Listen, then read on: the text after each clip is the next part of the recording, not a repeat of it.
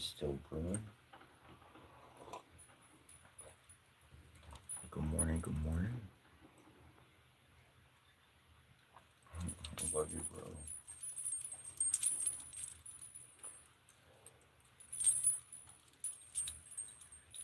We're going to be picking up with Paradise Lost, Book 3, and this is where it picks up. My coffee's still brewing, so right now I got a cold cup of coffee from leftover from last night.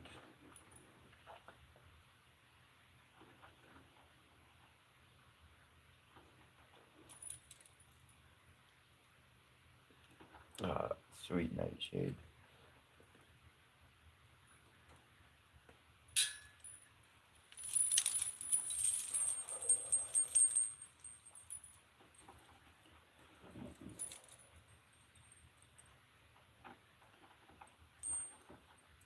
See if this goes anywhere.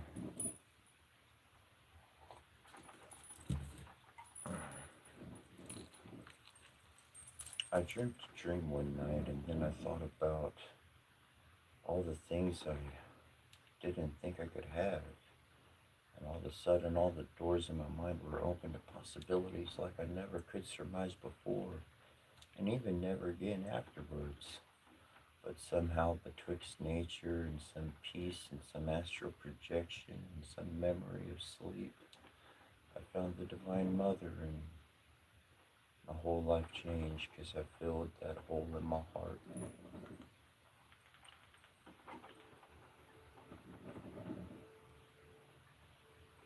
That's just me.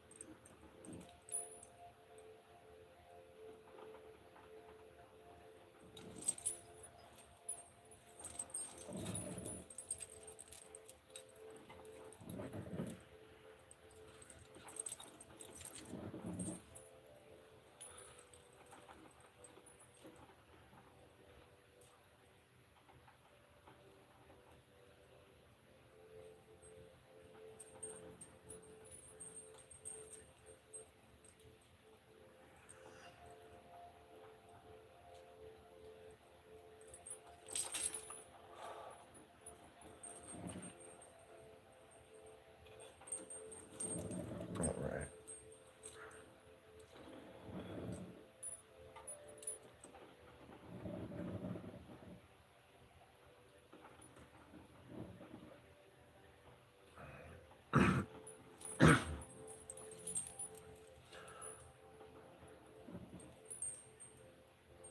Oh, for that warning voice which he who saw the apocalypse heard cry in heaven aloud.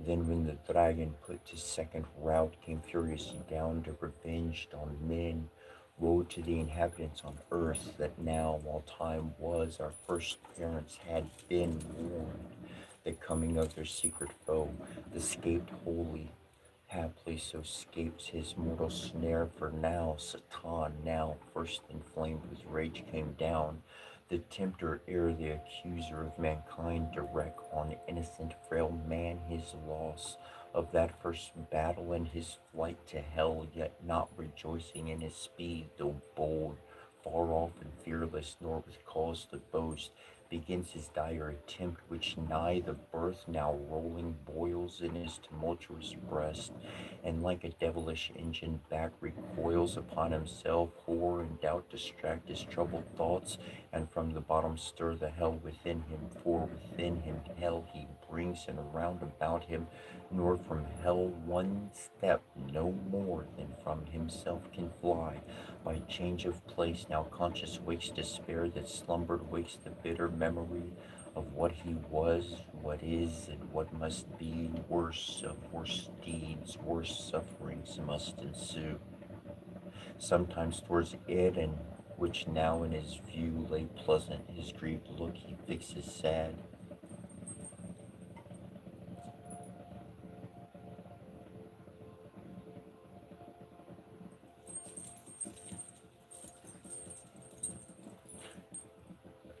sometimes towards heaven in the full blazing sun, which now sat high in his Meridian tower.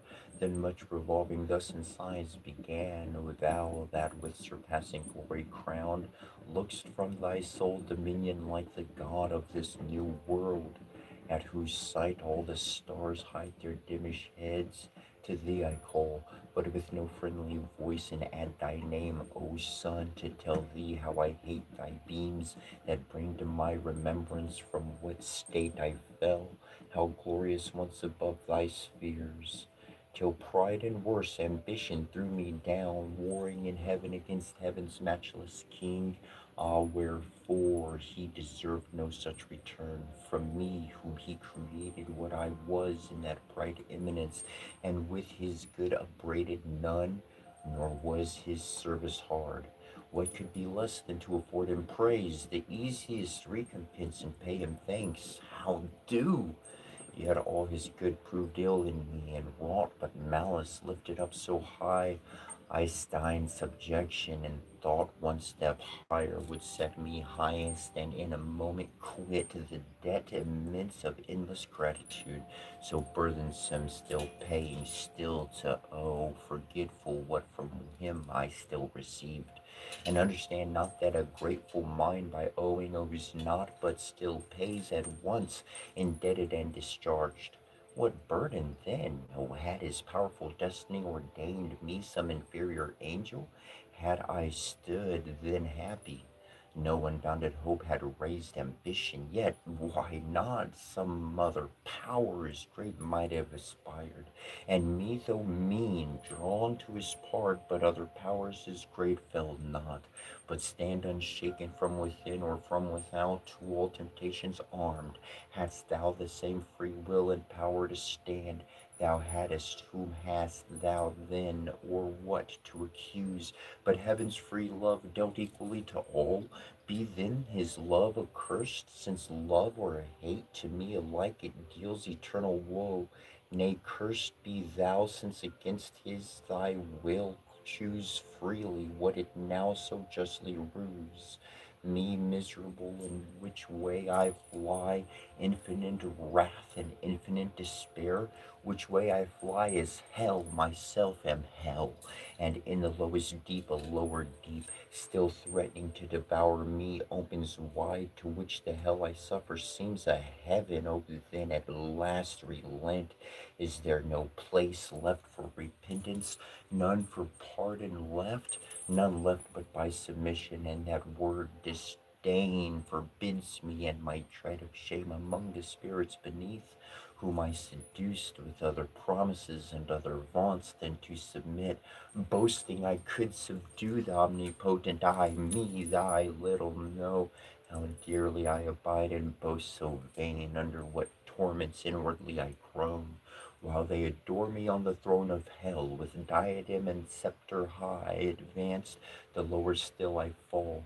O onely supreme in misery, such joy ambition finds. But say I could repent and could obtain by act of grace my former state, how soon would I recall high thoughts, how soon unsay what faint submission swore, ease would recant vows made in pain as violent and void. For never can true reconciliation grow where wounds of deadly hate have perceived so deep, which would but lead me to a worse relapse and heavier fall. So should I purchase dare short intermission, bought with double smart? This knows my punisher, therefore is far from granting he, as I from begging peace. All hope excluded thus, behold, instead of us, outcast, exiled, his new delight, mankind created, and for him this world. So farewell hope, and with hope farewell fear. Farewell remorse, all good to me is lost. Evil be thou my good, by thee at least, divided empire with heaven's king I hold by thee, and more than half perhaps will reign, as man ere long in this new world shall know. Thus while he spake, each passion dimmed his face, thrice changed with pale ire, envy, and despair, which marred his borrowed visage and betrayed him counterfeit, if any eye beheld. For heavenly minds from such distempers foul are ever clear, whereof he soon aware, each petrifusion smoothed with outward calm, artificer of fraud, and was the first that practised falsehood under saintly shew, deep malice to conceal, couched with revenge, yet not enough had practised to deceive. Uriel once warned, whose eye pursued him down the way he went, and on the Assyrian mount saw him disfigured more than could be full. Spirit of happy sort, his gestures fierce, he marked in mad demeanor, then alone, as he supposed, all unobserved, unseen. So on he fares, and to the border comes of Eden, where delicious paradise now nearer crowns with her enclosure green, as with a rural mound the champion head of a steep wilderness, whose hairy sides with thicket overgrown, grotesque and wild, access denied, and overhead upgrew insuperable height of loftiest shade, cedar and pine and fir and branching palm, a sylvan scene, and as the ranks ascend, shade above shade, a woody theatre of stateliest view, yet higher than their tops the verdurous wall of paradise upsprung, which to our general sire gave prospect large into his nether empire neighboring round. And higher than that wall a circling row of goodliest trees, loaded with fairest fruit, blossoms and fruits at once a golden hue, appeared with gay enamelled colours mixed, on which the sun more glad impressed his beams than in fair evening cloud of human bow. When God hath showered the earth, so lovely seemed that landscape, and of pure, now purer air meets his approach, and to the heart inspires vernal delight and joy, able to drive all sadness but despair. Now gentle gales, fanning their odorous wings, dispense native perfumes, and whisper whence they stole those blameless spoils, as when to them who sail beyond the Cape of Hope, and now are past Mozambique, off that sea northeast winds blow Serbian odors from the spicy shore of Arabi the blessed.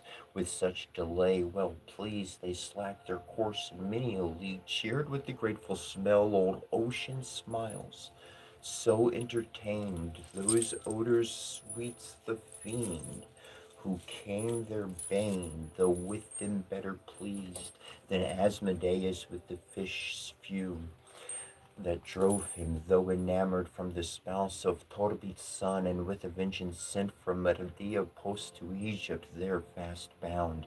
Now to the ascent of that steep savage hill, Satan had journeyed on, pensive and slow, but further way found none so thick entwined as one continued brake.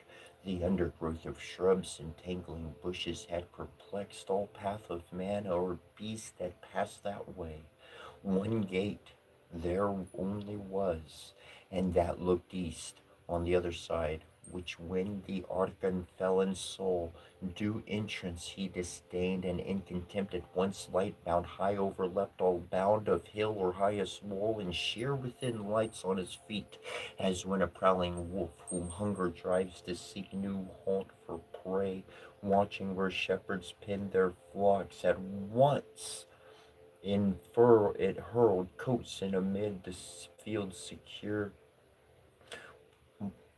leaps leaps over the fence with ease into the fold, or as a thief bid to unhoard the cash of some rich burgher, whose substantial does cross barred and bolted fast, fear no assault, in at that window climbs, or over that tiles. So climbed this first grand thief into God's fold, so since into his church lewd hirelings climb. Thence up he flew, and on the tree of life, the middle tree, the highest tree that grew, sat like a cormorant, yet not true life thereby regained, but sat devising death to them who lived, nor on the virtue thought of that life-giving plant, but only used for prospect. What well used had been the pledge of immortality. So little knows any, but God alone, so value light, the good before him, but perverts best things to worst abuse, or to their meanest use. Beneath him with new wonder now he gives, new to all delight of human sense exposed, in narrow room nature's whole wealth, yeah, more a heaven on earth for blissful paradise of God the garden was. By him in the east of Eden planted, Eden stretched her line from Orden eastward to the royal towers of great Seleucia, but built by Grecian kings, or where the sons of Eden long before dwelt in Telassar. In the pleasant soil his far more pleasant garden God ordained.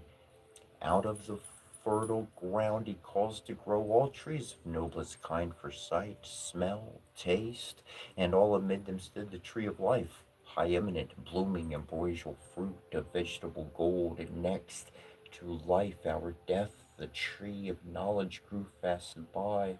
Knowledge of good bought dear by knowing ill.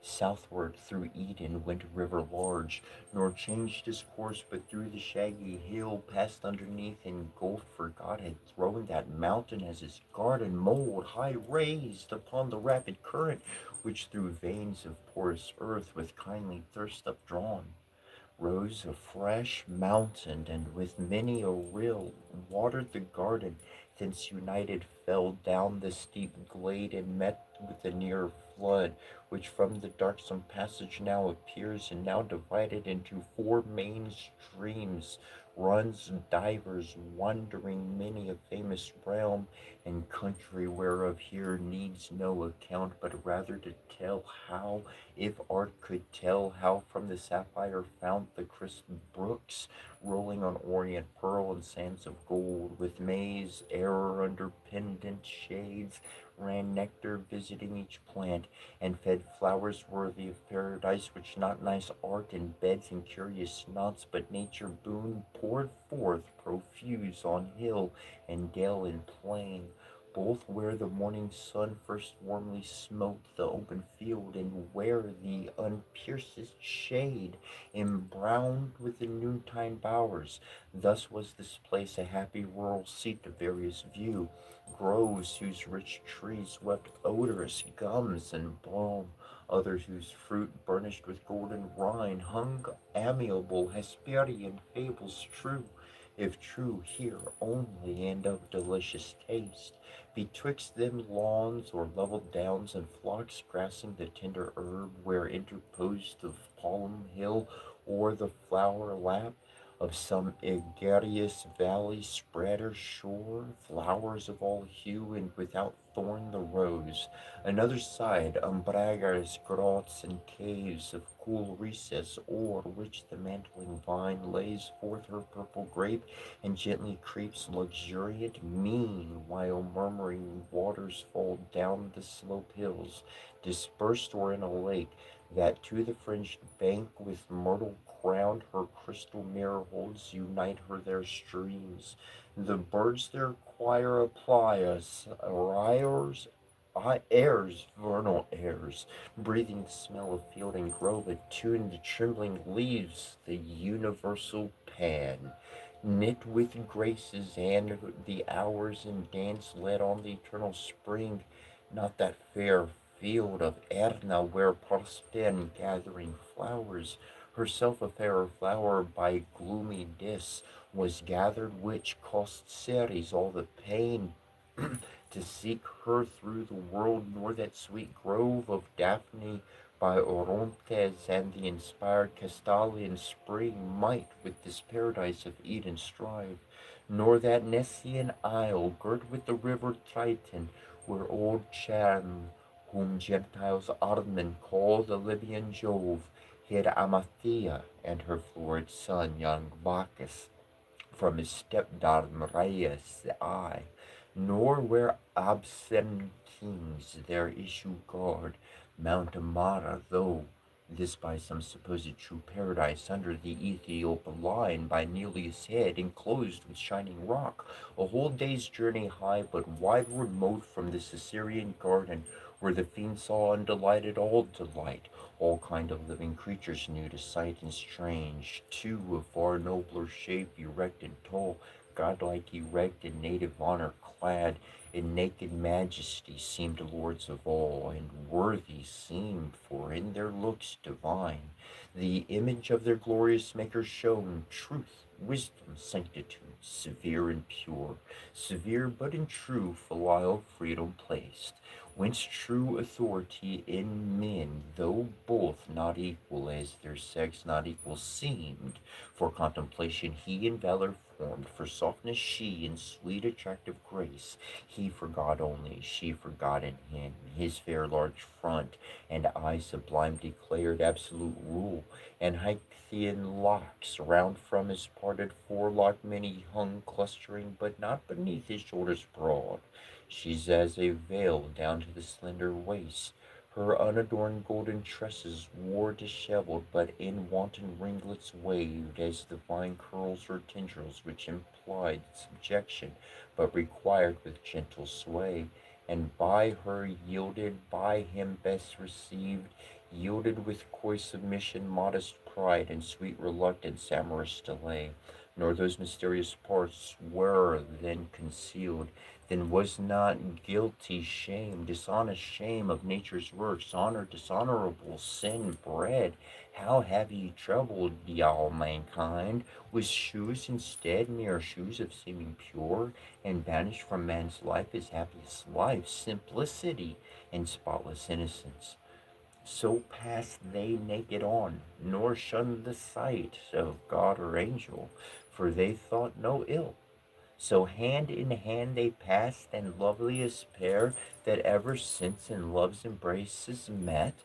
Adam, the goodliest man of men since born his sons, and fairest of her daughters Eve, under a tuft of shade that on a green stood whispering soft by a fresh fountain's side.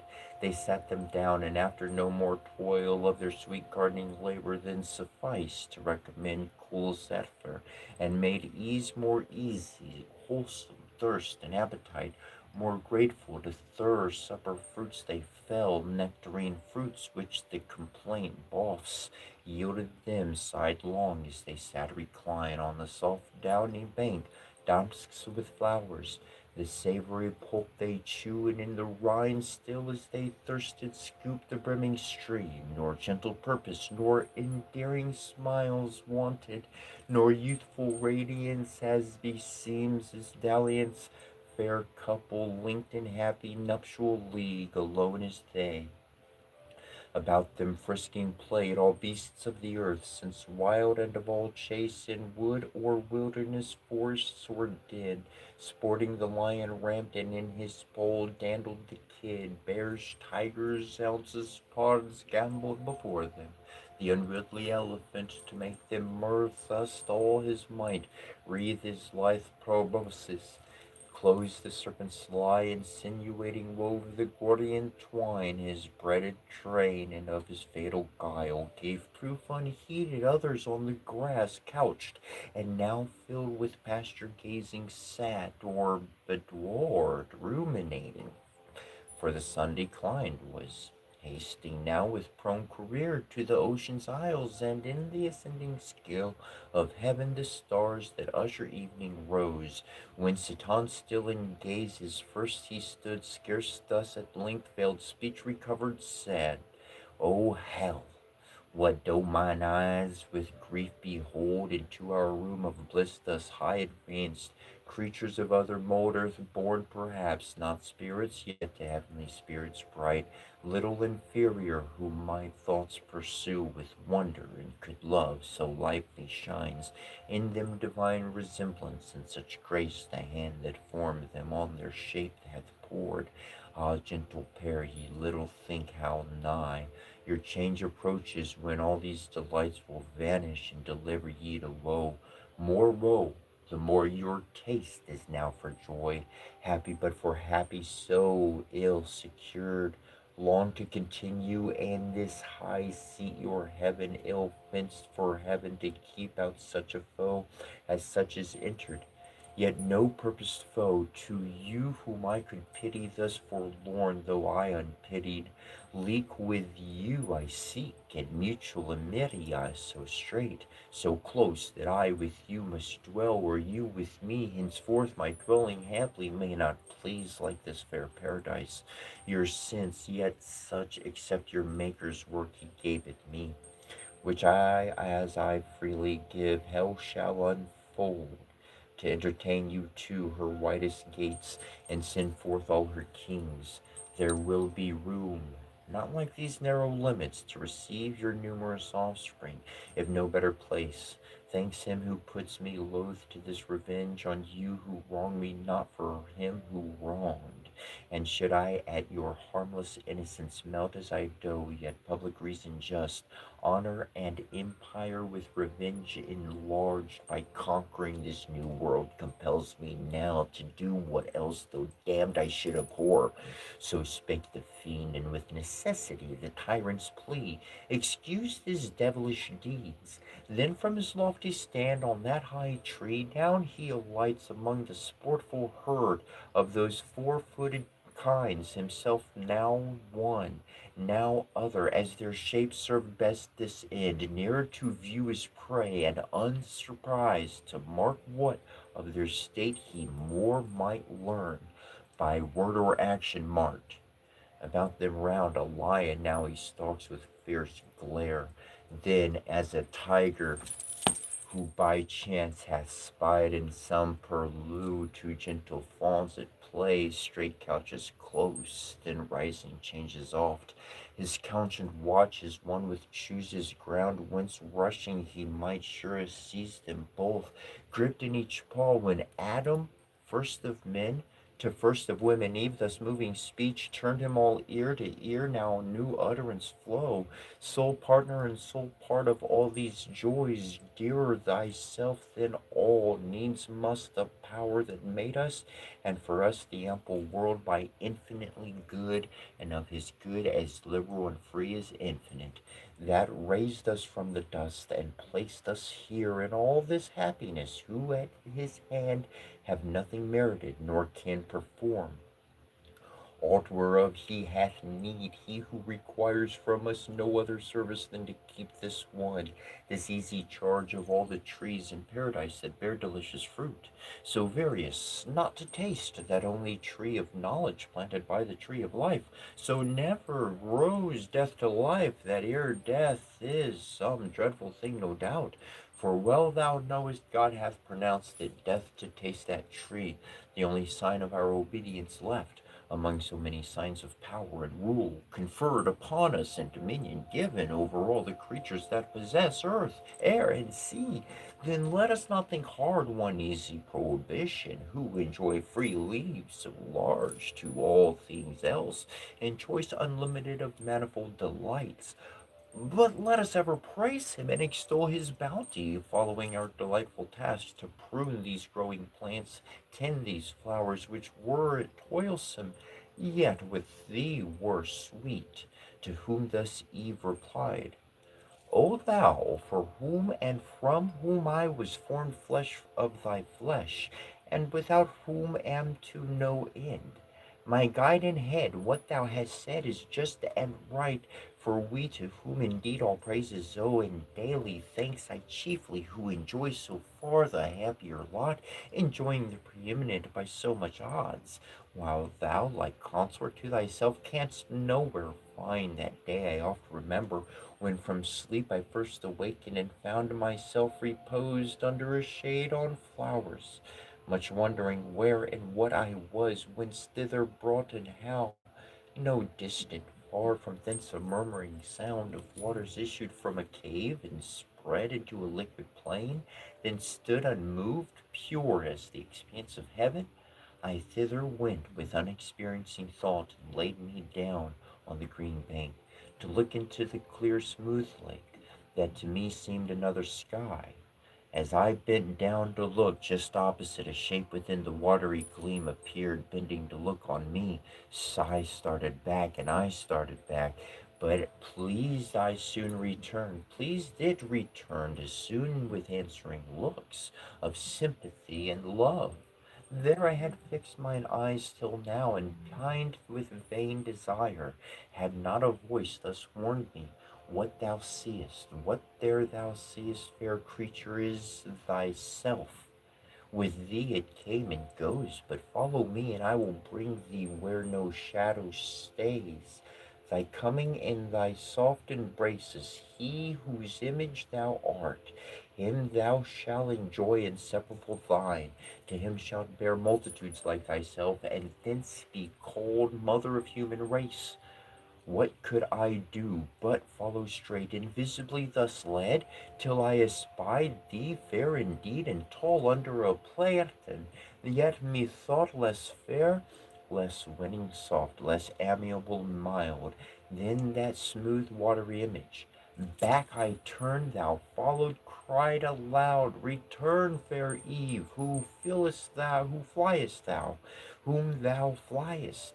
Of him thou art, his flesh is bone, to give thee being I went out of my side to thee, nearest my heart, substantial life, to have thee by my side. Henceforth an individual soulless dear part of my soul I seek thee, and thee claim my other half. With that thy gentle hand seized mine, I yielded, and from that time see how beauty is excelled by many grace, and wisdom which alone is truly fair.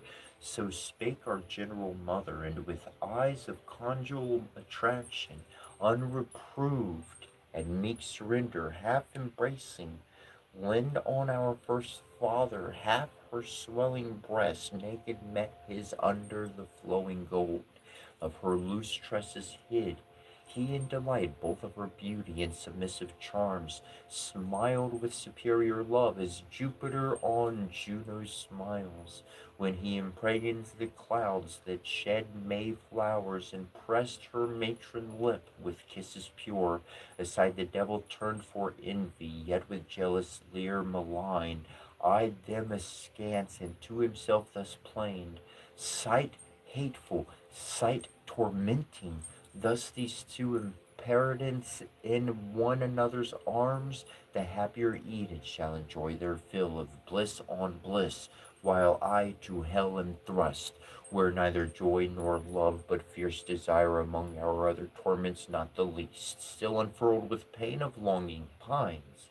Yet let me not forget what I have gained from their own mouths. All is not theirs, it seems.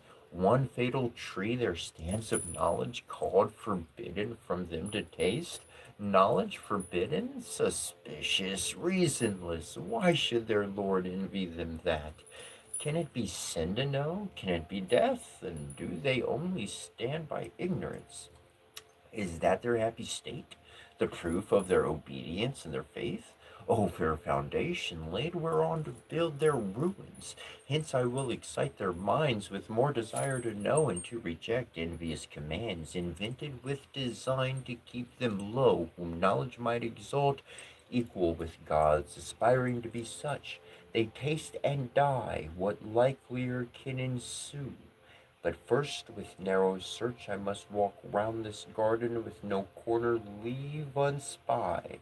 A chance, but chance may lead where I may meet some wandering spirit of heaven by fountain side, or in thick shade retired from him to draw. What further would be learnt, live while ye many, yet happy pair, enjoy till I return. Short pleasures for long woes are to succeed. So saying, his proud step he scornful turned, but with his sly circumspection, and began through wood, through waste, over hill, over dale, his roam. Meanwhile, in utmost longitude, where heaven with earth and ocean meets, the setting sun slowly descended, and with right aspect against the eastern gate of paradise levelled his evening rays. It was a rock of alabaster, piled up to the clouds, conspicuous far, winding with one ascent, accessible from earth, one entrance high, the rest was a craggy cliff, the overhung, still as it rose, impossible to climb. Betwixt these rocky pillars Gabriel sat, chief of the angelic guards, awaiting night. About him exercised heroic games the unarmed youth of heaven, but nigh at hand celestial armory, shields, helms, and spears, hung high with diamond flaming and with gold. Thither came Uriel gliding through the even on a sunbeam, swift as a shooting star in autumn thwarts the night, when vapors fired impressed the air, and shews the mariner from what point of his compass to beware impetuous winds. He thus began in haste: Gabriel, to thee thy course by lot hath given charge and strict watch that to this happy place no evil thing approach to enter in. This day at high of noon came to my sphere a spirit zealous, as he seemed to know more of the Almightiest works, and chiefly man, God's latest image. I described his way, bent on all speed, and marked his airy gait. But in the mount that lies from Eden north, where he first lighted, soon discerned his looks, alien from heaven, with passions foul obscured. Mine eye pursued him still, but under shade lost sight of him. One of the banished crew, I fear, hath ventured from the deep to raise new troubles. Him they care must be to find, to whom the winged warrior thus returned. Uriel, no wonder if thy perfect sight amid the sun's bright circle where thou sittest, see far and wide, and at this gate none pass. The vigilance here placed, but such as come well known from heaven, and since meridian hour no creature thence, if spirit or of other sort, so minded have overleapt these airy bounds on purpose, hard thou knowest it, to exclude spiritual substance with corporeal bar. But if within the circuit of these walls, in whatsoever shape he lurk, of whom thou tellest by morrow dawning, I shall know. So promised he, and Uriel to his charge returned on that bright beam, whose point now raised bore him slope downward to the sun now fallen, and beneath the Azores, whither the prime orb, incredible how swift, had thither rolled diurnal o'er this less voluble earth, by shorter flight to the east, had led him there, arraying with reflecting purple and gold the clouds that on his western throne attend. Now came still evening sun, and twilight day had in her somber livery all things clad. Silence accompanied, for beast and bird, they to their grassy couch, these to their nests were sunk, all but the wakeful nightingale. She all night long her amorous descant sung. Silence was pleased. Now glowed the firmament with living sapphires. Hesperius, that led the starting host, rode brightest till the moon, rising in cloud majesty, at length, apparent queen, unveiled her peerless light, and over the dark her silver mantle threw, where Adam thus to Eve, fair consort, the hour of night, and all things now retired to rest, mind us of like repose, since God hath set labor and rest as day and night to men successive, and the timely dew of sleep now falling with soft slumberous weight inclines our eyelids. Other creatures all day long rove idle, unemployed, and less need rest.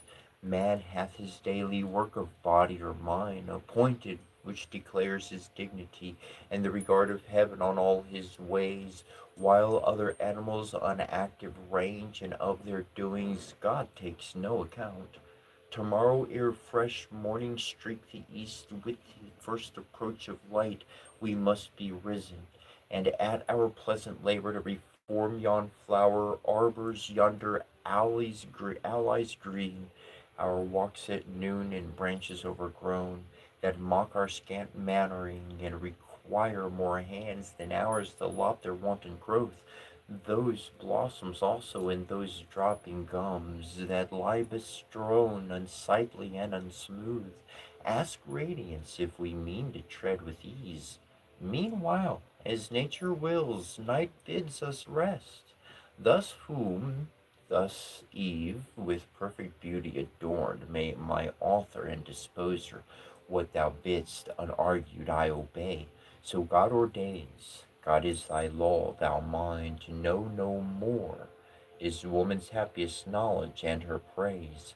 With the conversing I forget all the time, all seasons and their change, all please alike, sweet is the breath of morn, her rising sweet with charm of earliest birds, pleasant the sun, when first on this delightful land he spreads his orient beams on herb, tree, fruit, and flower, glistering with dew, fragrant and fertile earth after soft showers, and sweet the coming on of grateful evening mild, then silent night with his her solemn bird, and this fair moon, and these the gems of heaven, her starry train, but neither breath of morn when she ascends with charm of earliest birds, nor rising sun on this delightful land, nor herb, fruit, flower glistening with dew, nor fragrance after showers, nor grateful evening mild, nor silent night with this her solemn bird, nor walk by moon or glittering star light without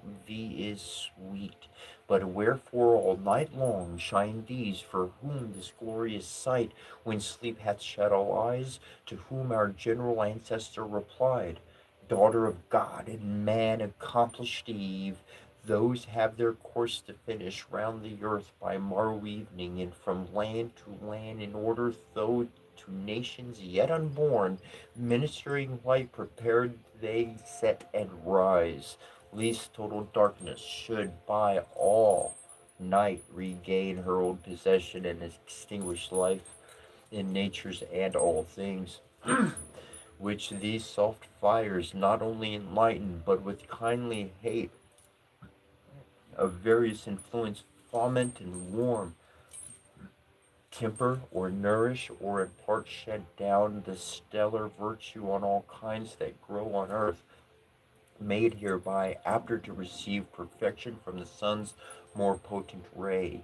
These then, though unbeheld in deep of night, shine not in vain, nor think, though men were none, that heaven would want spectators, God want praise. Millions of spiritual creatures walk the earth unseen, both when we wake and when we sleep. All these with ceaseless praise his works behold both day and night. How often from the steep of echoing hill or thicket have we heard celestial voices to the midnight air, soul or responsive each to other notes, singing their grateful creator, often bands while they keep watch or nightly rounding walk with heavenly touch of instrumental sounds. In full harmonic number join their songs, divide the night, and lift our thoughts to heaven. Thus talking hand in hand alone they passed on to their blissful bower. It was a place chosen by the sovereign planter, when the framed all things to man's delightful use. The roof of thickest covert was interwoven shade, laurel and myrtle, and what higher grew of firm and fragrant leaf on either side, acanthus, and each odorous bushy shrub, fenced up the verdant wall, each beauteous flower, irisol hues, roses and gasarmine reared high their flourished heads, between and wrought, mosaic underfoot, the violet, crocus and hyacinth, with rich inlay, broidered the ground, more colored than with stone of coarsest emblem. Other creature here, beast, bird, insect, or worm, durst enter none. Such was their awe of man, in shadier bower more sacred and sequestered, though but feigned. Pan or Sylvanus never slept, nor nymph nor Faunus haunted. Here, in close recess with flowers, garlands, and sweet-smelling herbs, espoused Eve decked first her nuptial bed, and in heavenly choirs the Hymenean sung. What day the genial angel to our sire brought her in naked beauty, more adorned, more lovely than Pandora, whom the gods endowed with all their gifts. An ode to like and sad event when to the unwiser son of Japheth, brought by Hermes, she snared mankind with her fair looks to be avenged of him who had stole Jove's authentic fire. Thus at their shady lodge arrived, both stood, both turned, and under open sky adored the God that made both sky, air, earth, and heaven, which they beheld. The moon's resplendent globe and starry pool, thou also madest the night, maker omnipotent, and thou the day which we in our appointed work employed have finished, happy in our mutual help and mutual love, the crown of all our bliss ordained by thee, and this delicious place for us too large, where thy abundance wants partakers, and uncropped falls to the ground, but thou hast promised from us to a race to fill the earth? Who shall with us extol the goodness infinite, both when we wake and when we seek, as now they gift of sleep, this sad, unanimous, and other rites observing none but adoration pure, with godlikes best, into their inmost bower handed they went, and eased the putting off these troublesome disguises which we wear. Straight side by side were laid, nor turned eye were from Adam from his fair spouse, nor Eve the rites mysterious of connubial love refused. Whatever hypocrites austerely talk of purity and place and innocence, defaming as impure what God declares pure and commands to some, leaves free to all. Our Maker bids increase, who bids abstain, but our destroyer, foe to God and man, hail wedded love, mysterious law, true source of human offspring, sole propriety. In paradise of all things common else, by thee adulterous lust was driven from men among the bestial herds to range, by thee founded in reason, loyal, just, and pure, relations dear and all the charities of father, son, and brother first were known.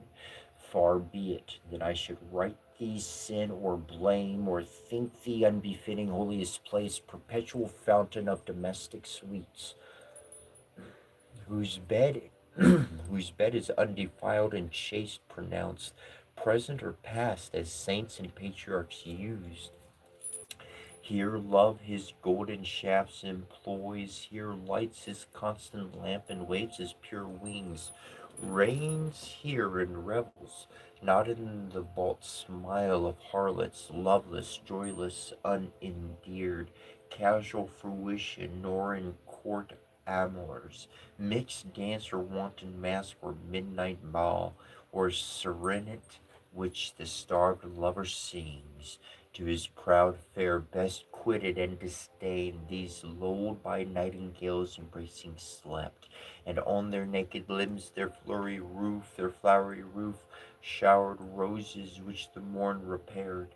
Sleep on, blessed pair, and yet, O happiest if ye seek no happier state, and know to know no more, now had night measured with her shadowy cold halfway uphill this vast sublunar vault, and from their ivory port the cherubim forth issuing at the accustomed hour stood armed to their night watches in warlike parade.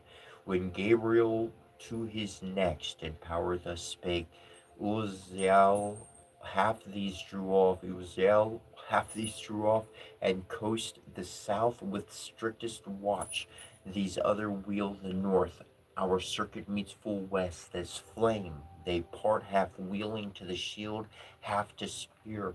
From these two strong and subtle spirits he called that near him stood, and gave them thus in charge Uthriel and Zerphon, who with winged speed search through this garden, leave unsearched no nook. But chiefly were those two fair creatures lodged, now laid perhaps asleep, secure of harm. This evening from the sun's decline arrived, who tells of some infernal spirit seen hitherward bent, who could have thought escaped the bars of hell, or errands bad, no doubt. Such where ye find, seize fast and hither bring. So saying on he led his radiant files, dazzling the moon, these to the bower direct, in search of whom they sought. Him there they found, squat like a toad, close at the ears of Eve, essaying by his devilish art to reach the organs of her fancy, and with them forge illusions as he list, phantoms and dreams, or conspiring venom he might taint the animal spirits that from pure blood arise, like gentle breaths from rivers pure, thence raise at least distempered, discontented thoughts, vain hopes, vain aims, inordinate desires, blown up with high conceits, engendering pride. Him thus intent Uthriel with his spear touched lightly, for no falsehood can endure touch of celestial temper, but returns of force to its own likeness. Up he starts, discovered and surprised, as when a spark lights on a heap of nitrous powder, laid fit for the ton some magazine to store against the rumored war. Smutty grain with sudden blaze diffused in flames the air, so stirred up his own shape the fiend. Back backstepped those two fair angels half amazed, so sudden to behold the grisly king. Yet thus, unmoved with fear, accost him soon, which of those rebel spirits adjudged to hell comest thou escape thy prison and transformed? Why satest thou like an enemy in wait, here watching at the head of these that sleep? Know ye not that Satan, filled with scorn, know ye not me? Ye knew me once no mate, for you there sitting where ye durst not soar.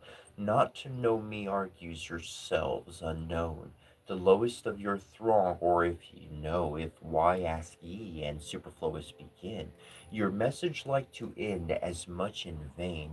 To whom thus Zephon answered, scorn with scorn, think not, revolt, spirit, thy shape the same, or unmenaced brightness to be known.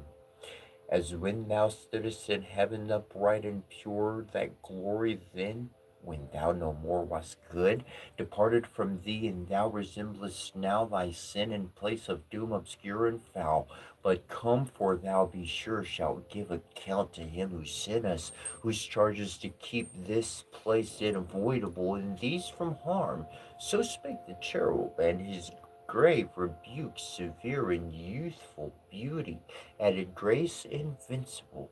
Abashed the devil stood, and felt how awful goodness is, and saw virtue in her shape, how lovely, saw and penned his loss, but chiefly to find here observed his lustre visibly impaired, yet seemed undaunted. If I must contend, said he, best with the best, the sender not the sent, or all at once more glory will be won, or less be lost. Thy fear, said Zephon, bold, will save us trial, that with the least can done single against the wicked, and thence weak. The fiend replied, not overcome with rage, but like a proud steed reined, went haughty on, chopping his iron curb, to strive or fly, he held it vain. All from above had quailed his heart, not else dismayed. Now drew they nigh the western port, where those were half-rounding guards just met, closing stood in squadron joined, awaiting next command.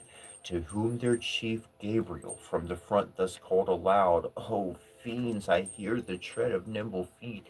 Hasting this way, I tread the nimble feet.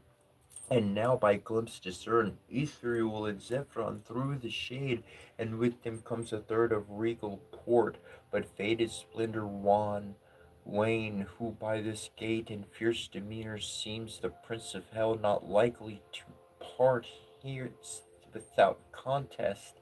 Stand firm, for in his look defiance lowers.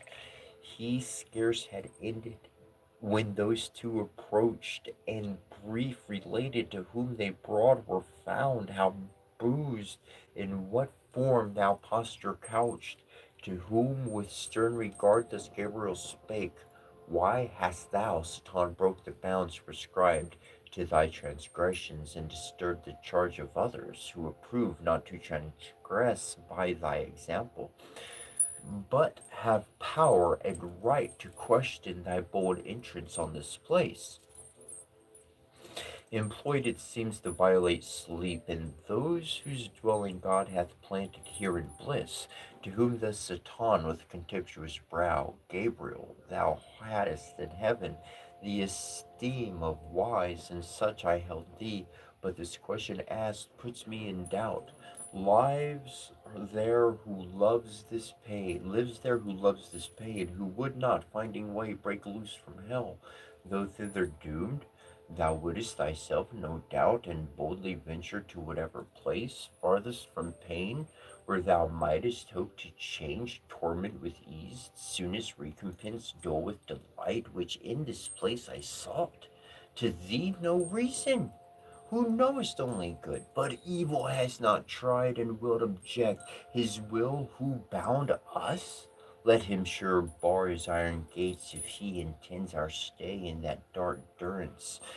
Thus much what was asked, the rest is true. They found me where they say, but that implies not violence or harm. Thus he in scorn, the warlike angel moved, disdainfully half smiling thus replied, O loss of one in heaven to judge of wise, since Satan fell, whom folly overthrew, and now returns him from his prison scapt, gravely in doubt whether to hold them wise or not, who ask what boldness brought him hither, unlicit from his bounds in hell prescribed, so wise he judges it to fly from pain. However, and escape his punishment, so judge thou still presumptuous till the wrath which thou incurest by flying meet thy flight sevenfold, and scourge that wisdom back to hell which taught thee yet no better, that no pain can equal anger infinite provoked. But wherefore thou alone? Wherefore with thee came not at all hell broke loose? Is pain to them less pain, less to be fled, or thou than they less hardy to endure? Courageous chief, the first in flight from pain hadst thou alleged. To thy deserted host this cause of flight thou surely hadst not come, sole fugitive?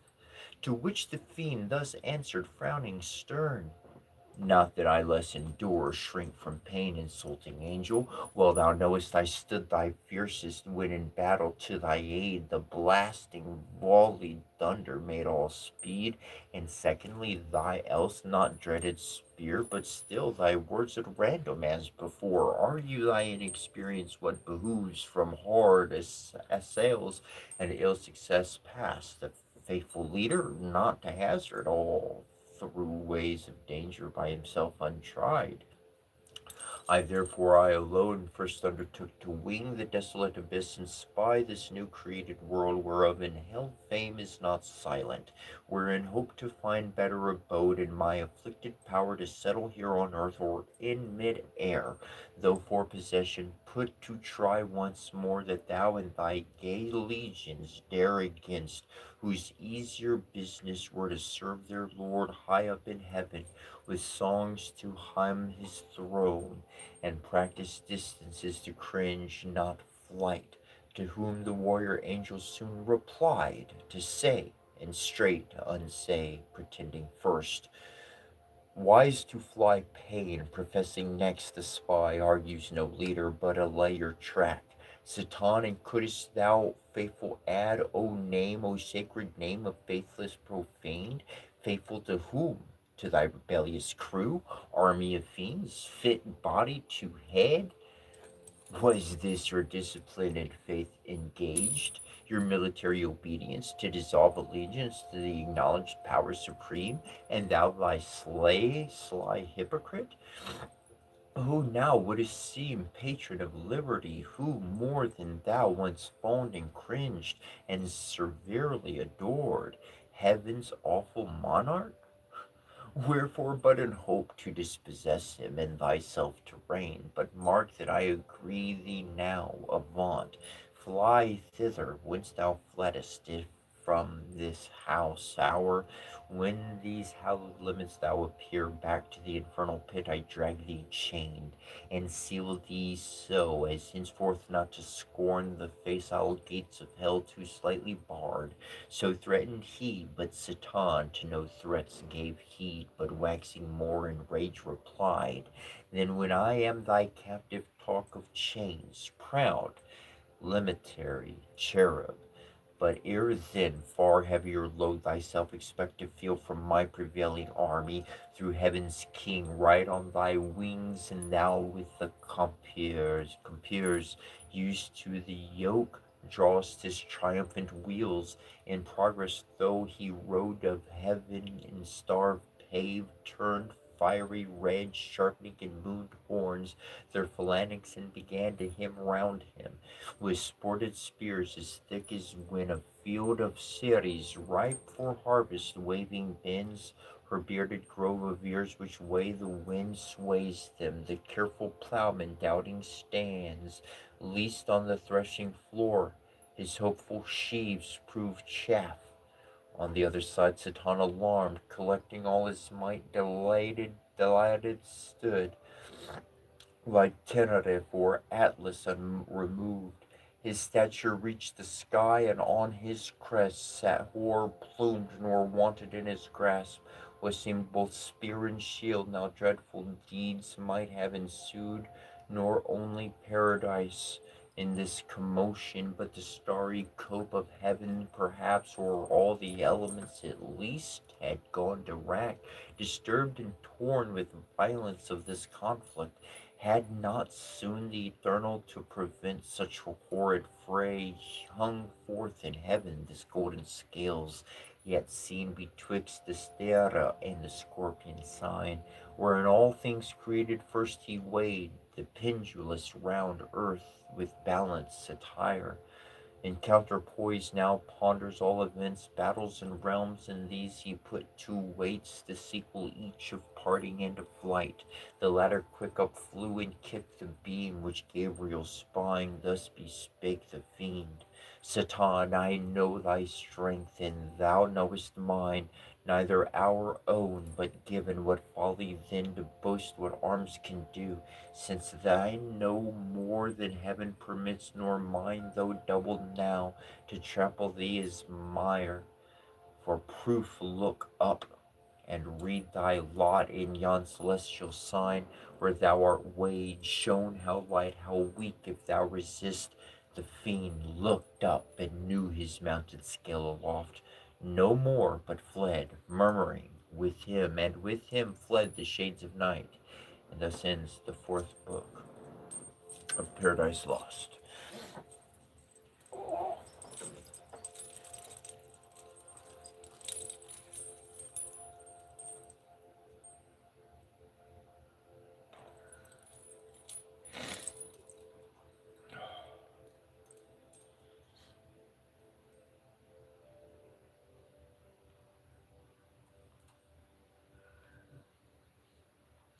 Well, that's what we started up yesterday, is reading from Paradise Lost.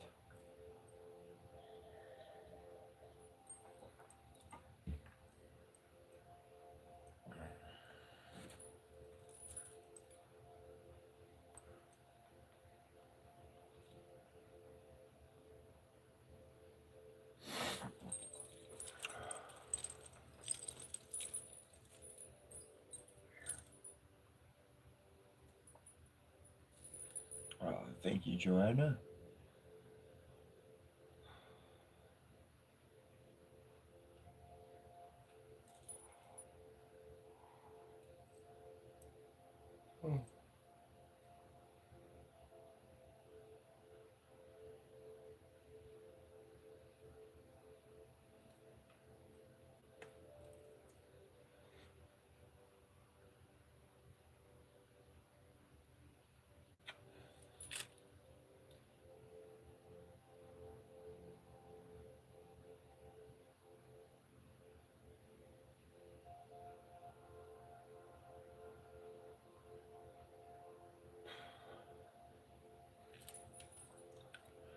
One person typed in there, you're talking to a ghost.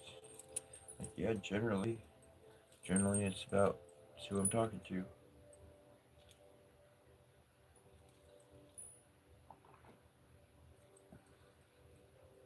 Again, but it's not sarcastic or anything like that. When you learn how to connect with your own self and you do shadow work and you go on the inside, you learn how to connect with your own subconscious, your own soul, and you wind up developing a relationship with your own self, your soul, your heart. Your heart feels one thing, mind thinks another thing, bringing these into union. Anyways, in my experience, working these years, doing what I've done for what I do, I wind up hearing other people's souls. I hear their heart, I hear their spirit. Sometimes a lot louder than I hear their voice. Louder, stronger, clearer. I hear what they want, what their soul needs. Their body isn't aware of it. But that's all of us on our journey. We don't know. We don't have all the solutions. That's why we're looking and asking and all that other kind of stuff.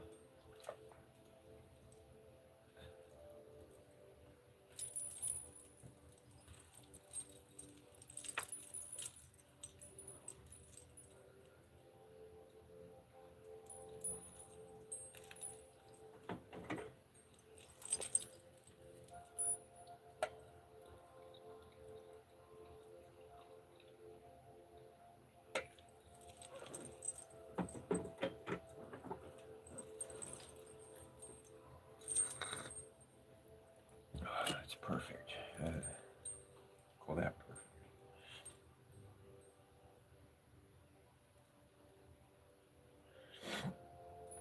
Now this is a real thing. Yep, that was chapter 4. I'm gonna be reading chapter 5 in a little bit, but I'm gonna take a little break because that was like, mm, it's decent. Um,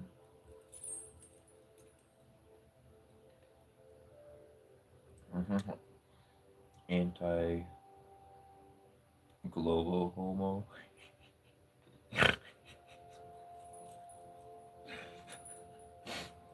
I, I think it was a movie or something, but whenever I see that, what I think of, it goes, "You're a Homo sapien," and I'm not a Homo anything.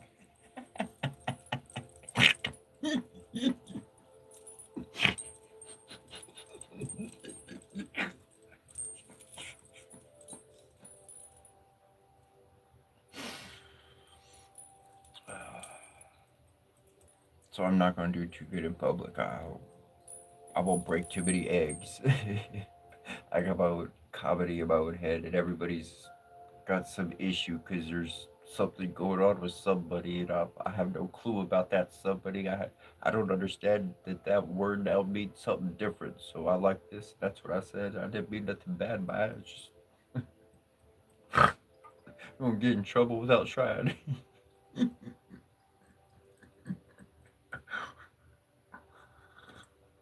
um, but uh, but they had put in there like, imagine having this dude at your back in the middle of a fight or a home invasion, and the reality is that if I'm with you, there's not going to be a fight. There's not going to be a home invasion. I got a lot of divine beings who watch after me, and that means where I am, and that means helping people and making the place where I am safe and all that kind of stuff. So those things just tend not to happen around me because, in all reality, the soul has to deal with another soul first. It's an energy battle first, and then the physical battle ensues. But if the individual knows how to do what they know how to do and talk to the divines, then they squash. Nope, that's not going down in our realm. and then it just never happens.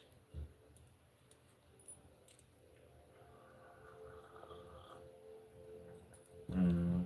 I've been done dirty by people. Like I moved into places, and then people they tried to take everything I had. They did not succeed, but they did free my hands from a lot of stuff that was taking up my time. That's for sure. There was a positive in all that negative. Ooh, let's see if I break it. So I've been knocking stuff down for the past couple of days, 2, 3 days. But that's okay.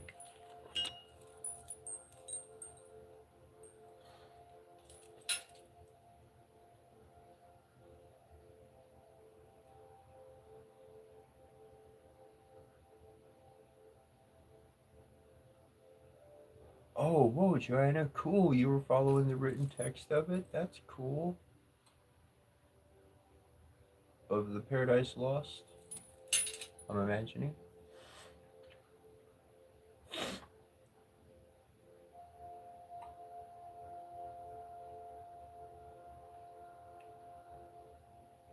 Yeah, Theo is light. You could play all my videos. Um, and like even these live replays, they have it to where like you can, like you have permission to use it or whatever the case. So yeah, you could clip it or whatever you want. I don't care.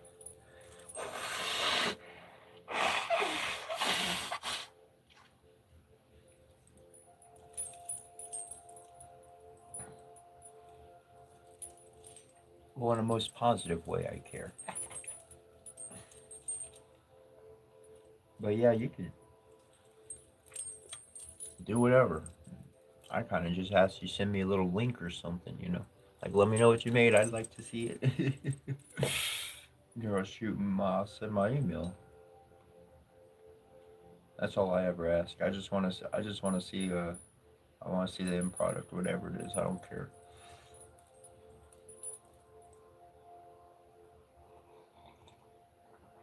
Oh, sweet Joanna. What's up, Forsaken? Good to see you. Very welcome, Theo. Um, and Theo, I put my dealio right there, my email. Okay, so this is real. I want to create more. I want to do more. Right now, I'm kind of limited. Um, I am limited in some areas, though. Like maybe if you have an idea or whatever the heck that you're working on, man, and you're got some subject material in particular you want me to talk about, or I don't know, do a video on or something like constructive, like passing on something good. Like I'm down to build something good, and anyways, I think something like that would be cool. Collaborative team in which we could digitally just like record and share a channel or something, and then just create what we create together, but independently. Each kind of doing our own thing. Maybe one dude's an audio file, so they add in the audio, make sure it's not like copyrighted or whatever. Got our own stuff. Next dude has that. Next dude has that. Whatever, like that'd be some cool shit. I got a wooded area. I got like a little pond. I got a little lake I could go to real easy. Like swords and armor, all sorts of shit.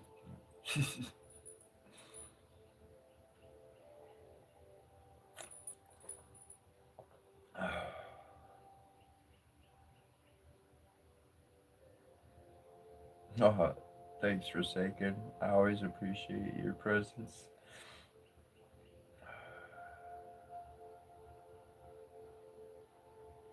Okay, Joanna.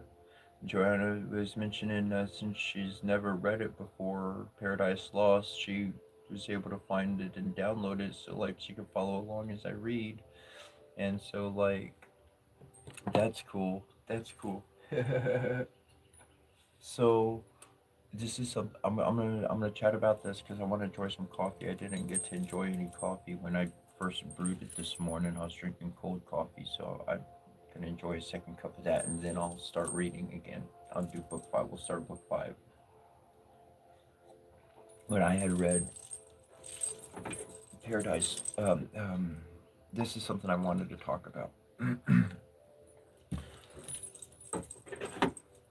I have had people in my past, and they wind up seeing that I'm really good at something, and then they get jealous, and they don't freaking ever, they don't come talk to me. Literal example.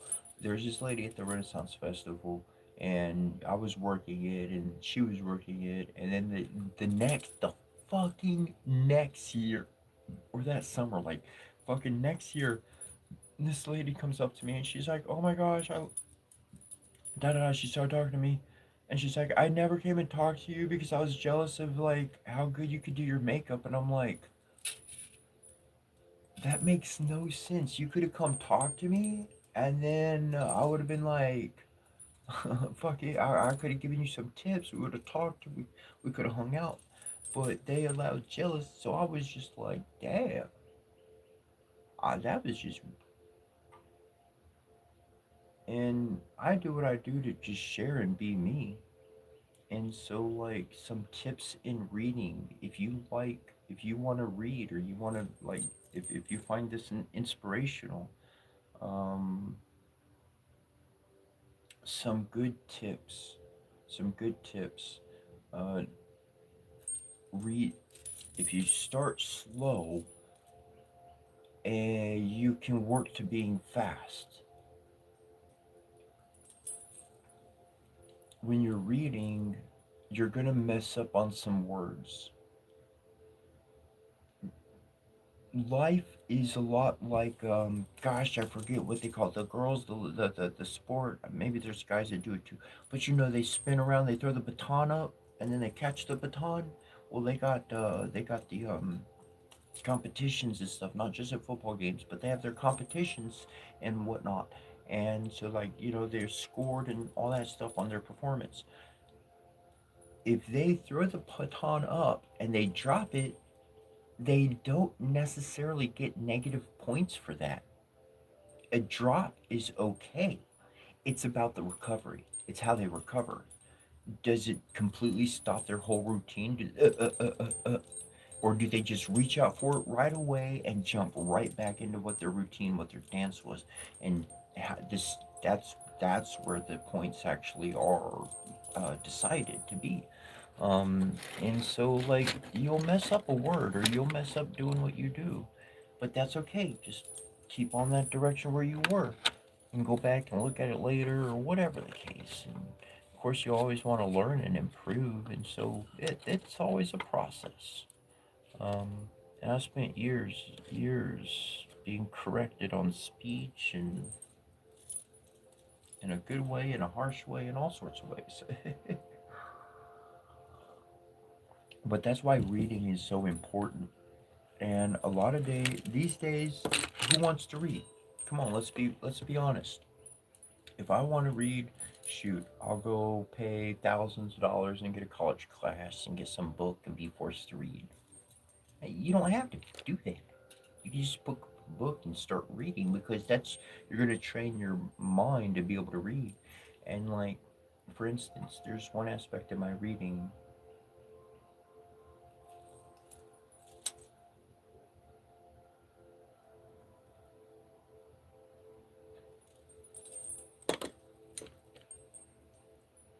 Well,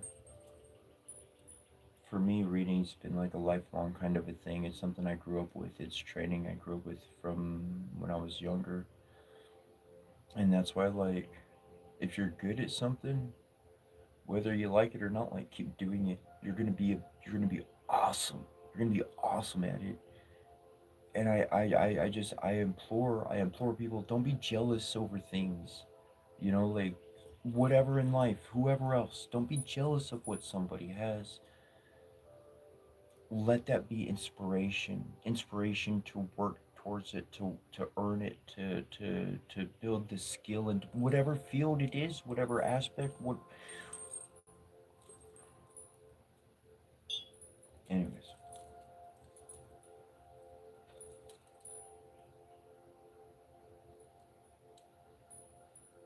I change words when I read sometimes, depending on what I'm reading. Depending on what I'm reading. Um, and which authors it's from or whatnot. There's certain words I'll change at midstream. I'll be like, that word is completely unapplicable. Like, nope, boom, changing that. Another word may have a misspelling or something like that. And being able to read and know that there's a word in order and change the flow into another word and not miss a beat and keep flowing. There's something in the mind that prevents people from doing that.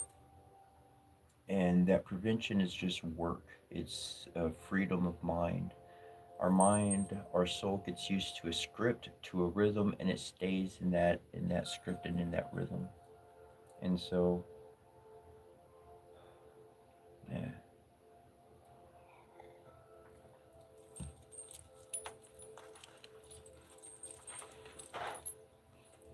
Find your rhythm. Find your rhythm in life.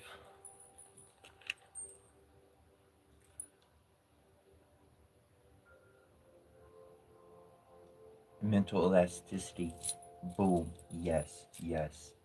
And so I appreciate you, Joanna, for looking that up because you can actually look at the words and whatnot, and kind of and see the parts where I mess up or whatever, to make the corrections or whatever the case. So some words like Egypt, in the version that I'm reading, Egypt is spelled A E. There's an A before Egypt, so it's like huh, and then others are like they're not the accurate spelling or whatever the case. Maybe they were for their time, but in any regards, I enjoy reading. I enjoy it. It's a fun thing. All right, read you. Pick up book 5 here. Continue on with our story or more.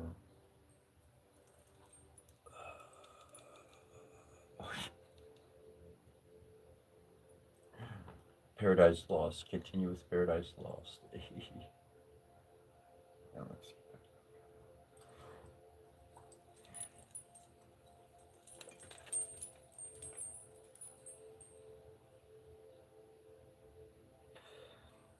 Yeah, it looks more like that. It looks more like that. Appreciate it. Me pie. In German, Egypt is spelled like, yeah, it looks more like that in the version I'm reading.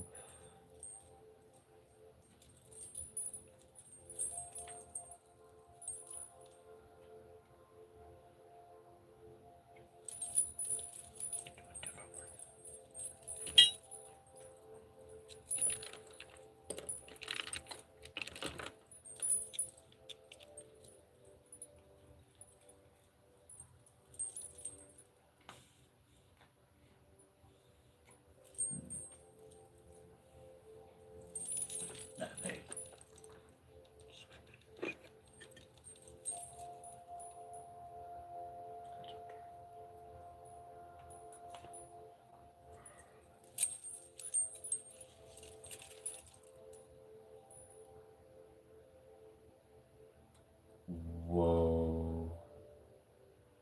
Forsaken Kings. So,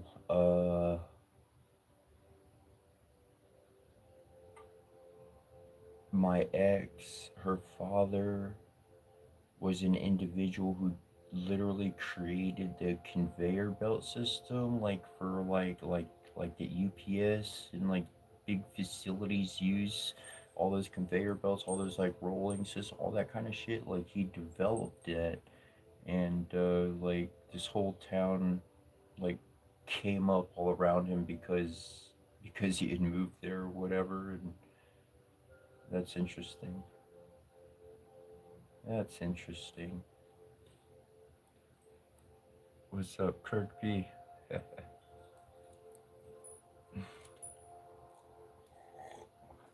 For you, Tiger, like, I got my tiger skin on. It's not real tiger skin. Conveyor belts. Interesting. Interesting.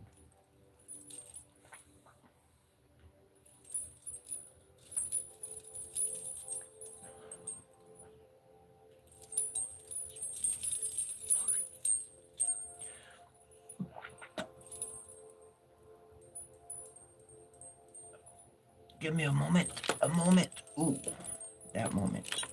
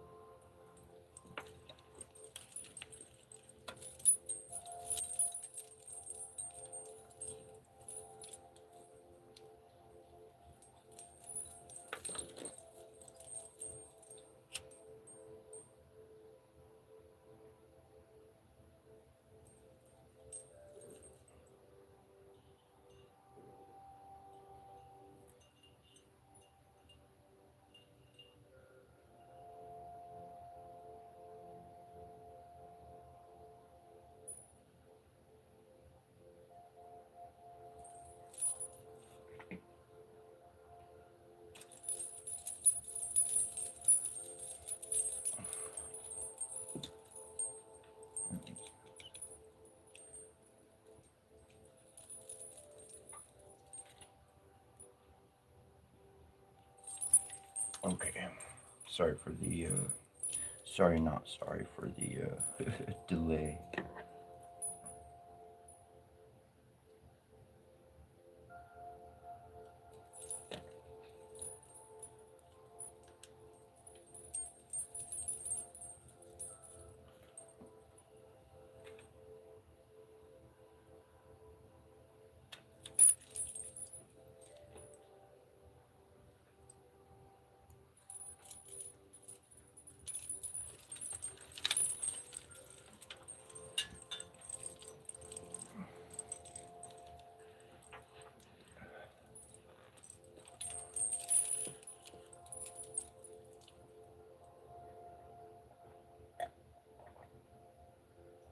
All right.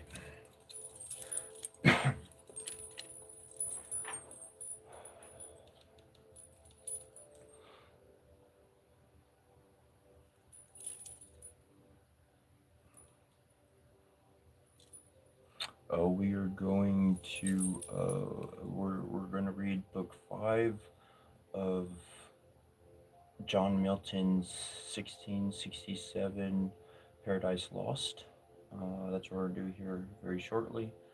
Um, I'm in my 40s, and those conveyor belt systems, it's interesting the advancement and what we are capable of as humans.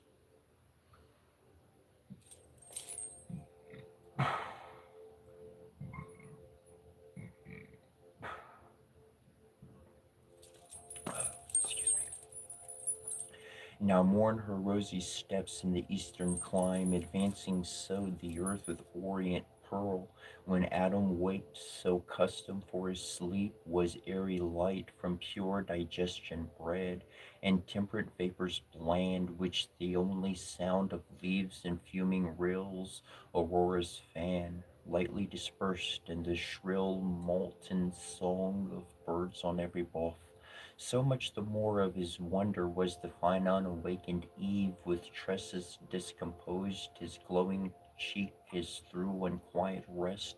He on his side, leaning half raised, with looks of cordial love, hung over her enamored, and beheld beauty, which whether waking or asleep shot forth peculiar graces. Then with voice mild as when Zephyrius on Flora breathes, her hand soft touching, whispered thus: Awake, my fairest, my espoused, my latest found, Heaven's last best gift, my ever new delight. Awake, the morning shines, and the fresh field calls us. We lose the prime to mark how spring our tended plants, how blows the citron grove, what drops the myrrh, what the blamy reed, how nature paints her colors, how the bee sits on the bloom extracting liquid sweet. Such whispering waked her, but with startled eye on Adam, who embracing thus she spake: O soul in whom my thoughts find all repose, my glory, my perfection, glad I see thy face and morn returned, for I this night, such night till this I never passed, have dreamed, if dreamed not as I oft am wont of thee, works of day past or morrow's next design, but of offence and trouble which my mind knew never till this irksome night. Methought close at mine ear one called me forth to walk with gentle voice. I thought it thine. It said, why sleepest thou, Eve? Now is the pleasant time. The cool, the silent, save where silence yields to the night warbling bird that now awake tunes sweetest his love labored song. Now reigns full orbed the moon, and with more pleasing light shadowy sets off the face of things in vain, if none regard. Heaven wakes with all his eyes, whom to behold but thee, nature's desire, in whose sight all things joy with ravishment attracted by thy beauty still to gaze. I rose as thus at thy call, but found thee not. To find thee I directed then my walk, and on methought alone I passed through ways that brought me on a sudden to the tree of interdicting knowledge. Fair it seemed, much fairer to my fancy than by day. As I, wondering, looked, beside it stood one shaped wing like one of those from heaven, by us all seen. His dewy locks distilled ambrosia. On that tree he also gazed, and O fair plant, said he, with fruits surcharged, deigns none to ease thy load and taste thy sweet, nor God nor man is knowledge so despised, or envy, or what reserve forbids to taste. Forbid who will, none shall from me withhold longer thy offer good. Why else set here? This paused, he paused not, but with venturous arm he plucked, he tasted me, damn poor child, at such bold words, vouched with a deed so bold. But he thus overjoyed, O fruit divine, sweet of thyself, but much more sweet thus cropped, forbidden in here it seems as onely fit, for gods yet able to make gods of men. And why not gods of men? Since good the more communicated, more abundant grows. The author, not impaired, but honored more. Here, happy creature, fair angelic Eve, partake thou also, happy thou art. Happier thou mayest be, worthier canst not be.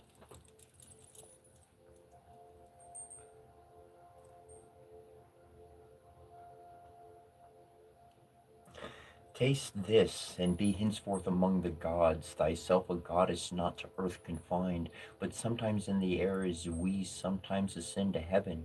By merit thine, and see what life the gods live there, and such live thou. So saying, he drew nigh, and held to me, even to my mouth, of that same fruit held part which he had plucked. The pleasant savor smell so quickened appetite, that I methought could not but taste. Forthwith up to the clouds with him I flew, and underneath beheld the earth outstretched immense, a prospect wide and various, wondering at my flight and change to this high exaltation. Suddenly my guide was gone, and I methought sunk down and fell asleep. But oh, how glad I waked to find this but a dream. Thus Eve her night related, and thus Adam answered sad, best image of myself and dearer half, the trouble of thy thoughts this night in sleep affects me equally. Nor can I like this uncouth dream of evil sprung, I fear, yet evil whence. In thee can harbor none created pure, but know that in the soul are many lesser faculties that serve reason as chief. Among these fancies next her office holds of all external things, which the five watchful senses represent. She forms imaginations, airy shapes, which reason joining or disjoining frames, all what we affirm or what deny, and call our knowledge or opinion. then retires into her private cell when nature rests, soft in her absent mimic fancies wakes to imitate her, but misjoining shapes. Wild work produces soft and most in dreams, ill matching words and deeds long past or late. Some such resemblance methinks I find of last evening's talk in this thy dream, but with addition strange, yet be not sad. Evil into the mind of God may come and go, so unapproved and leave no spot or blame behind, which gives me hope that what in sleep thou didst abhor to dream, waking thou never wilt consent to do. Be not disheartened then, nor cloud these looks that wont to be more cheerful and serene than when fair morning smiles on the world. And let us to our fresh employments rise among the groves, the fountains, and the flowers that open now their choicest balsam smells, reserved from night and kept for thee in store. So cheered he his fair spouse, and she was cheered, but silently a gentle tear let fall from either eye, and wiped them with her hair. Two other precious drops that ready stood, each in their crystal sluice he ere they fell, kissed as the gracious signs of sweet remorse, and pious all that feared to have offended.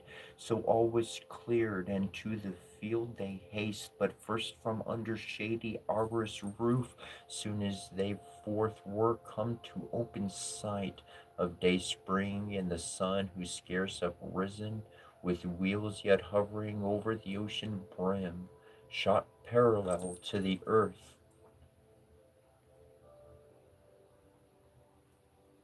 his dewy ray discovered in wild landscape all the east of paradise and Eden's happy plains. Lowly they bowed adoring and began their oraisons each morning duly paid in various style, for neither various style nor holy rapture wanted they to praise their Maker in fit strains pronounced or sung. Unmeditated, such prompt eloquence flowed from their lips, in prose or numerous verse, more tunable than needed lute or harp, to add more sweetness, and they thus began.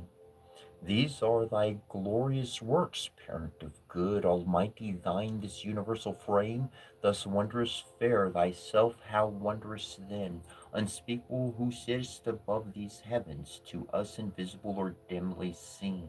In these thy lowest works, yet these declare thy goodness beyond thought and power divine. Speak ye who best can tell, ye sons of light, angels, for ye behold him with songs in choral symphonies day without night, circle his throne, rejoicing ye in heaven.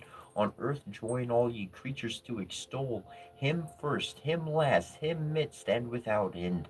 Fairest of stars, last in the train of night, and if better thou belong not to the dawn, sure pledge of the day that crownest the smiling morn with thy bright circlet. Praise him in thy sphere while day arises, that sweet hour of prime.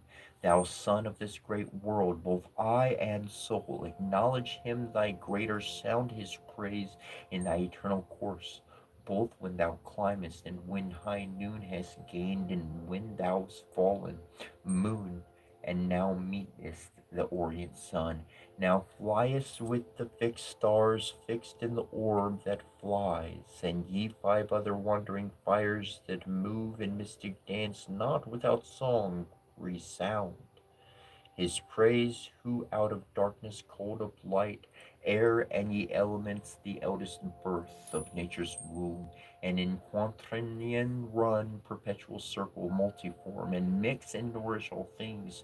Let your ceaseless change vary to our great Maker still new praise. Ye mists and exhalations that now rise from hill or steamy lake, dusky or gray, till the sun paint your fleecy skirts with gold, in honor to the world's great author rise, whether to deck with clouds the uncolored sky, or wet the thirsty earth with falling showers. Rising or falling, still advance his praise, ye winds that from four quarters blow. Breathe soft or loud, and wave your tops, ye pines, with every plant in sign of worship wave. Fountains and ye that warble as ye flow,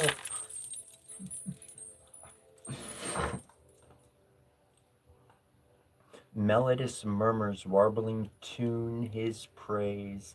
Join voices, all ye living souls, ye birds that singing up to heaven, gate ascend, bear on your wings and in your notes his praise.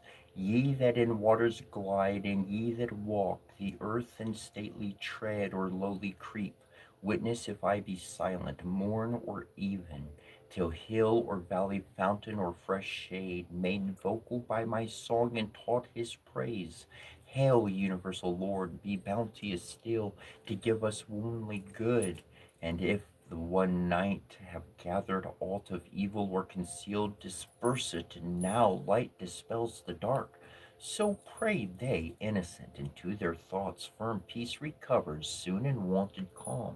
On to their morning's rural work they haste among sweet dews and flowers, where any row or fruit trees over woody reach too far their pampered boughs, and needed hands to check fruitless embraces where they led the vine to wed her elm.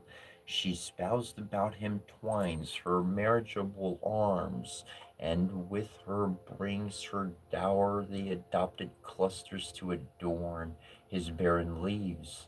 Them thus employed beheld with pity heaven's high king, and to him called Raphael, the sociable spirit, and deigned to travel with Tobias, and secured his marriage with the 7 times wedded maid. Raphael said he, Thou hearest what stir on earth. Satan from hell, scaped through the darksome gulf, hath raised in paradise, and how disturbed this night the human pair, how he designs in them at once to ruin all mankind. Go therefore have this day as friend with friend, converse with Adam in that bower or shade. Thou findest him from the heat of noon retired, to respite his day labor with repast, or with repose, and such discourse bring on, as may advise him of his happy state. Happiness in his power, left free to will, left to his own free will, his will though free, yet mutable, whence warn him to beware he swerve not to secure, tell him withal his danger, and from whom what enemy, late fallen himself from heaven, is plotting now the fall of others from like state of bliss, by violence no, for that shall be withstood, but by deceit and lies. Let him know, least wilfully transgressing he pretends, surprisal unadmonished, unforewarned. So spake the eternal Father, and fulfilled all justice, nor delayed the winged saint after his charge received, but from among thousand celestial ardors, where he stood, valid with his gorgeous wings, upspringing light flew from the midst of heaven. The angelic choirs on each hand parting, to this speed gave way through all the embryo road, till at the gate of heaven arrived. The gate self opened wide, on golden hinges turning, as by work divine the sovereign architect had framed. From hence no cloud or to obstruct his sight, star interposed, however small he sees, nor unconformed to other shining globes. Earth in the garden of God, with cedars crowned above all hills, as when by night the glass of Galileo, less assured, observes imagined lands and regions in the moon, or pilot from amidst the Cyclades, Delos or Sodomos first appearing kens a cloudy spot, down thither prone in flight. He speeds, and through the vast ethereal sky sails between worlds, with steady wing, now on the polar winds, then with quick fawn winnows with buxom air, till within soar of towering eagles, to all the fowls he seems a phoenix, gazed by all as that sole bird when to enshrine his reliquis in the sun's bright temple, to Egyptian Thebes he flies. At once on the eastern cliff of paradise he lights, and to his proper shape returns, a seraph winged. 6 wings he wore to shade his lineaments divine. The pair that clad each shoulder broad came mantling over his breast with regal ornament, the middle pair, girt like a starry zone his waist, and round skirted his loins and thighs with downy gold in colors dipped in heaven. The third his feet, shadowed from either heel with feathered mail, sky tinctured grain. Like Maias' son he stood and shook his plumes, that heavenly fragrance filled the circuit wide. Straight knew him all the bands of angels under watch, and to his state and to his message high in honor rise, for on some message high they guessed him bound. Their glittering tents he passed, and now is come into the blissful field, through groves of myrrh and flowering odors, cassia, nod, and bottom, a wilderness of sweets for nature's here, wanton as in her prime, and played at will her virgin Frances, pouring forth more sweet, wild above rule or act or art, enormous bliss, him through the spicy forest onward on. Adam discerned as in the door he sat, of this his cool bower, while the mounted sun shot down, directed his fervid rays to warm earth's inmost womb, more warmth than Adam need, and Eve within do at her hour prepared, for dinner savored fruits of taste to please true appetite, and not disrelished thirst, of nectarous draughts between, from milky stream, berry, or grape. To whom thus Adam called, haste hither, Eve, and worth thy sight behold eastward among those trees, what glorious shape comes this way moving. Seems another morn, risen on mid-noon, some great behest from heaven. To us perhaps he brings, and will vouchsafe this day to be our guest. But go with speed, and what thy stores contain, bring forth and pour abundance fit to honor and receive our heavenly stranger. Well, we may afford our grievers their own gifts, and large bestow from large bestowed, where nature multiplies her fertile growth, and by disturbing grows more fruitful, which instructs us not to spare. To whom thus Eve, Adam, earth's hallowed mold of God inspired, small store will serve or store all seasons ripe for us hangs on the stalk, save what by frugal storing firmness gains, to nourish and superfluous moist consumes. But I will haste, and from each buff and break, each plant juiciest gourd will pluck such choice to entertain our angel guest, as he beholding shall confess that here on earth God hath spent his bounties as in heaven. So saying, with dispatchful looks in haste, he looks on hospitable thoughts intent, what choice to choose for delicacy best, what order so contrived as not to mix tastes not well joined, inelegant, but bring taste after taste upheld with kindliest change, bestirs her then, and from each tender stalk, whatever earth all bearing mother yields, in India, east or west or middle shore, in Pontus or the Purnic coast, or where Asornios reigned, fruit of all kinds, in coat, rough or smooth rind, or bearded husk or shell, she gathers tribute large, and on the board heaps with unsparing hand. For drink the grape she crushes inoffensive mouse, and meads from many a berry, and from sweet kernels pressed she tempers dulcet creams, nor these to hold, wants her fit vessel pure, then strews the ground with rose and odors from the shrub unfumed. Meanwhile our primitive great sire, to meet his godlike guest, walks forth without more train, accompanied then with his own complete perfections, in himself was all his state, more solemn than the tedious pomp that waits on princes, than their rich retinue long of horses led, and grooms besmeared with gold, dazzles the crowd, and sets them all agape.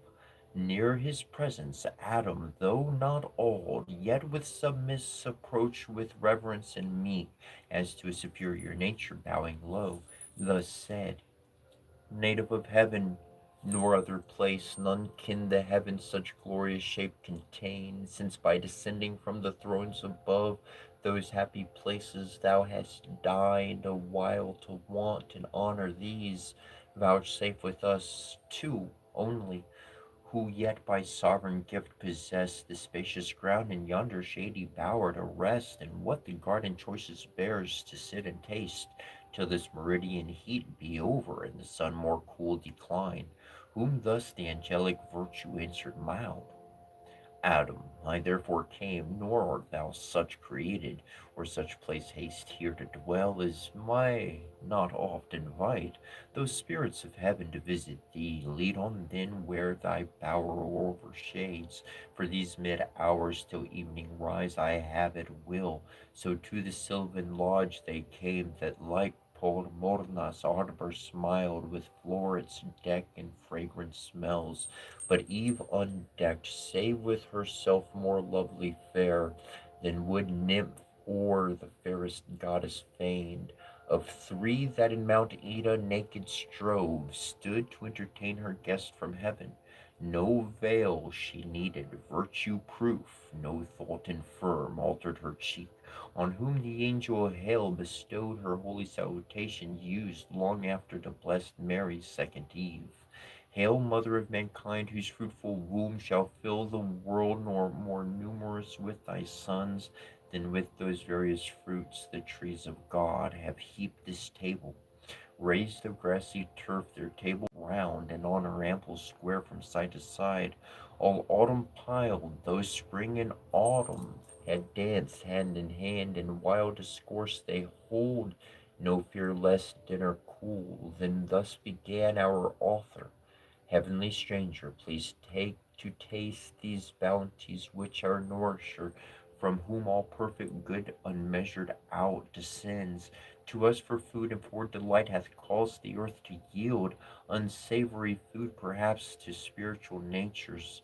Only this I know, that one celestial Father gives to all, to whom the angel therefore what he gives, whose praise be oversung, to man imparts spiritual may of purest spirits be found, no ungrateful food, and food alike those pure intelligental substances require as doth your rational, and both contain within them every lower faculty of sense whereby they hear, see, smell, touch, taste, tasting, concoct, digest, assimilate, and corporeal to incorporeal turn, for know whatever they created needs to be sustained and fed. Of elements the grosser feeds the pure, earth the sea, earth and the sea feed air, the air those fires ethereal, and as lowest first the moon, whence in her visage round those spots up unpurged vapors, not yet into her substance turned, nor doth the moon no nourishment exhale from her moist contentment, for her from her moist continent to to higher orbs. The sun that light imparts to all receives from all his elemental recompense in human exhalations, and at even sups with the ocean. Though in heaven the trees of life ambrosial fruitage bear, and vines yield nectar, though from off the boffs each morn we brush mellifluous dews, and find the ground covered with pearly grain. Yet God hath here varied his bounty so with new delights, as may compare with heaven, and to taste, think not I shall be nice. So down they sat, and to their veins fell, nor seemingly the angel, nor admits the common gloss of theologians, but with keen dispatch of real hunger and concoctive heat to transubstantiate what rebounds, transpires through spirits with ease, nor wonder if by fire of sooty coal the empiric alchemist can turn, or holds it possible to turn metals of drowsiest ore to perfect gold, as from the mine. Meanwhile, at table Eve ministered naked, and their flowing cups with pleasant liquors crowned. O innocence deserving paradises, if ever then had the sons of God excused to have been enamored at that sight, but in those hearts love unlibidinous reigned, nor jealousy was understood, the injured lover's hell.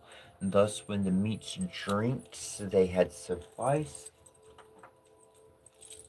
not burdened in nature's sudden mind arose in Adam, not to let the occasion pass, and given him by this great conference to know of things above his world and of their being, who dwell in heaven, whose excellence he saw transcended his own so far, whose radiant forms, divine effulgence, whose high power so far exceeded human, and his very speech thus to embryo minister he framed.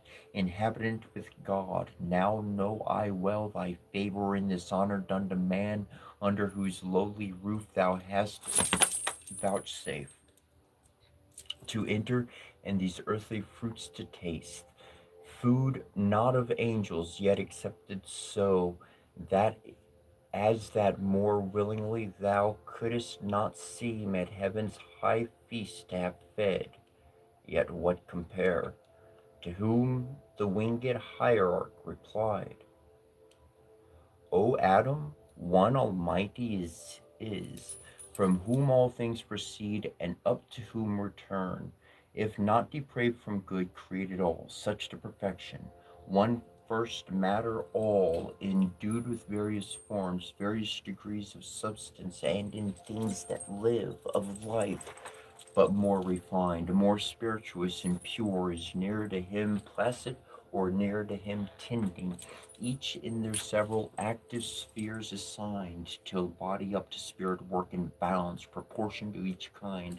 So from the root springs lighter than green stalk, from thence the leaves more airy last, the bright consummate flowers, spirit's odorous breeze, flowers and their fruit, man's nourishment, by gradual scale sublimed, to vital spirits aspire, to animal, to intellectual, give both life and sense, fancies and understanding, whence the soul reason receives, and reason is her being, discursive or intuitive, discourse is oftest yours, the latter most is ours, differing but in degree, of kind the same. Wonder not then what God for you saw good, if I refuse not, but convert his you to proper substance. Time may come when men with angels may participate, and find not inconvenient diet, nor too light fare, and from these corporeal nutriments perhaps your bodies may at last turn all to spirit, improved by tract of time and winged descent, ethereal as we, or may at choice here or in heavenly paradise dwell, if ye be found obedient, and retain unalterably firm his love entire, whose progeny you are. Meanwhile enjoy your fill, what happiness this happy state can comprehend, incapable of more. To whom the patriarch of mankind replied, a favorable spirit, propitious guest, well hast thou taught the way that might direct our knowledge in the scale of nature set from center to circumference, whereon in contemplation of created things by steps we may ascend to God. But say what meant that caution joined, if ye be found obedient. Can we want obedience then to him, or possibly his love desert, or who formed us from the dust and placed us here, full to the utmost measure of what bliss human desires can seek or apprehend, to whom the angel, Son of heaven and earth, attend, that thou art happy, O to God, that thou continuest such, O to thyself, that is to thy obedience therein stand. This was the caution given thee, be advised. God made thee perfect, not immutable, and good he made thee but to persevere. He left it in thy power, ordained thy will by nature free, not overruled by fate, inextricable or strict necessity, or voluntary service he requires. Not our necessitated such with him finds no acceptance, nor can find. For how can hearts not free be tried, whether they serve willing or no, or will, but by what they must, by destiny, and can no other choose? Myself and all the angelic host that stand in sight of God, enthroned our happy state, and hold as you yours, while our obedience holds. On other surety none. Freely we serve, because we freely love, as in our will to love or not. In this we stand or fall. And some are fallen, to disobedience fallen, and so from heaven to deepest hell. O fall from what high state of bliss into what woe, to whom our great progenitor thy words attentive, and with more delighted ear divine instructed, I have heard then when cherubic songs by night from neighboring hills aerial music send, nor knew I not to both will and deed created free, yet that we never shall forget to love our Maker and obey him, in whose command single is yet so just. My constant thoughts assured me and still is sure, though what thou tellest hath passed in heaven, some doubt within me move, but more desire to hear, if thou consent, the full relation, which must needs be strange, worthy of sacred silence to be heard, and we have yet large day.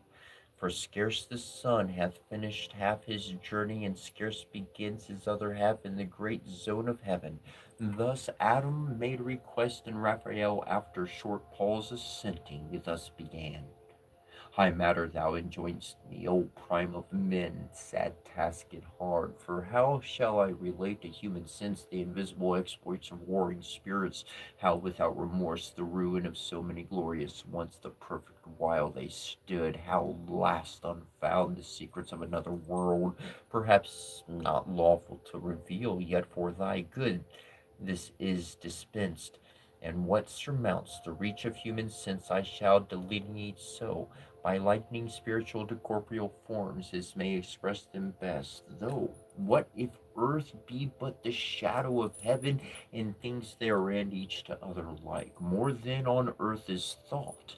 As yet this world was not, in chaos wild reigned where these heavens now rowl, where earth is upon her center poised, when on a day, for time, though in eternity applied to motion, measures all things durable, by present, past, and future, on such day as heaven's great year brings forth the embryo host of angels by imperial summons called, innumerable before the Almighty's throne, forthwith from all the ends of heavens appeared, under their hierarchies and orders bright, 10,000 ensigns, high advanced standards, and gonfalons twixt van and rear, stream and in the air, and for distinction serve of hierarchies of orders and degrees, or in their glittering tissues bear emblazoned holy memorials, acts of zeal and love, recorded eminent. Thus, when in orbs of circuit inexpressible they stood, orb within orb, the Father infinite, by whom in bliss embosomed sat the sun, amidst as from a flaming mount, whose up brightness had made invisible, thus spake. Hear ye all angels, progeny of light, thrones, dominations, princedoms, virtues, powers, hear my decree, which unrevoked shall stand. This day I have begot, whom I declare my only Son, and on this holy hill him have anointed, whom ye now behold. At my right hand your head I him appoint, and by myself I have sworn to him shall bow all knees in heaven, and shall confess him Lord. Under his great vice regent reign abide, United as one individual soul, forever happy. Him who disobeys me disobeys, breaks union, and that day cast out from God in blessed vision, falls into utter darkness, deep engulfed, his place ordained, without redemption, without end. So spake the Omnipotent, and with his words all seemed well pleased, all seemed, but were not all. That day, as other solemn days, they spent in song and dance about the sacred hill, mystical dance which yonder starry sphere of planets and of fixed in all her wheels resembles nearest mazes intricate, eccentric, intervolved, yet regular than most, when most irregular they seem, and in their motions harmony divine, so smooths her charming tones, that God's own ear listens delighted. Evening approached, for we have also our evening and morn. We ours for change delectable, not need. Forthwith from dance to sweet repast they turned, desirous all in circles as they stood. Tables are set, and on a sudden piled with angels' food, and ruby nectars flows, in pearl, in diamond, and massy gold, fruit of delicious vines, the growth of heaven. They eat, they drink, and with refection sweet are filled before the all bounteous King, who showered with copious hand, rejoicing in their joy. Now, when embroidered night with clouds exhaled from that high mount of God, whence light shades spring, both the face of brightest heaven had changed to grateful twilight, for night comes not there in darker veil, and roar and rosiest dews disposed all but the unsleeping eyes of God to rest. Wide over all the plain, and wide far than all this globous earth and plain outspread, such are the courts of God, the angelic throng, dispersed in bands and files, their camp extend. By living streams among the trees of life, pavilions numberless and sudden reared, celestial tabernacle where they slept, fanned with cool winds, save those who in their course melodious hymns about the sovereign throne alternate all night long. But not so waked Satan, so call him now, his former name is heard no more in heaven, he of the first, if not the first archangel, great in power, in favor and preeminence, yet fraught with envy against the Son of God, that day honored by his great Father and proclaimed a Messiah, King anointed, could not bear through pride that sight, and thought himself impaired, deep malice thence conceiving disdain, soon as midnight brought on the dusky hour, friendliest to sleep and silence, he resolved with all his legions to dislodge and leave unworshipped, unobeyed at the throne supreme,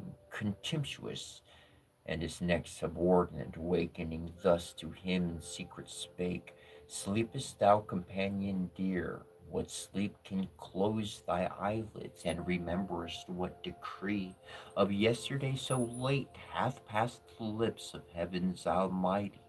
Thou to me thy thoughts wast wont, I mine to thee wast wont to impart. Both waking we were one, how then can now thy sleep dissent? New laws thou seest imposed, new laws from him who reigns, new minds may arise in us who serve, new counsels to debate. What doubtful may ensue, more in this place to utter is not safe. Assemble thou of all those myriads which we lead the chief, tell them that by command, ere yet dim night her shadowy cloud withdraws, I am to haste, and all who under me their banners wave. Homeward with flying march, where we possess the quarters of the north, there to prepare, fit, entertain to receive our King, the great Messiah, and his new commands, who speedily through all the hierarchies intends to pass triumphant and give laws. So spake the false archangel, and infused bad influence into the unweary breast of his associate. He together calls, or several one by one, the regent powers, under him regent, tells as he was taught, that the Most High commanding, now ere night, now ere dim night, had disencumbered heaven, The great hierarcher's standard was to move, tells the suggested cause, and cast between ambiguous words and jealousies, to sound or taint, integrate, but all obeyed the wanted signal and superior voice of their great planciate. For great indeed his name, and high was his degree in heaven, his courts, his countenance as the morning star that guides the starry flock, allured them with lyres, drew after him the third part of heaven's host. Meanwhile, the eternal eye, whose sight discerns abstrusest thought, from forth his holy mount, and from within the golden lamps that burned nightly before him, saw without their light rebellion rising, saw in whom house spread among the sons of morn what multitudes were banded to oppose his high decree, and smiling to his only son thus said, Son, thou in whom my glory I behold, in full resplendence, heir of all my might, nearly it now concerns us to be sure of our omnipotence, and with that, and with what arms we mean to hold what anciently wise we claim of deity or empire. Such a foe is rising who intends to erect his throne, equal to ours, throughout the spacious north, nor so content hath in his thought to try in battle what our power is or our right. Let us advise into this hazard draw with speed what force is left, and all employ in our defense, lest unawares we lose this our high place, our sanctuary, our hill. To whom the sun with calm aspect and clear lightning divine, ineffable serene, made answer, Mighty Father, thou thy foes justly hast in derision, and secure laughest at thy vying designs in tumults vain. Matter to me of glory whom their hate illustrates, when they see all regal power given me to quell their pride, and an event who know whether I be dexterous to subdue thy rebels, or be found in worse than heaven. So spake the sun, but Satan with his powers far was advanced on winged speed, and host innumerable as the stars of night, or stars of morning, dew drops, which the sun imperils on every leaf and every flower. Regions they passed, the mighty regencies of seraphim and the penchants and thrones, in their triple degrees, regions to which all thy dominion, Adam, is no more than what this garden is to all the earth, and all the sea from one entire globe stretched into longitude, which having passed at length into the limits of the north, they came, and Satan to his royal seat high on a hill far, blazing his mount, raised on a mount with pyramids and towers, from diadem quarries hewn, rocks of gold, the palace of great Lucifer, so called that structure in the dialect of men interpreted, which not long after he, effecting all equality with God, in imitation of that mount whereon Messiah was declared in sight of heaven, the mountain of the congregation called, for thither he assembled all his train,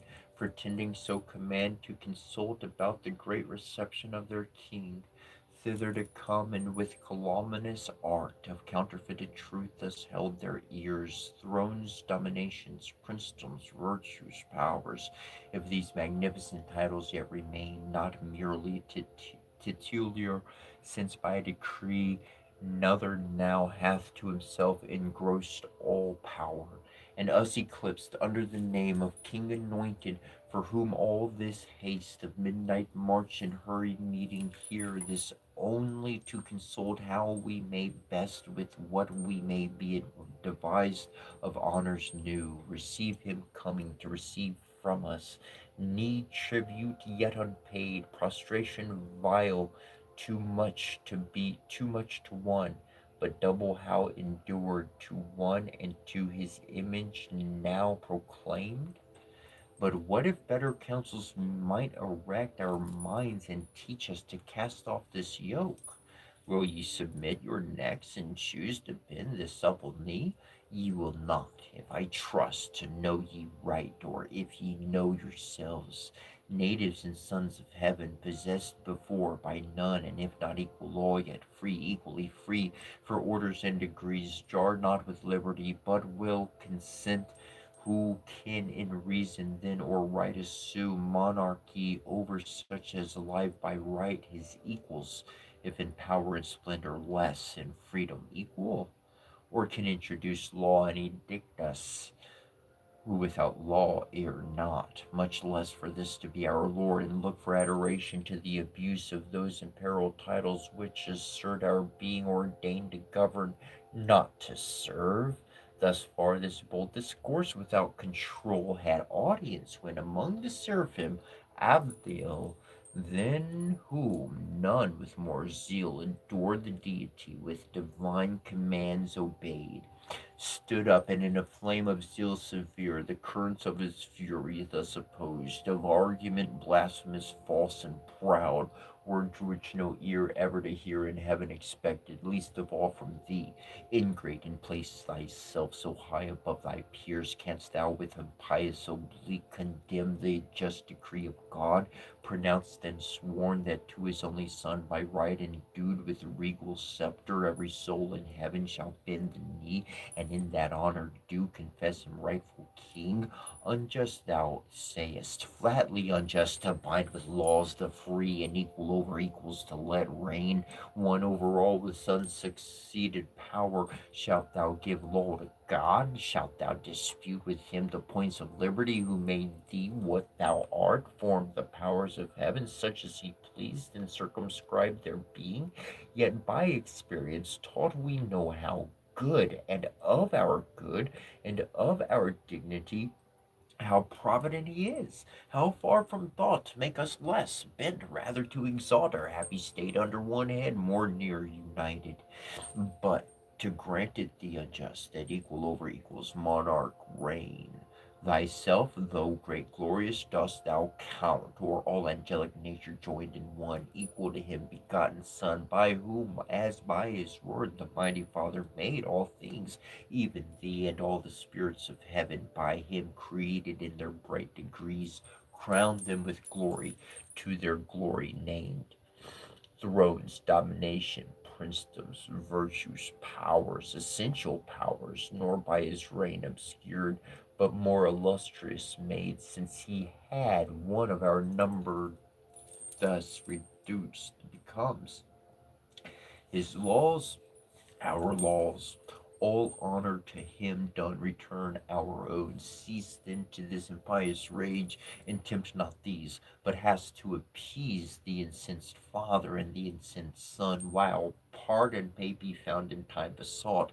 So spake the fervent angel, but his zeal none seconded, as out of season judged, or singular and rash, whereat rejoiced the apostate, and more haughtily thus replied, that we were formed, then sayest thou, the work of secondary hands, by task transferred from father to his son?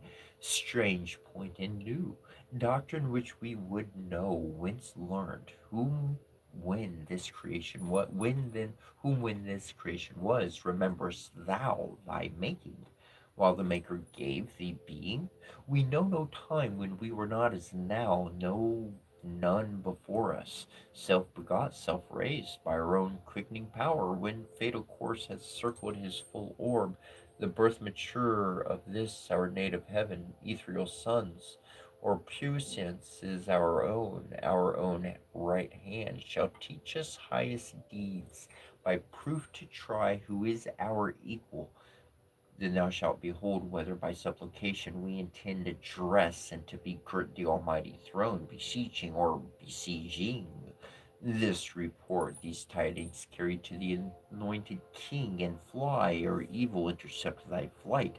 He said, and as the sound of water's deep hoarse murmur echoed to his words applause through the infinite host, nor less for that the flaming seraph fearless, though alone encompassed round with foes, thus answered bold, O alienate from God, O spirit accursed, Forsaken of all good, I see thy fall, determined and thy hapless crew involved. In this perfidious fraud, contagion spread, both of thy crime and punishment. Henceforth no more be troubled how to quit the yoke of God's Messiah. Those indulgent laws will not be now vouchsafed.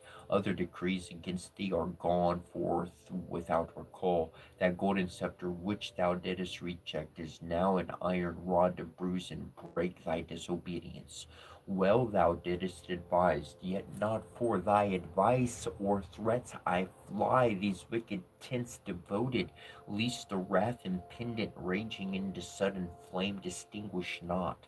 For soon expect to feel this thunder on thy head devouring fire. Then who created thee lamenting learn, when who can uncreate thee thou shalt know. So spake the seraph Abdiel, faithful found among the faithless, faithful only he, among innumerable false, unmoved, unshaken, unseduced, unterrified. His loyalty he kept, his love, his zeal, nor number nor example with him wrought to swerve from truth, or change his constant mind, though single.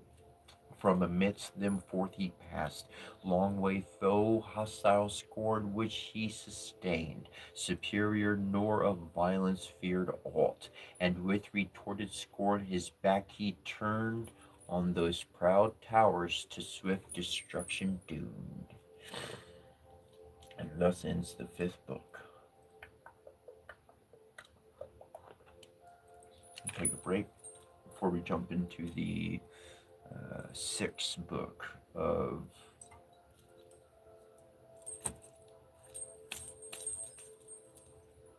Paradise Lost, John Milton, published 1667. Takes some time sometimes.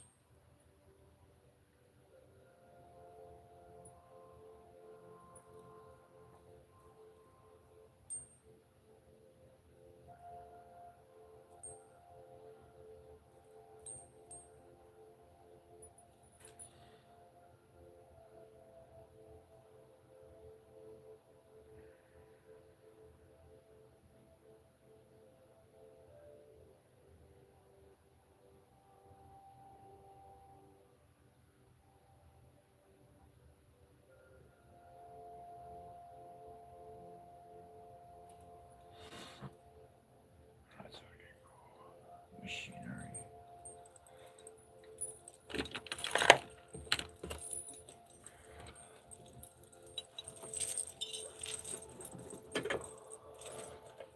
I hope your day is going swell. I hope you're having a good morning.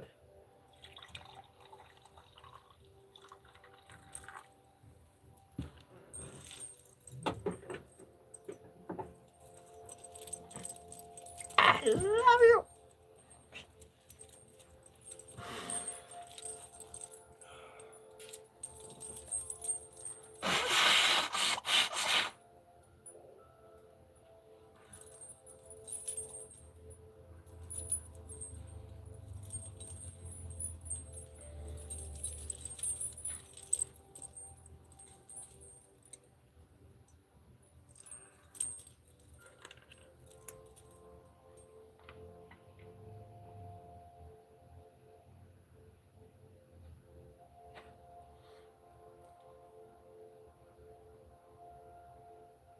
Oh, thank you very much, Nabodu.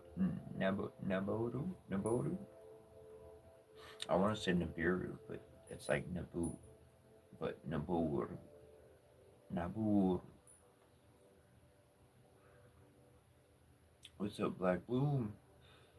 What's up, little bro?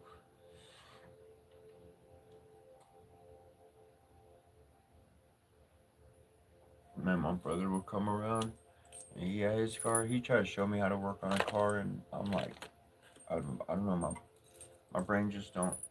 I didn't get trained like that. My brain works differently. And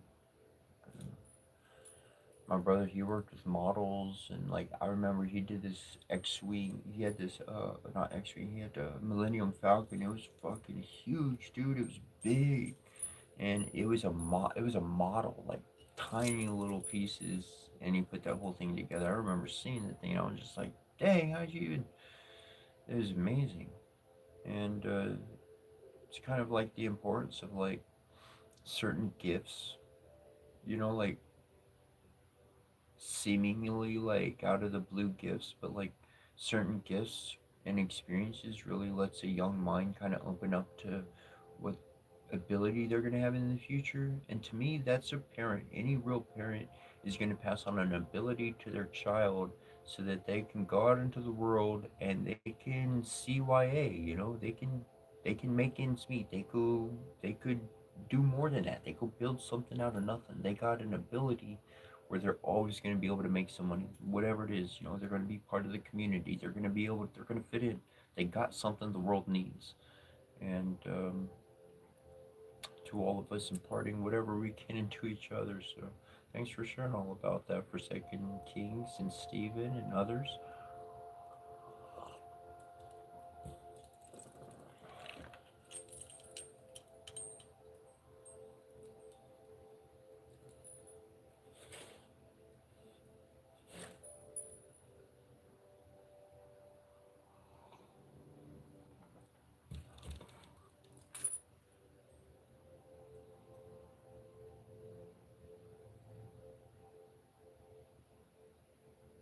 What?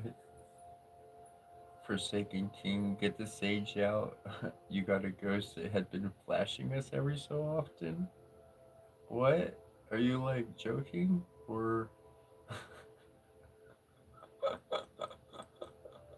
Oh, I'm sure that if somebody had full sight, if somebody could see, they'd walk into my room and they'd be like, damn, there are like layer after layer after the room's filled with like ghostly presence, spiritual presence, good ones, scary ones. They're not doing anything bad, but they're pretty damn scary.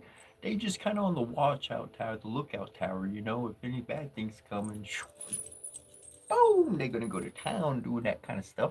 Well, everybody could say, hang out over here and just have fun. Everybody gets to do what they want to do. Some people like being on the wall and keeping on watch out because if something's coming, they ready to get their hands dirty. That's their fun.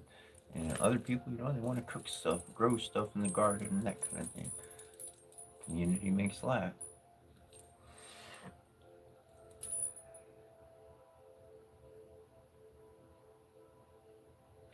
Oh, the white, the white light. Yeah, I noticed that one. I called you a couple times.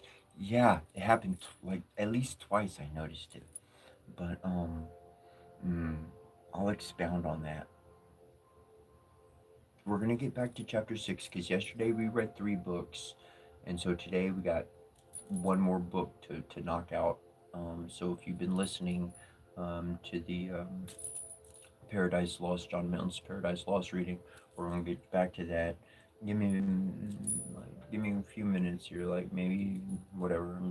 Use the bathroom, drink another cup of coffee.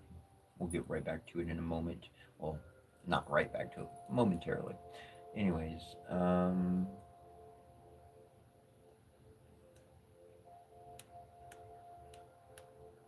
talk more.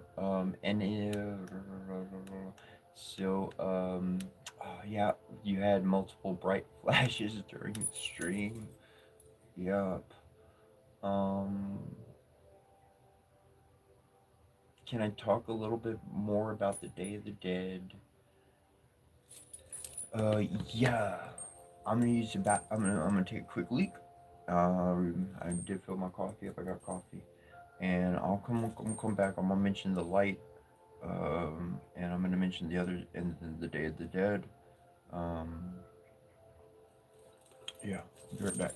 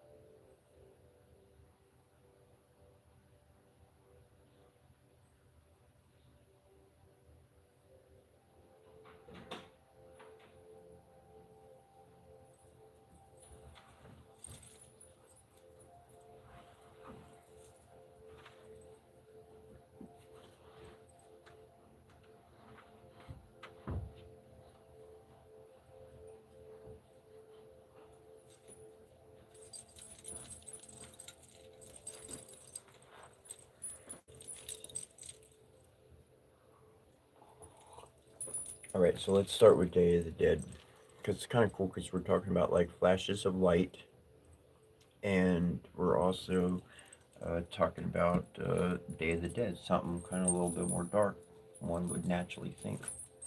And so, the Day of the Dead really, there's a multitude of days that connect with it. Um, we have Halloween, in which we dress up and we scare off like the bad ones, and then we have the bad spirits, and then we have essentially the next night is like our ancestors, the Day of the Dead. Or I get the names and I get the sequences mixed up, but we have a night with our ancestors, with our close uh, deceased relatives, essentially physically deceased, but spiritually and consciously still very much alive. So we're able to have a quantum connection, a link with them. And so, anyways, and then the next day or whatnot is like the day of the saints. So like all the honored ones, like no matter who it is in the entire world, like whoever did something saintly, then and they passed away, then we can connect with their souls. And then the next day is actually something else. And these are different days, different celebrations all around the world that are honored on different days for different meanings. And from October 31st through November 5th, those days, okay, like you could believe it or not, but that's the 5 days that Tahuti created. There was 360 days, and like there was a problem in divine wisdom. Tahuti, he was like limited, and he was like he created 5 days so as to be outside of what the rules were, and that's where he created these divine beings and like these like five, like anyway, like those five, because then we had 365 days after that. There's a lot of information on top of that you can look into on this. Um, but those 5 days are really are important. You know, like the evening starting the evening of the 31st and through the 5th. Those are some important days. And I saw I saw that as a pattern to replicate all year, into a pattern to replicate daily. And in that's where I started having a lot of success upon my journey. Now I'm going to talk about the light in a multitude of ways. Earlier, you people had noticed while I was reading that there was a bright light that came through, and I saw that out the corner of my eye at least twice. And I'm going to cover it from many angles. The camera, when it gets a certain angle, or I block off something, like the light can adjust. I've had that happen before with the camera, quite often actually. It screwed up a lot of my videos before. And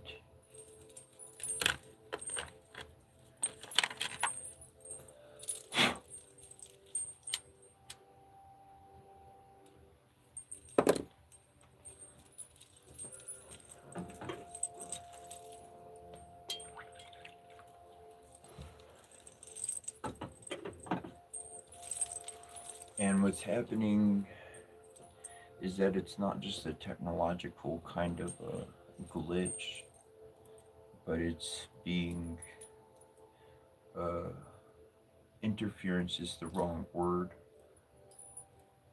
but the more and the more that this continues on, the more momentum, the more miracles we can create worldwide. And little bro knows this, and people could go back to older videos that we have up on the Invisible College stream, on the lives, and there's been some very miraculous events that have wind up occurring. And connection increases, anomalies increase, and we literally start creating a new world because we're seeing messages, we're seeing the omens. Those omens are signs. Those signs are saying, do you see? Here, I will show everybody. I'm nothing more than a conduit, and everybody else can be a conduit as well. The way that I sense things, the way that I'm perceiving things, information flow in response. We're going to get right back to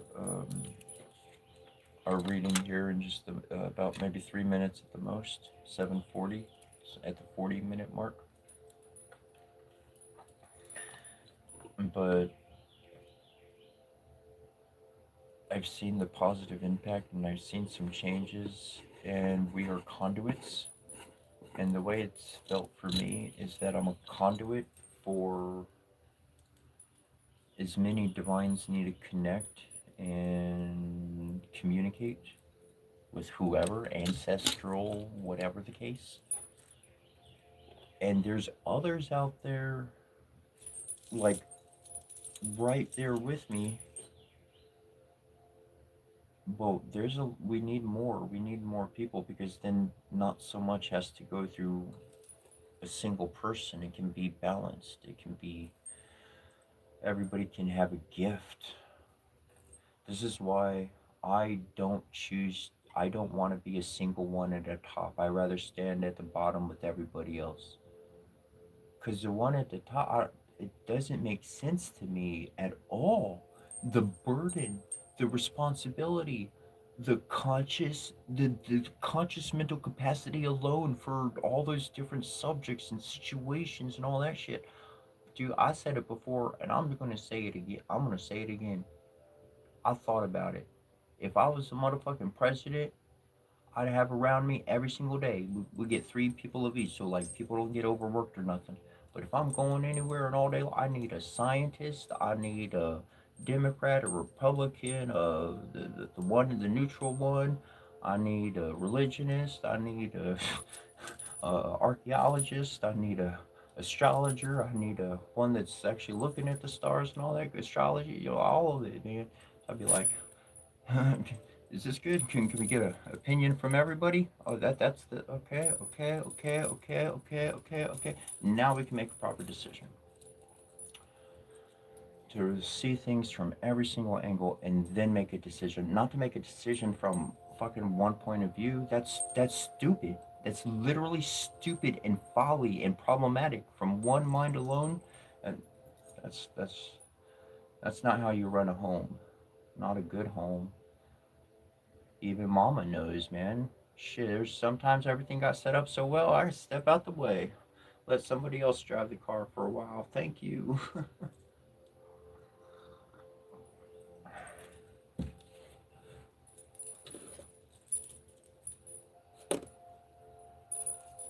But you are a conduit. You can be a conduit if you choose to be, if you want to be.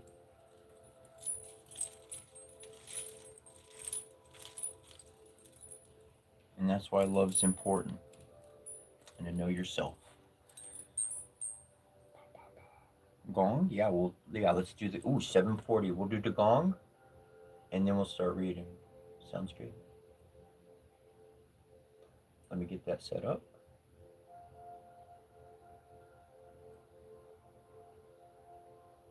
Boom, boom, Naburu. Boom, boom. Very awesome, bro.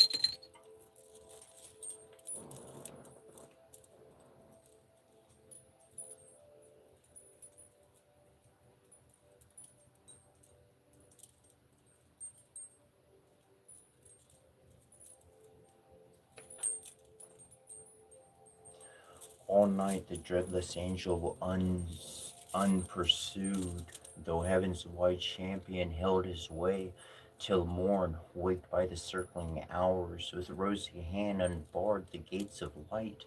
There is a cave within the mount of God, fast by his throne, where light and darkness in perpetual round lodge and dislodge by turns, which makes through heaven grateful vicissitude like day and night. Light issues forth, and at the other door obsequious darkness enters, till her hour to vile the heaven through darkness there might well seem twilight here and now, went forth the morn, such as in highest heaven, arrayed in gold imperial, from before her vanished night, shot through with orient beams, when all the plain covered with thick embattled squadrons bright, chariots and flaming arms and fiery steeds, reflecting blaze on blaze, first met his view. War he perceived, war and proceeded, and found already known what he for news had thought to have reported gladly. Then he mixed among those friendly powers who him received with joy and acclamations loud, that one that of so many myriads fallen, yet one returned not lost. Unto the sacred hill they led him, high applauded and present before the seat supreme, from whence a voice from midst the golden cloud thus middle was heard: Servant of God, well done, well hast thou fought the better fight, who single hast maintained against revolted multitudes the cause of truth, in word mightier than they in arms, and for the testimony of truth hast borne universal reproach, far worse to bear than violence, for this was all they care, to stand approved in sight of God. The world's judged thee perverse, the easier conquest now remains thee, aided by his host of friends. Back on thy foes, more glorious to return than scorned, thou didst depart, and to subdue by force who reason for their law refuse. Right reason for their law, and for their king, Messiah, who by right of merit reigns. Go, Michael of celestial armies, prince, and thou in military prowess next. Gabriel led forth to battle these my sons invincible forth, led my armed saints by thousands and by millions ranged for fight, equal in number to the godless crew, rebellious them with fire and hostile arms, fearless assault into the brow of heaven, pursuing drive them out from God and bliss into their place of punishment, the Gulf of Tartarus, which ready opens wide his fiery chaos to receive their fall. So spake the sovereign voice, and clouds began to darken all the hill, and smoke to rowl in dusk wreaths, reluctant flames and sign, O wrath await. Nor with less dread the loud ethereal trumpet from on high gan blow, at which command the powers militant that stood for heaven in mighty quadrant joined of union irresistible moved on in silence their bright legions to the sound of instrumental harmony that breathed heroic ardor to adventurous deeds under their godlike leaders in the calls of God and his Messiah. On they moved indissoluble firm, nor obvious hill, nor streaming, straightening vale, nor wood, nor stream divides their perfect ranks, for high above the ground their march was, and the passive air upbore their nimble tread, as when the total kind of birds in orderly array on wing came summoned over Eden to receive their names of thee. So over many a tract of heaven they marched, and many a province wide, tenfold the length of his terrain. At last, far in the horizon in the north appeared from skirt to skirt a fiery region, stretched in battalion aspect in nearer view, bristled with upright beams innumerable of rigid spears, and helmets thronged, and shields various, with boastful argument portrayed the banded powers of Satan hasting on with furious expedition, for they weened that self-same day by flight or by surprise to win the mount of God, and on his throne to set the envier of his state, the proud aspirer, but their thoughts proved fond and vain in the midway. Though strange to us it seemed at first that angel should with angel war and in fierce hosting meet, who wont to meet so often festivals of joy and love, unanimous as sons of one great sire, hymning the eternal Father. But the shout of battle now began, and rushing sound of onset ended soon each milder thought. High in the midst exalted as a god, the apostate in his sun bright chariot state, idol of majesty divine, enclosed with flaming cherubim and golden shields, then lighted from his gorgeous throne, for now 'twixt host and host but narrow space was left, a dreadful interval, and front to front presented stood in terrible array of hideous length before the cloudy van. On the rough edge of battle ere it joined, Satan with vast and haughty strides advanced, came towering armed in adamant and gold. Abdiel that sight endured not, where he stood among the mightiest, bent on highest deeds, and thus his own undaunted heart explores. O heaven, that such resemblance of the highest should yet remain, where faith and reality remain not, wherefore should not strength, might there fail where virtue fails, or weakest prove where boldest? Though to sight unconquerable his puissance, trusting in the Almighty's aid, I mean to try, whose reason I have tried unsound and false. Nor is it all but just that he who in debate of truth hath won should win in arms in both disputes like victor. Though brutish that contest and foul when reason hath to deal with force, yet so most reason in that reason overcome, so pondering and from his armed peers, for stepping opposite halfway he met his daring foe. At this prevention more incensed, and thus securely him defied, proud art thou met, thy hope was to have reached the height of thy aspiring unopposed.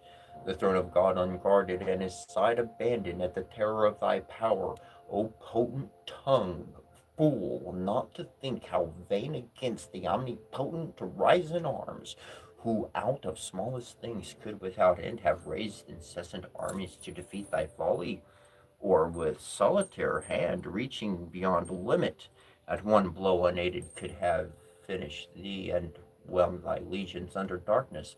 But thou seest all are not of thy train. There be who faith prefer, and pity to God. Though thee then to thee not visible, when I alone seemed to my world erroneous to dissent from all. My sect, thou seest, now learn too late how seem few sometimes may know when thousands err, whom the grand foe with the scornful eye Taskens thus answered, ill for thee, But in which hour of my revenge first sought for thou returnest from flight, seditious angel, to receive thy merited reward, the first essay of this right hand provoked since first that tongue, inspired with contradiction, durst oppose a third part of the gods, and not met their deities to assert, who, while they feel vigor divine within them, can allow omnipotence to none. But well thou comest before thy fellows, ambitious to win from me some plume, that thy success may show destruction to the rest.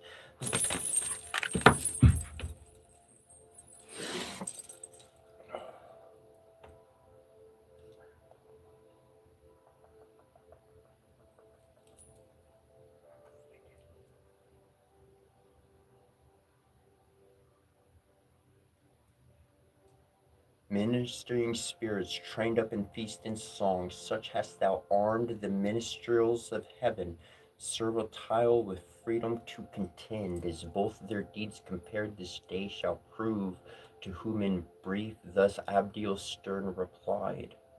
Apostate still thou erst, nor end wilt find of erring, from the path of truth remote.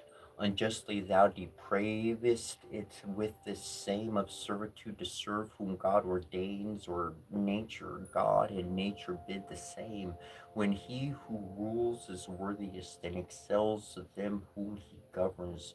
This is servitude, to serve the unwise, or him who hath rebelled against his worthier, as thine now serve thee. Thyself not free, but to thyself enthralled, yet lewdly darest thou, ministering unbraided.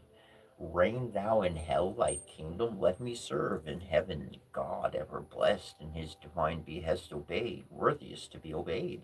Yet chains in hell not realms expect, meanwhile from mere returned, as erst thou settest from flight. This greeting of thy impious crest receive, so saying a noble stroke he lifted high, which hung not, but so swift the tempest fell on the proud crest of Satan, that no sight nor motion of swift thought, lest could his shield such ruin intercept. 10 paces huge he back recoiled, the 10th on bended knee, his massy spear upstayed, as if on earth winds underground, or waters forcing wayside long had pushed a mountain from his seat, have sunk all his pines. Amazement seized the rebel thrones, but greater rage to see thus foiled their mightiest hours, joy filled, and shout presage of victory and fierce desire of battle. Whereat Michael bids sound the archangel trumpet through the vast of heaven. It sounded, and the faithful armies rung, Hosanna to the highest, nor stood at gaze the adverse legions, nor less hideous joined the horrid shock. Now storming fury rose, in clamor such as heard in heaven till now was never.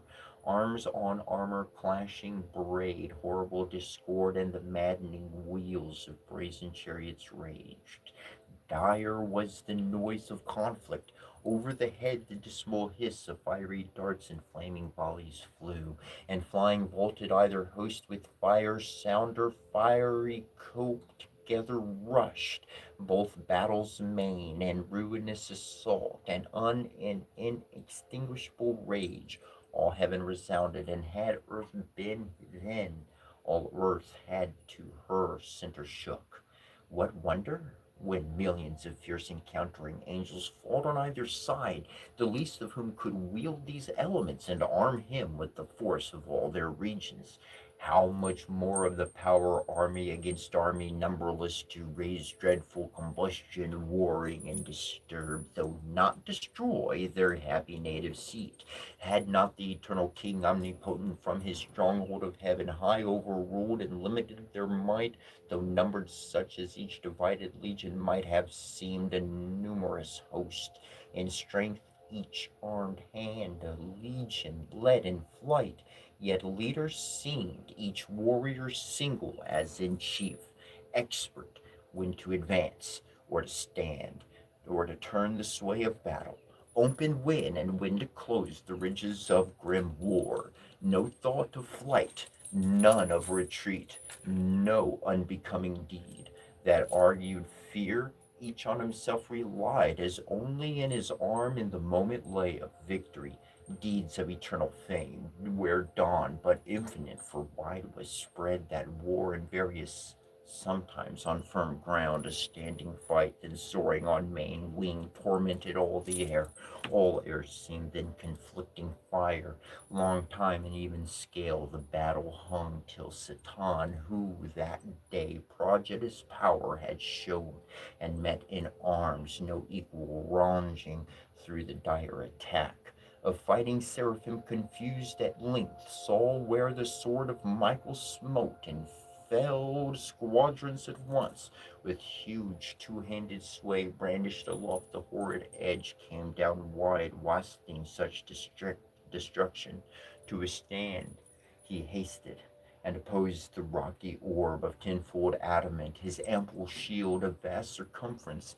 At his approach, the great archangel from his warlike toils ceased, and glad as hoping here to end intestine war in heaven, and arch foe subdued, or captive dragged in chains with hostile frown and visage all inflamed, first thus began, author of evil unknown till thy revolt, unnamed in heaven, now plenteous as thou seest, these acts of hateful strife, hateful to all, though heaviest by just measure on thyself and thy adherents. How hast thou disturbed heaven's blessed peace, and into nature brought misery, uncreated till the crime of thy rebellion?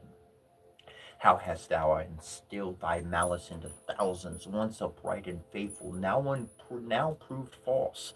But think not here to trouble holy rest. Heaven cast thee out from all her confines, heaven, the seat of bliss, brooks not the works of violence and war. Hence then and evil go with thee along, thy offspring, to the place of evil. Hell, thou and thy wicked crew there mingle broils, ere this avenging sword begin thy doom, or some more sudden vengeance winged from God precipitate thee with augmented pain. So spake the prince of angels, to whom thus the adversary, nor think thou with wind of airy threats to all whom yet with deeds thou canst not. Hast thou turned the least of these to flight, or if to fall, but they rise, unvanquished, easier to transact with me than to chase me hence? Ere not that so shall end the strife which thou callest evil, but we style the strife of glory which we mean to win, or turn this heaven itself into hell. Thou fablest here, however, to dwell free, if not to reign, meanwhile thy utmost force, and join him named Almighty to thy aid. I fly not, but I have sought thee far and nigh, thy ended peril, and both addressed for fight unspeakable. For who, though with the tongue of angels can relate, or to what things listen on earth conspicuous, that may lift human imagination to such height of godlike power? For like as gods they seem, stood they or moved in stature, motion, arms, fit to decide the empire of great heaven, now waved their fiery swords, and in the attire made horrid circles broad. Two broad suns their shields blazed opposite, while expectation stood in horror from each hand, with speed retired. Where erst was thickest fight, the angelic thronged, and left large field unsafe within the wind of such commotion, such as to set forth great things by small. If nature's concord broke, among the constellations war were sprung, two planets rushing from aspect malign of fiercest opposition in mid-sky, should combat, and their jarring spheres confound together, both with next to almighty arm uplifted imminent, one stroke they aimed that might determine and not need repeat, as not of power at once, nor odds appeared in might or swift prevention, but the sword of Michael from the armory of God was given him temper so that neither keen nor solid might resist that edge.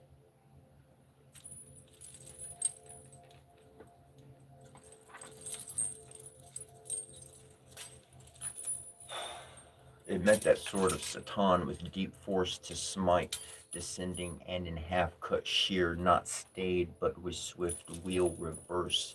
Deep in train shared all his right side. Then Satan first knew pain, and wreathed him to and fro, convolved so sore the grinding sword with discontinuous wound passed through him, but the ethereal substance closed, and not long divisible, and from the gash a stream of nectarous humor issuing flowed, sanguine such as celestial spirits may bleed.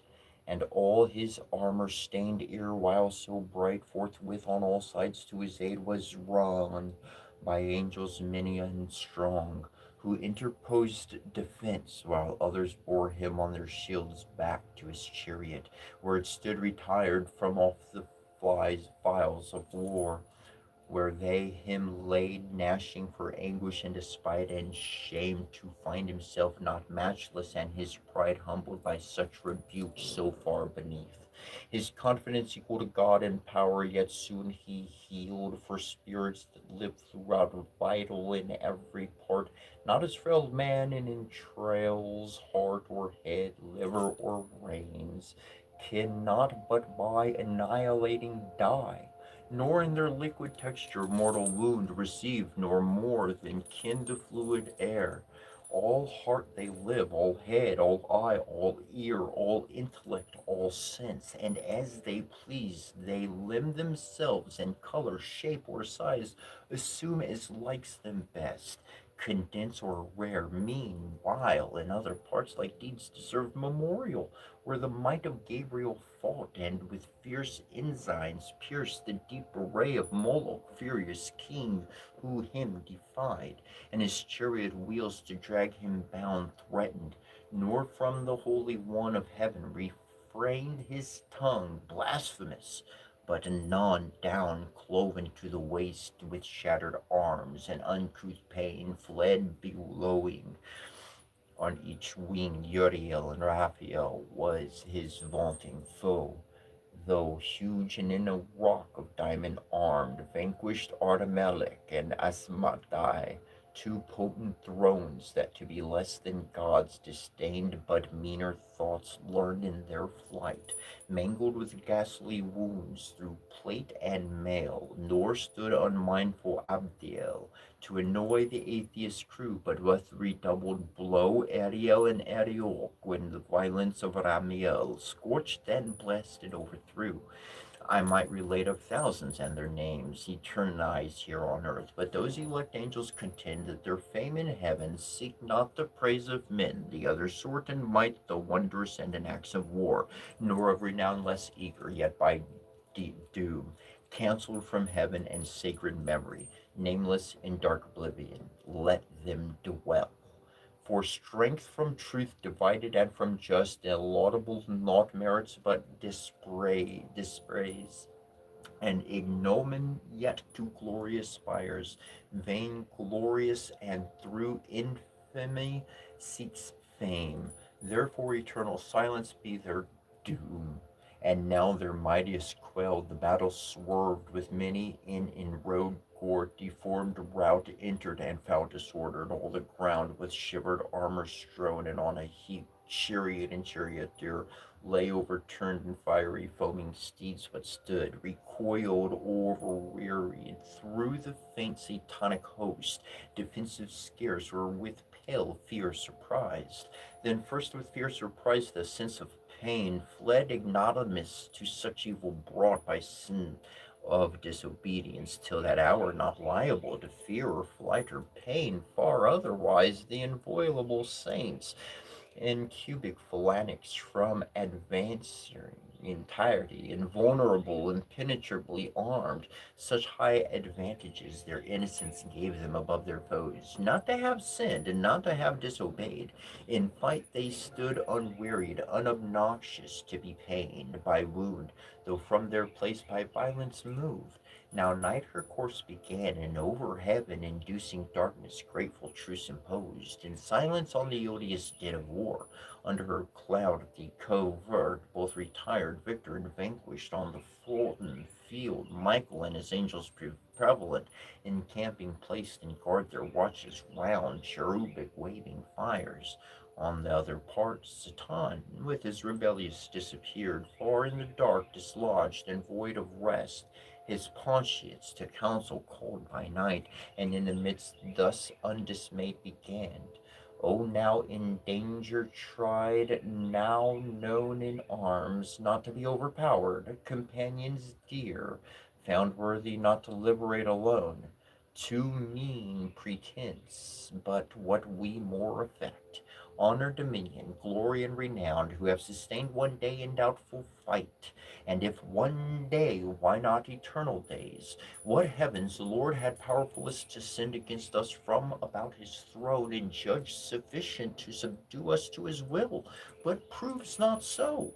Then fallible it seems, of future we may deem him, though till now omniscient thought true is, less firmly armed, some disadvantage we endured in pain. Till now not known, but known is soon contend, since now we find this our embryo form, incapable of mortal injury, imperishable, and though pierced with wounds, soon closing, and by native vigor healed. Of evil then so small as easy think the remedy, perhaps more valid arms, weapons more violent than next we meet, may serve to better us and worse our foes, or equal what between us may the odds, in nature none, if other hidden cause left them superior. While we preserve unhurt our minds, and understanding sound, due search and consultation will disclose. He sat, and in the assembly next up stood Nisroch, the principalities the prime. As one he stood escaped from the cruel flight, sore toiled his riven armies to havoc hewed, and clouded aspect, thus answering spake. Deliverer from new lords, leader to free enjoyment of our right as gods, yet hard for gods, and too unequaled, work we find against unequal arms to fight in pain against unpained and passive, from which evil ruin must needs ensue. For what avails valor or strength through matchless quelled with pain, which all subdues and makes remiss the hands of mightiest? Sense of pleasure we may well spare out of life perhaps, and not repine, but live content, which is the calmest life. But live content, which is the calmest life. But pain is perfect misery, the worst of evils, and excessive overturns all patience. He who therefore can invent with what more forcible we may offend our yet unwounded enemies, or arm ourselves like with defense, to me deserves no less than for deliverance than we owe. Whereto, with look composed, Satan replied, not uninvented that which thou aright believest so main to our success I bring, of which of us who beholds the bright surface of this etheros mold whereon we stand, this continent of spacious heaven adorned with plant, fruit, flower, and boreal gems and gold, whose eye so superficially surveys these things as not to mind from whence they grow, deep underground, materials dark and crude, of spirituous and fiery spume, till touched with heaven's rays and tempered they shoot forth so beauteous opening to the ambient light. These in their dark nativity the deep shall yield us, pregnant with infernal flame, which into hollow ensigns, long and round, thick, round, and at the other bore with touch of fire, dilated and infuriate, shall send forth from far with thundering noise among our foes such implements or mischief as shall dash to pieces and overwhelm whatever stands adverse, that they shall fear we have disarmed the thunder of his only dreaded bolt. Nor long shall be our labor, yet ere dawn effects Effect shall end our wish. Meanwhile, revive, abandon fear, to strength and counsel joined. Think nothing hard, much less to be despaired. He ended, and his words their drooping cheer enlightened, and their languished hope revived. The invention all admired, and each how he to be inventor missed. So easy it seemed once found, yet which unfounded most would have thought impossible. Yet haply of thy race in future days, if malice should abound, some one intent on mischief, or inspired with devilish machination, might devise like instrument to plague the sons of men for sin, on war and mutual slaughter bent. Forthwith from council to work they flew, none arguing stood, innumerable hands were ready, in a moment up they turned wide the celestial soil, and saw beneath the originals of nature and their crude conceptions sulphurous and nitrous foam, they found they mingled, and with subtle art concocted and adusted, they reduced to blackest grain, and into store conveyed. Part hidden veins digged up, nor hath this earth in trails unlike of mineral and stone, whereof to found their ensigns and their balls of missive ruin. Part incentive reed provide pernicious with one touch to fire, so all ere day spring under conscious night, secret they finished, and in order set, with silent circumspection unspied. Now when fair morn, orient in heaven appeared, up rose the victor angels, and to arms the martin trumpet sung. In arms they stood of golden panoply, refulgent hosts soon banded, others from the dawning hills look round, and scouts each coast light armed force scour each quarter to descry the distant foe where lodged, or whither fled, or if for flight in motion or in alt, him soon they met. Underspread ensigns moving nigh, and low but firm battalion back with speediest sail. Zephyl of cherubim, the swiftest wing, came flying, and in mid-air aloud thus cried, "Arm, warriors, arm for fight! The foe at hand, whom fled we thought, will save us long pursuit this day. Fear not his flight, so thick a cloud he comes, and settled in his face I see a sad resolution and secure. Let each his adamantine coat gird well, and each fit well his helm. Grip fast his orbed shield, borne even or high, for this day will pour down, if I conjecture aught, no drizzling shower, but rattling storm of arrows barbed with fire. So warned he them, aware themselves, and soon in order, quit of all impediment. Instant, without disturb, they took alarm, and onward move in battlement, when behold, not distant far, with heavy pace, the foe approaching, gross and huge, in hollow cube, training his devilish engine, impaled on every side with shadowing squadrons deep, to hide the fraud. An interview both stood a while, but suddenly at head appeared Satan, and thus was heard commanding loud, vanguard to right and left, the front unfouled, that all may see who hate us, how we seek peace and composure, and with open breast stand ready to receive them, if they like our overture, and turn not back perverse. But that I doubt, however, witness heaven, heavens, witness thou anon, while we discharge freely our part. Ye who appointed stand, do as you have in charge, and briefly touch what we propound, and loud that all may hear, so scoffing in ambiguous words, he scarce had ended, when to right and left the front divided, and to either flank retired, which to our eyes discovered new, strange, triple mounted row of pillars laid on wheels, for like to pillars most they seemed, or hollowed bodies made of oak or fir, with branches lopped in wood or mountain felled. Brass iron, stony mold had not their mouths, with hideous orifice gaped on us wide. Pretending hollow truce at each behind a seraph stood, and in his hand a reed stood waving up tipped with fire, while we suspense collected stood within our thought amused. Not long, for sudden, all at once, their reeds put forth, and to a narrow vent applied, with nicest touch, immediate in a flame, but soon obscured with smoke. All heaven appeared from those deep-throated engines belched, whose roar embowed with outrageous noise the air, and all her entrails tore to scorching foul their devilish glut, chained thunderbolts and hail of iron globes, which on the victor host leveled with such impetuous fury smote, that whom they hit none on their feet might stand, though standing else as rocks, but down they fell by thousands, angel on archangel rowed. The sooner for their arms unarmed they might have easily as spears evaded swift by quick contradiction or remove, but now foul dissipation followed in forced rout, nor served it to relax their serried files. What should they do?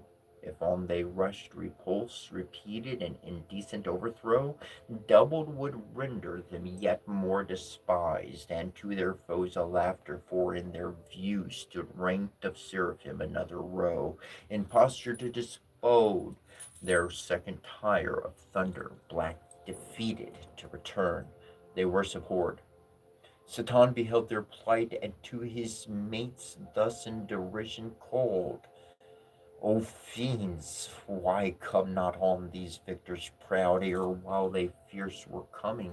And when we were to entertain them fair with open front and breast, what could we more? Propounded terms of compulsion, straight they changed their minds, flew off, and into strange vagaries fell, as they would dance, yet for a dance they seemed somewhat extravagant and wild, perhaps for joy of offered peace, but I suppose if our proposals once again were heard, we should compel them to a quick result.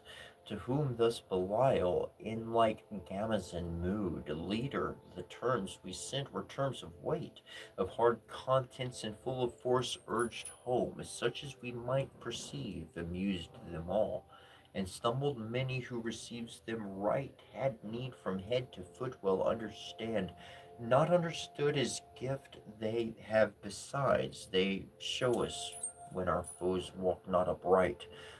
They so among themselves in pleasant veins stood scoffing, heightened in their thoughts beyond all doubt of victory, eternal might.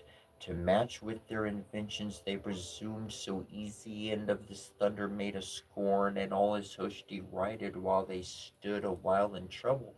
But they stood not long, rage prompted them at length, found them arms against such hellish mischief, fit to oppose forthwith. Behold the excellence, the power which God hath in his mighty angels placed. Their arms away they threw into the hills, for earth hath this variety from heaven of pleasure, situate in hill and dale, light as the lightning glimpse they flew from their foundations, loosening to and fro they plucked the seated hills, and all their load, rocks, waters, woods, and by the shaggy tops uplifting, bore them in their hands amaze. Be sure and terror seized the rebel host, when coming towards them so dread they saw the bottom of the mountains upward turned, till on those cursed ensigns tripled row they saw them whelmed, and all their confidence under the weight of mountains buried deep, themselves invaded next, and on their heads main promontories flung, which in the air came shadowing the oppressed whole legions armed. Their armor helped their harm, crushed and bruised into their substance pent, which wrought them pain implacable, and many a dolorous groan, long struggling underneath, ere they could wind of such prisons those spirits of purest light, purest at first, now gross by sinning grown. The rest in imitation too like arms betook them, and the neighboring hills uptore, so hills amid the air encountered hills, hurled to and fro with ejaculation dire, that underground they fought in dismal shade, infernal noise. War seemed a civil game to this uproar. Horrid confusion heaped upon confusion rose, and now all heaven had gone to rack with ruin overspread, had not the Almighty Father, where he sits, shrined in his sanctuary of heaven secure, consulting on the sum of things, foreseen this tumult, and permitted all it wise, that his great purpose he might so fulfill, to honor his anointed Son avenged upon his enemies, and to declare all power on him transferred, whence to his Son, the assessor of his throne, he thus began: effulgence of my glory, Son beloved, Son in whose face invisible is beheld visibly what by deity I am, and in whose hand what by decree I do. Second omnipotence, 2 days are past, 2 days are as we compute the days of heaven, since Michael and his powers went forth to tame this disobedient sore, hath been their fight, as likest was when two such foes met armed. For to themselves I left them, and thou knowest equal in their creation they were formed, save what sin hath impaired, which yet hath wrought insensibly, for I suspended their doom, whence in perpetual flight they needs must last endless, and no solution will be found. War, wearied, hath performed what war can do, in so disordered rage let loose the reins, with mountains as with weapons armed, which makes wild work in heaven and dangerous to the main. 2 days are therefore past, and third is thine. For thee I have ordained it, and thus far have suffered, as that the glory may be thine of ending this great war, since none but thou can end it. Into thee such virtue and grace immense I have transfused, that all may know in heaven and hell thy power above compare, in this perverse commotion govern thus, to manifest thee worthiest to be heir of all things, to be heir and to be king by sacred unction, thy deserved right. Go then, thou mightiest in thy father's might, ascend my chariot, guide the rapid wheels that shake heaven's basis, bring forth all my war, my bow and thunder, my almighty arms, gird on and sword upon my puissant thigh, pursue these sons of darkness, drive them out from all heaven's bounds into the utter deep. Let them learn, as like them, to despise God and Messiah, his anointed King. He said, and on his Son with rays direct shone full, he all his Father full expresses ineffably into his face receive. And thus the filial Godhead answering spake: O Father, O supreme of heavenly thrones, first, highest, holiest, best, thou always seekest to glorify thy Son. I always thee as is most just. This I my glory account, my exaltation and my whole delight, that thou in me well pleased declarest thy will fulfilled, which to fulfill is all my bliss. Scepter and power thy giving I assume, and gladlier shall resign, than in the end thou shalt be all in all, and I in thee forever, and in me all whom thou lovest. But whom thou hatest, I hate, and can put on thy terrors as I put thy mildness on. Image of thee in all things, and shall soon, armed with thy might, rid heaven of these rebelled to their prepared ill mansion, driven down to chains of darkness, and the undying worm that from thy just obedience could revolt. To whom obey is happiness entire. When then shall thy saint unmixed, and from the impure far separate, circling thy holy mount, unfeigned hallelujahs to thee sing, hymns, hymns of high praise, and I among them chief. So said he, over his scepter bowing, rose from the right hand of glory where he sate. And the third sacred morn began to shine, dawning through heaven. Forth rushed with whirlwind sound the chariot of paternal deity, flashing thick flames, wheel within wheel undrawn, itself instinct with spirit, but convoyed by four cherubic shapes, four faces, each had wondrous as with stars, their bodies all had wings, were set with eyes the wheels of beryl, and careering fires between over their heads, and a crystal firmament whereon a sapphire throne, inlaid with pure amber and colors of the showery arch, he in celestial panoply all armed of radiant aureum, work divinely wrought, ascended at his right hand victory, sate a eagle wing, beside him hung his bow and quiver with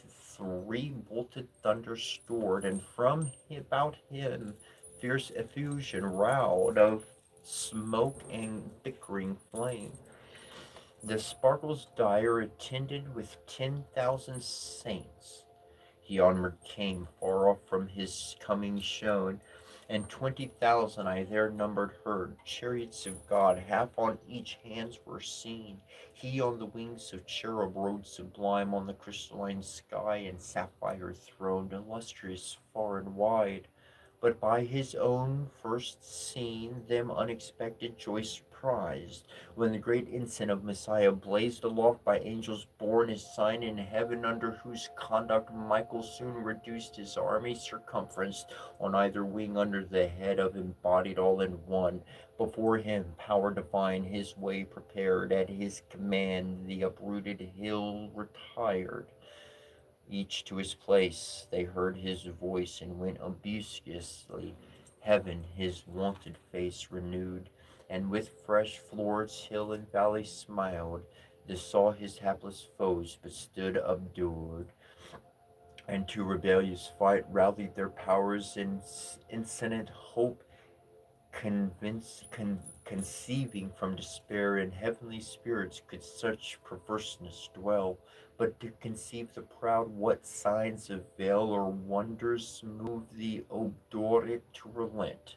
They hardened more by what might most reclaim, grieving to see his glory at the sight took envy, and aspiring to his height stood re-embattled fierce by force or fraud, weening to prosper, and at length prevail against God and Messiah, or to fall in universal ruin, and now to final battle drew, disdaining flight or faint retreat, when the great Son of God to all his host on either hand thus spoke: Stand still in bright array, ye saints.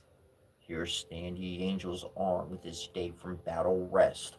Faithful hath been your warfare, and of God accepted, fearless in his righteous cause, and as ye have received, so have ye done, invincibly. But of this cursed crew the punishment to other hand belongs. Vengeance is his, of whose he sole appoints. Number to this day's work is not ordained, nor multitude. Stand onely, and behold God's indignation on these godless poured by me, not you, but me they have despised, yet envied. Against me is all their rage, because the Father, to whom in heaven's supreme kingdom and power and glory appertains, hath honored me according to his will. Therefore to me their doom he hath assigned, that they may have their wish to try with me in battle, which the stronger proves, they all or I alone against them, since by strength they measure all. Of other excellence not emulous, nor care who them excels, nor other strife with them do I vouchsafe.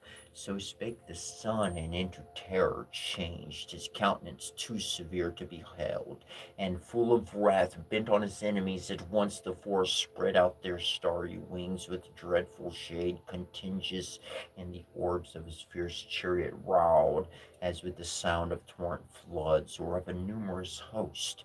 He on his impious foes right onward drove, gloomy as night under his burning wheels. The steadfast Empyrean shook throughout, all but the throne itself of God. Full soon among them he arrived, in his right hand grasping 10,000 thunders, which he sent before him, such as in their souls in fixed legs. They astonished, all resistance lost, all courage down their idle weapons dropped, o'er shields and helmed held heads he rode, of thrones and mighty seraphim prostrate, that wished the mountains now might be again thrown on them as a shelter from his ire, nor less on either side tempestuous fell his arrows, and from fourfold visaged four, distinct with eyes, and from the living wheels, distinct alike with multitude of eyes. One spirit in them ruled, in every eye glared lightning, and shot forth pernicious fire amongst the accursed, that withered all their strength, and of their wonted vigor left them drained, exhausted, spiritless, afflicted, fallen. Yet half his strength he put not forth, but checked his thunder in mid-volley, for he meant not to destroy, but root them out of heaven. The overthrown he raised, and as a herd of goats or timorous flock together thronged, drove them before him thunderstruck, pursued with terror and with furies to the bounds and crystal wall of heaven, which opening wide rowed inward, and a spacious gap disclosed into the wasteful deep. The monstrous sight strode them with horror backwards, but far worse urged them behind. Headlong themselves they threw down from the verge of heaven. Eternal wrath burnt after them to the bottomless pit. Hell heard the unsufferable noise. Hell saw heaven running from heaven, and would have fled affrighted, but strict fate had cast too deep her dark foundations, and too fast and bound 9 days they fell. Confounded chaos roared, and felt tenfold confusion in their fall. Through his wild anarchy, so huge a rout encumbered with him with ruin, hell at last, yawning, received them whole, and on them closed. Hell, their fit habitation, fraught with fire, unquenchable, the host of woe and pain disturbed. Heaven rejoiced, and soon repaired her mural breach, returning whence it rowed. Sole victor from the expulsion of his foes, Messiah of his triumphal chariot turned, to meet him all his saints who silent stood, eye-witness of his almighty acts, with jubilee advanced, and as they went, shaded with branching palm, each order bright, sung triumph, and him sung victorious King, Son, heir, and Lord, to him dominion given. Worthiest to reign, he celebrated rode, triumphant through mid-heaven into the courts and temple of his mighty fathers throned on high, who into glory him received, where now he sits at the right hand of bliss, thus measuring things in heaven by things on earth, at thy request, and that thou mayest beware. By what is past, to thee I have revealed what might have else the human race been hid, the discord which befell in war in heaven among the angelic powers, and the deep fall of those too high aspiring, who rebelled with Satan. He who envies now thy state, who now is plotting how he may seduce thee also from obedience, that with him bereaved of happiness thou mayest partake his punishment, eternal misery, which would be all his solace and revenge. As a despite dawn against the Most High, thee wants to gain companion of his woe, but list not of his temptations. Warn thy weaker, let it profit thee to have heard by terrible example the reward of disobedience. Firm they might have stood, yet fell. Remember the fear of transgress. Thus ends the sixth book.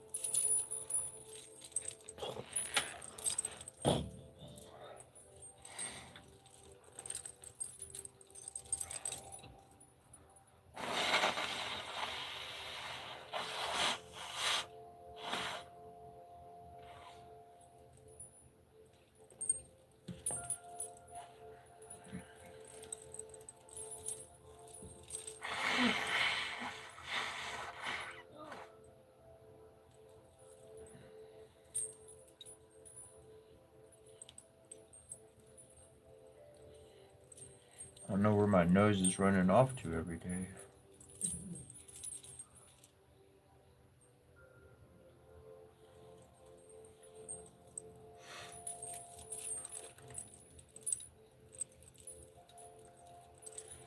Kind of like when you just leave your eyes open for a good long while. If you're any good at, eye staring contests, you'll learn that you'll start to tear up. You'll have tears for no reason. You're not sad or anything, but just all of a sudden you'll tear up. You just start having tears flowing because eyes are drying out. And they're like, man, we gotta get something smooth going on here. It's gotta be something continually talking or reading or something just makes this stuff flow.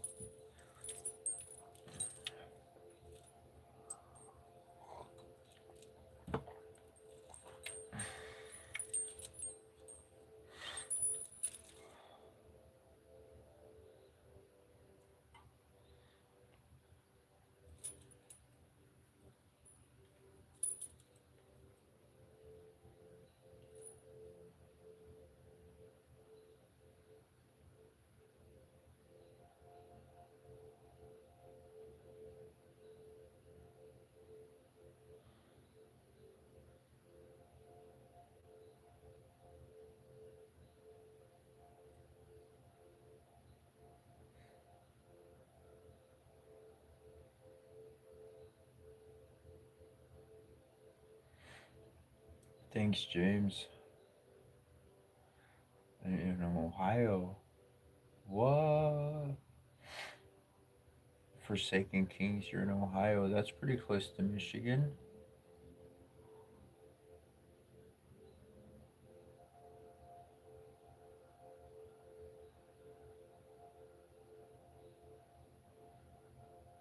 It was raining last night and this morning while we've been on the air.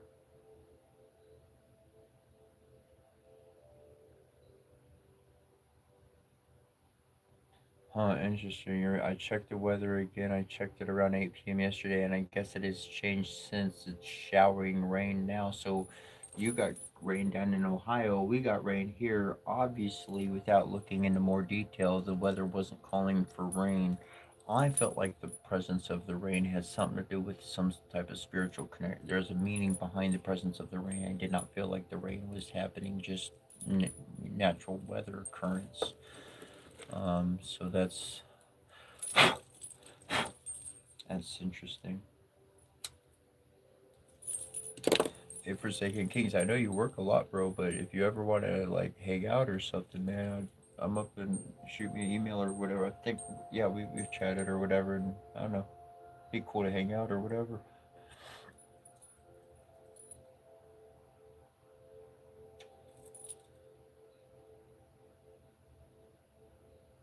Pennsylvania. Okay, I'm just playing pretend here. I'm playing pretend, but who knows? By playing pretend, sometimes it could happen. But like it'd be kind of cool to like I don't know raise a few bucks and then get like I don't know like drive around and like do interviews with people, like visit with people and like make it part of the live and things. That'd be pretty cool.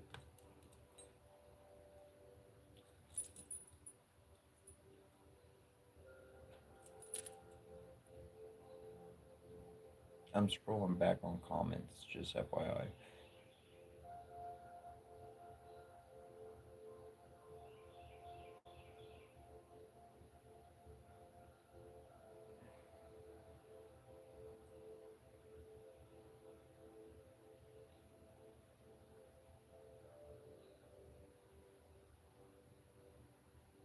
Yeah, it's not too far away from Australia. What's up? Differently created.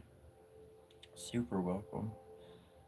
Originally from Indiana. Okay, Derek.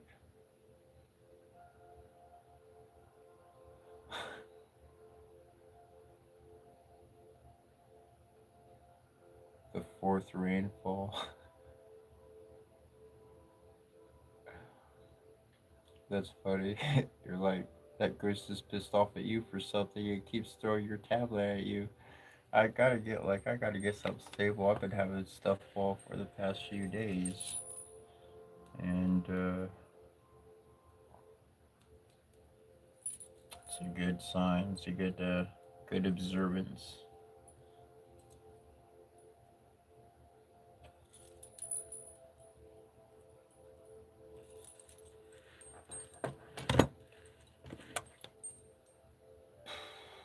I wouldn't say upset though.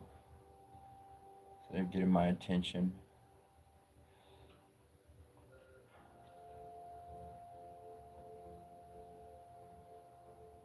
Definitely, man. Sending love out there to Australia. That's pretty awesome.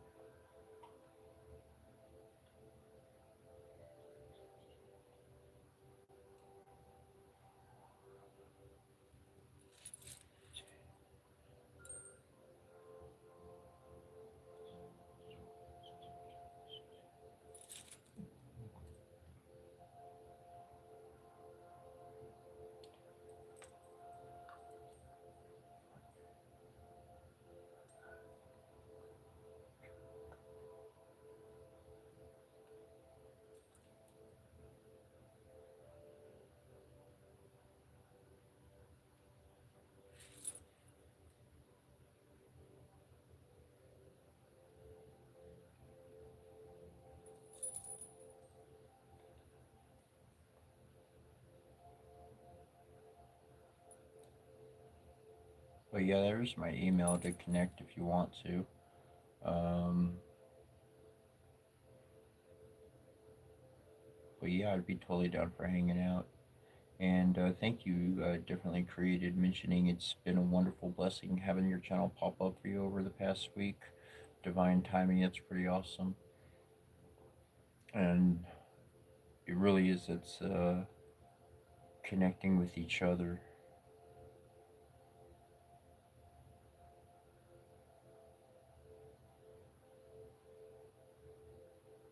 I mean, I was even thinking today about like just going outside and sitting in the rain. I've been thinking about that for a while, but I haven't. Breaking routines and breaking patterns is a pretty good thing to do because we get used to one way of thinking or one way of living, or at least I myself does. So it's good to change things up, and it's kind of interesting because when I want to get outside, when I want to go outside, it seems like it's raining.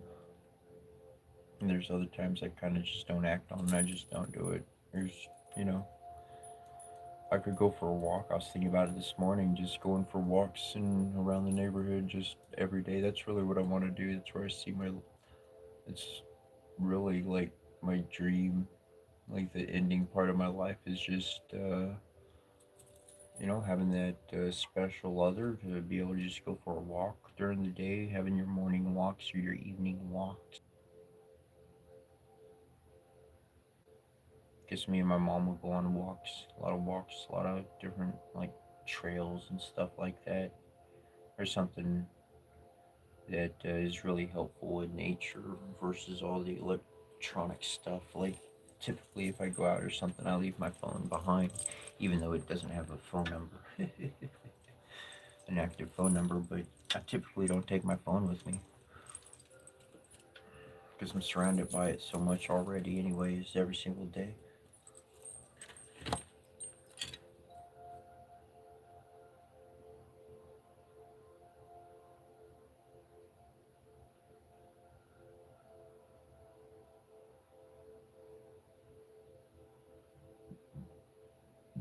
James Walden, that comment to me,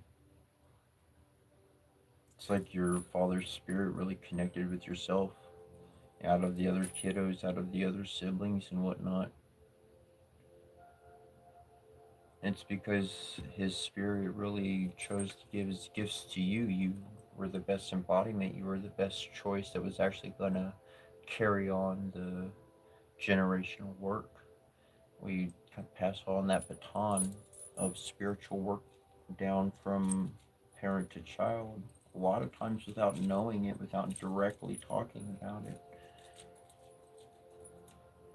And I find that when the soul moved on and somebody's has those qualities of that person, whether trying to or not, just those natural qualities, that's especially not trying to, but still doing it, being it.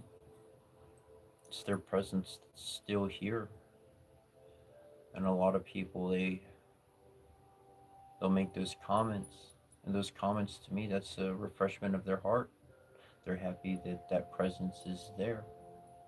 They don't feel like they're really gone. They feel like they're still here, like Dad's still here. And in a lot of ways, that's that's what we do for each other, is we embody what we lost. And it's hard for us to see us embodying what we lost, and so a lot of times we need to see someone else embodying that for us in some way, in some magnitude or degree. And this is how I see that we live forever, that reincarnation is real, that it's not just a lost memory, it's not just a soul that's non-existent, that the memory and the soul exists within the person who's carrying it. And that's like Egyptians, it's important for them to like speak names, because by speaking a name, the person's soul lives. So thus by speaking the name, we give that soul, that consciousness, embodiment. That's spiritual work. That's shamanic work right there. That's really, that's what it comes down to. And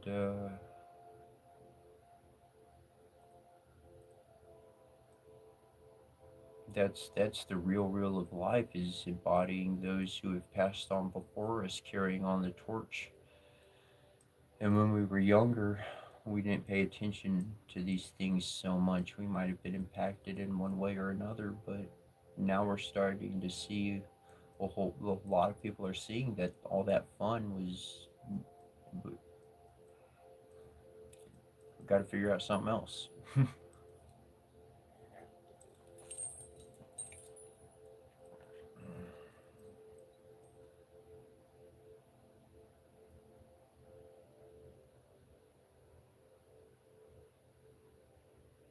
What's up, North Guy? Thank you. Appreciate that. It's the second time seeing you have a unique style.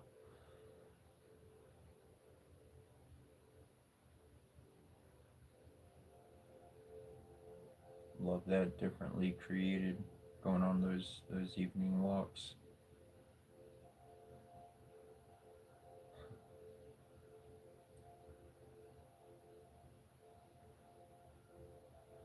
I'm in my 40s. A lot of people have made comments that I don't look like what I've been through, and I look younger than I am. And I'm used to that in life, because people usually wind up underestimating me pretty quickly, and that's okay. I don't mind. Actually, I've learned how to use that to my own advantage, because in any type of combat or sport, if your opponent underestimates you, then you have a massive advantage if you actually have a solid strategy you work with. So, ooh, so I've learned how to just kind of go with that flow and be me regardless. And by being aware and not necessarily being like, yo, I know what's going on, you're able to make your own free will choices and not necessarily be hit by other people and because they don't see what you're doing, they don't understand what you're doing, so they don't think you're up to anything. They think you're just being dumb. Yeah, go ahead. Can I do anything to help you think that a little bit more? I'm not planning the idea, I'm just supporting the idea.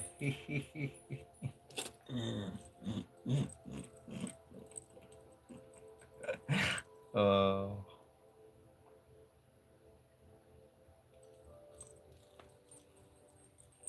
in swordsmanship, there's something called feinting. Feinting. It's when you are going in for an attack, and as soon as your opponent commits to that attack, they have so much force and momentum going into it that one disengages and attacks from a different angle.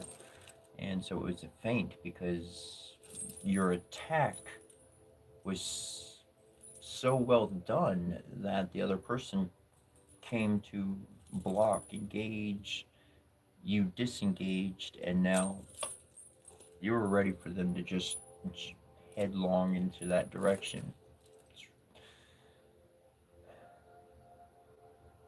And throughout my life, I've learned the most hardest of ways because I thought the best of things of people. I just kept giving people second chance, third chance, fourth chance. Heck, we were playing t-ball in school. You could get 1,000 strikes and you're still not out. You still get to swing again. And I got tired of being abused, and I started learning and accepting. I started accepting that other people don't think nice thoughts like me. They think mean thoughts and vengeful thoughts. And I tried to make things better, but none of that stuff worked. Not really. You know, for a couple of people it did, but in the long run, I had to learn how to protect my own peace for all that I've been through in the past.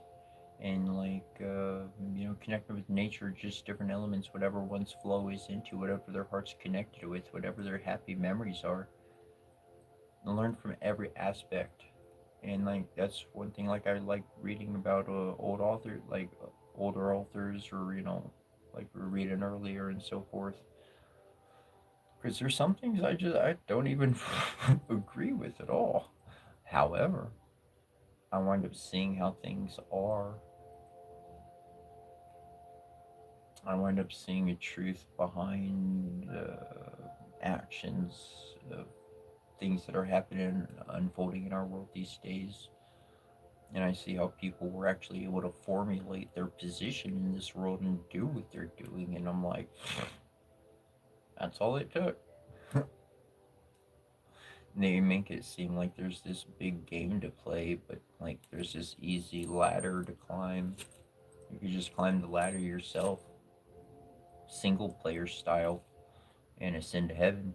Or you could go into the group chat, the group adventure, the online multiplayer aspect, and that's just entertainment. It's pure entertainment. And that's why I implore people every single day to follow your own heart, because your heart's got your path. That path will unfold as you follow it. And for myself, as I followed my faith grew, and it developed my connection. And that connection, it taught me that death is death is a material thing. It's not an eternal thing. Things decompose, things wither, things wear out. So you need a new one. But the soul, the consciousness, the mind, that truly is eternal, and we see it day to day.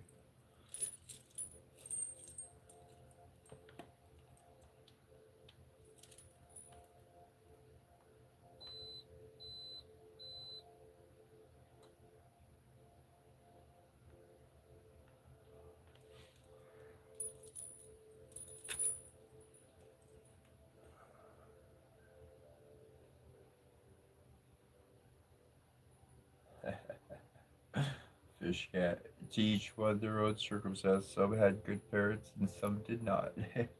True that, true that. So there's some people I've known and they did not have a mom or dad for anything, like any good aspect. So they had to grow up and be what they wanted, and they became that person that they needed in their life. Like yeah, it's super welcome, James.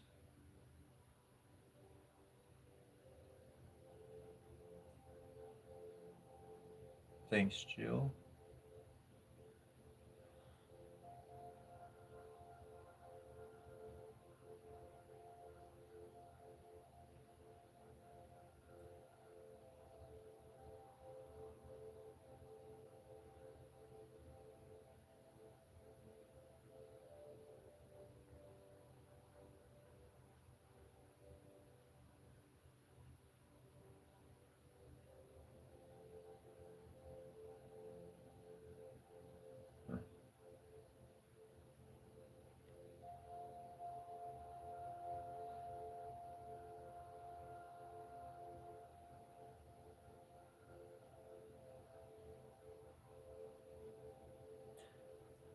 Naburu.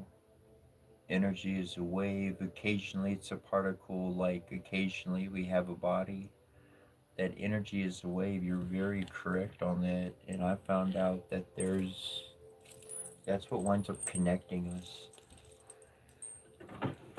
is there's a wave of energy going throughout our world and we all get hit by this wave for our own different situations or view of thinking, surroundings. We're going to go through that experience uniquely, but that's what winds up giving us the knowledge or awareness, the growth, the lesson in life that we wound up learning. And I believe that that's where our divinity, that's where our unity, that's where our oneness truly lies because it's not one person telling people how to act, but it's like, okay, this is the update. Everybody got to kind of work on this little update. And we work on it and we develop and we mature and we grow. We see things differently. We engage our environment differently, and thus we mature. And wouldn't that be the essence of divinity? Is feeling their energy flow, feeling their presence within our very being, tapping into that reality? That's what I believe. That's what I've been working and doing. And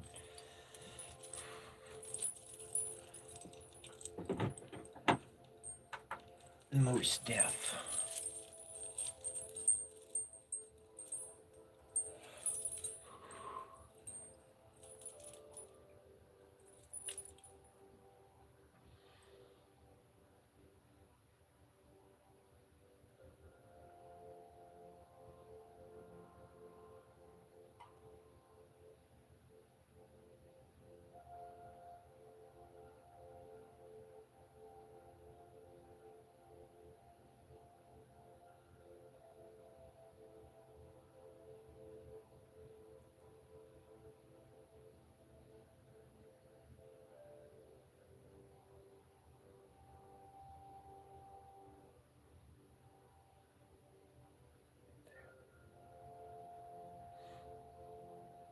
I had grandma. I had a grandma. She had a twin. My grandma's name was Daisy, and her twin's name was Maisie. They live like in the same neighborhood. They were. It's pretty cool.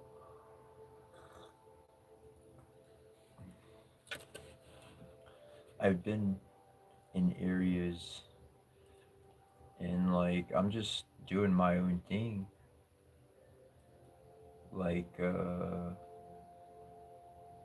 when Gene Hackman passed away, I was down in New Mexico. I was living in New Mexico at that time, and that was that was something else. That was so unique. That was something different.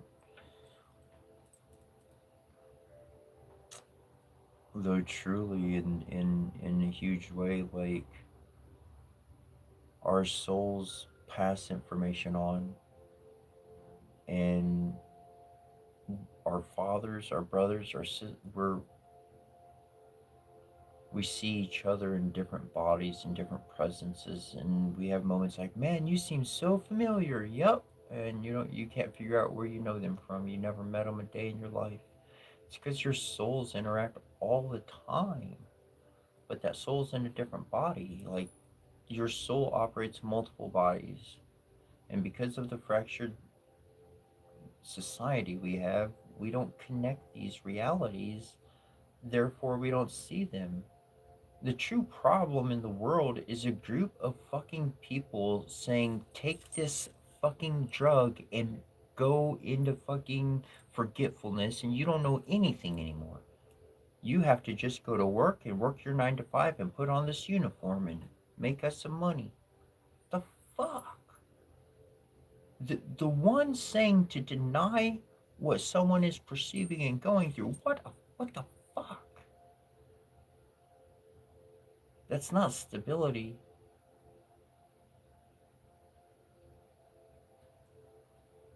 I've learned to really help somebody is to literally, practically move in with them. Be with them every day. Be a friend. Be a friend. Be a constant friend. Be there when the goods are top, when the time is good and when the time is bad. A lot of times I show up when the time is not so good, when the time is not doing well, because it needs a little pick me up. That's my time to go in and do my thing.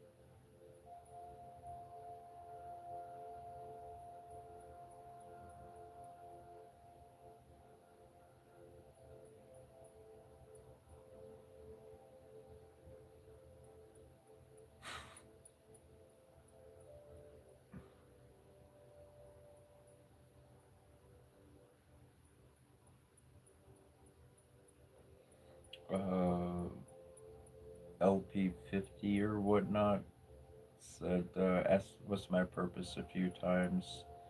Um,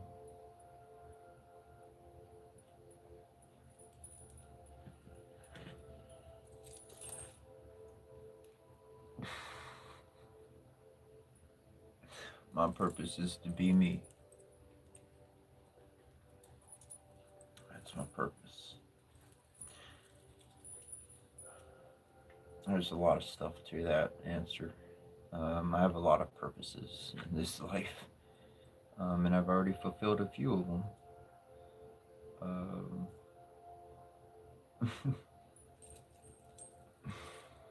But yeah, Forsaken Kings, I can.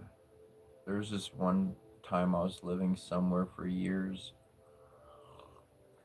Look, if you know anything about raising chickens, which I ain't no farmer, I'm not that guy. However, I know a thing or two. And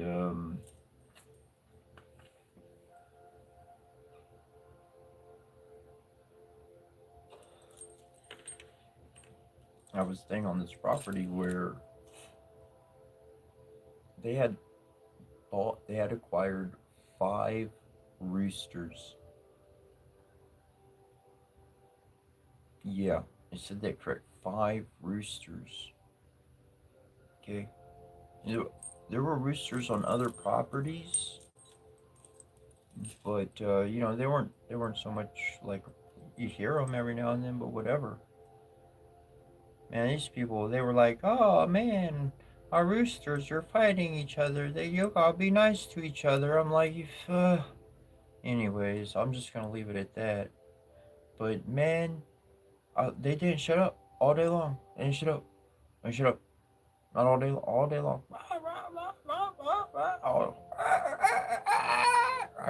I can do it at full volume. You can't tell the difference. If I do a rooster sound, you won't be able to tell the difference whether it was a rooster or you'd be like, damn, that was a rooster. It's pretty loud. But I'd leave my music in my stereo. I'd leave my speakers up. I turn them all to max volume. I watch a movie for 2 hours and I'd be like, okay, they got to be done yapping by now. And literally, for the 10 seconds between one movie to the next, 24/7, man. Like these ones would pop off on our property, on the property I was on, and then these ones would pop off over here, and then these ones would pop off over here, and it would literally just circle all day long, 24/7 roosters, literally night and day, 24/7. Just fucking. So as far as that kind of situation goes, not exactly easy to move apartments. You're gonna have some type of noise complaint and problem somewhere, and that's life. That's life. The world's making a bunch of noise, and I just found the kind of noise I like to make.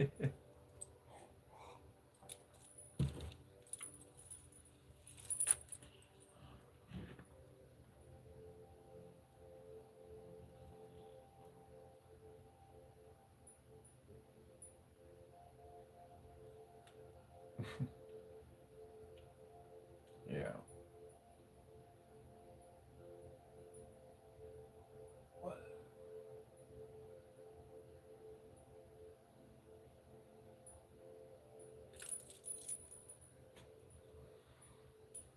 I'm in Michigan.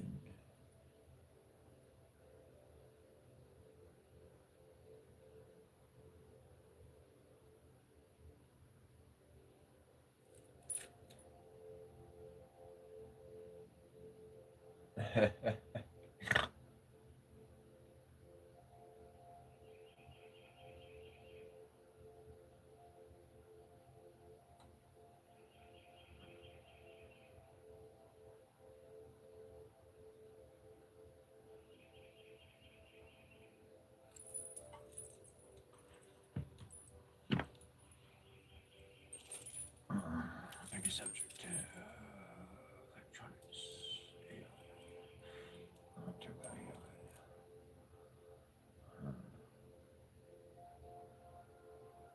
But yeah, I'm quite sure if somebody had the vision or the equipment, they would see a lot of astronomic, like a lot of anomalies in my space, spirits or whatnot. I've had people mention that they see different faces pop out of my face, and they weren't hallucinating. They weren't on anything, like it was just taking different forms. And I've been attuning myself to the spiritual code, to the spiritual essence. Um, I spent months and years going over mantras and all of this sort to essentially attune what I'm hearing and what I can pick up on and thus interact with. And that's why a lot of times I feel like a ghost. Not that I'm being ignored, but by the way that I communicate. I don't care who it is. I don't care who it is. I'll be having a conversation with you, literally one to one with you, and I know what's happening here. That's what I can communicate. But at the same fucking time, the same time, before we started chatting and after we're done physically in the room talking and hearing, I was talking to your soul. I was having another fucking conversation with your soul. Different set of information. Not bad, not good, but just a whole nother conversation. You know, like a positive, you know, like positive, but a whole nother conversation was going on. But I can't communicate, even though I'm aware of that information, I can't communicate it to the physical person. Not always. If they want that transmission, then I can do that. But most of the time, the, the soul knows that the physical mind is not ready to accept the truth. And it's like you can't, it's like you can't break that veil. The person has to break the veil themselves, and the veil is the egg. It's the shell. The shell is your thoughts. It's what contains your heart. And your thoughts put limits on what your heart can accept. And what your heart can accept or not is what your body can actually work with and operate with and live and, operate. Here's $5.99 for this. Thank you. But I got some other spiritual shit going on, but I'm still doing my normal stuff day to day. It's living in multiple worlds at once. It's a multidimensional experience.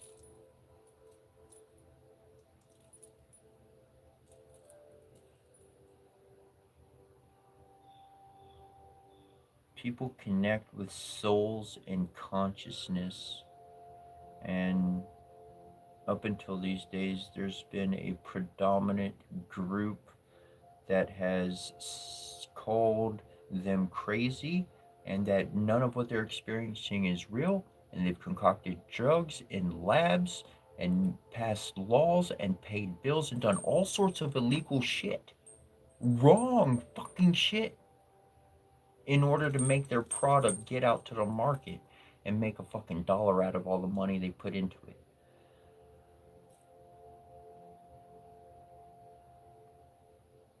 I recognize when somebody's a poor teacher and they're a scapegoat to a charlatan's antics. I stopped playing a long time ago. They never cared to have me play in their system anyways. They just used me all the time. But getting back to talking about the spirit realm and souls, the egg, your consciousness, your connection.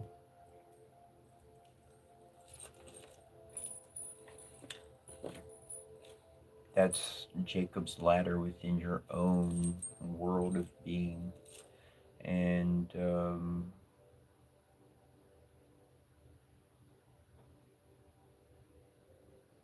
once you start the journey, you don't have time for anything else. You won't have time to be watching me every day, because you're doing your own research, you're doing your own study, you're putting your own things together. And that's what it takes, is the personal journey. You don't need to pay somebody to walk and go on that journey. It takes effort and movement, and that's a choice. It's a choice into one's day-to-day life.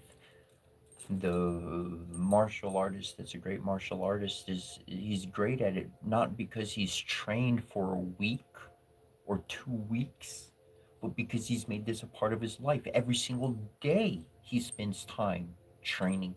He's been doing this for years. It's his regular life. So when he goes into the ring or does what he does, it's fucking second nature. He's always ready. He's always ready because he's always putting himself to the fucking limits. And yeah, he takes his time to rest and heal up. Of course, we need to do that. Not a good idea to break the self. People say, well, you gotta break it in order to build it up. Not exactly. You don't have to. That's one way of doing it. There's a softer form of transformation. For instance, my brother, dude, he needed the spankings. He didn't fucking learn. You could tell him, but he didn't learn. You could show him a better way, but he didn't learn. You could be like, look, it works better this way. And he's like, no, I'm going to do it my way.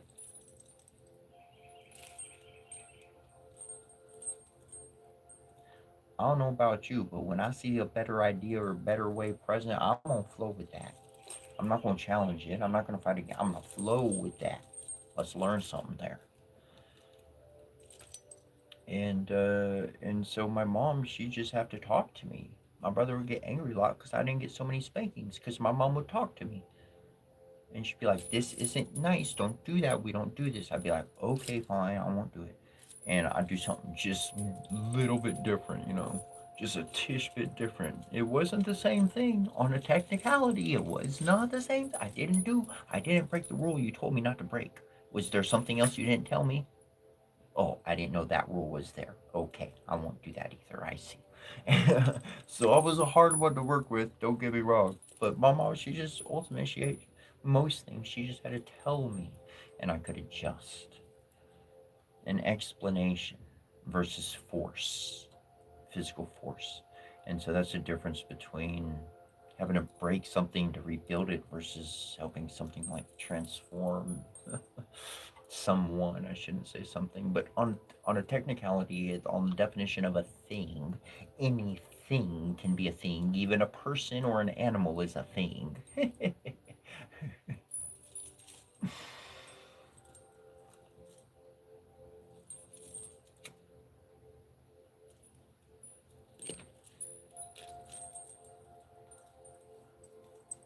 I learned to be very technical with my words and not sarcastic and not no hidden messages. If people don't fucking understand it and they get me wrong, that's fucking on them. That's on them. I did my best to be like, I, tr- I tried to explain myself and everything, but anyways, I became aware of telepathic communication and observance. Not observance and telepathic communication as in me sending it out or me, but that my spiritual teachers, that my guides, my spirit team, God, however you want to look at it, was watching me and listening to me. They were hearing everything, not beyond devices, beyond devices. And I had to, I didn't have to, but I chose to become more literal with my words. I started looking up definitions to things that I just said, sayings that I just said naturally. Let me look at the sequence of these actual definitions. What am I technically saying? Because they're hearing what I'm saying, and if I'm saying the wrong thing, they may not understand. They're not going to understand what I may be relating to. I need to be literal with what I'm speaking, and thus that helped my communication with others. At first, there's a lot of problems. I didn't see them as problems, but there were issues that I was noticing. But those issues were clearing up old problems. The old issues were getting cleared up because now there was clear communication coming through. If I wind up hanging out with somebody and everything they say has no meaning, and I um, like there's one person I was hanging around, and he'd say, "You know what I mean? You know what I mean? You know what I mean?"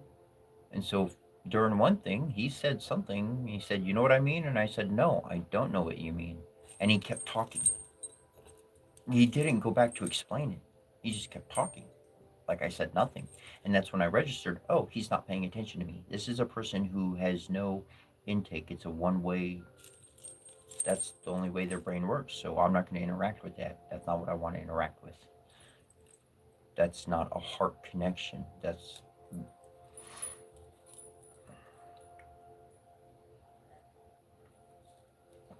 so me being literal with my own words really helped me stop toying with life. Not that I was doing it intentionally on purpose, but my environment created a pattern of behaviors which instilled habits that I found were truly not helping me, more so harmful to me. And clearing that up in my own behavior and my own workings helped me at least keep my thoughts together better, keep notes better, let me be abstract in my thinking when I want to be, and that's contained in that abstractness, that analogy portion, that methodology.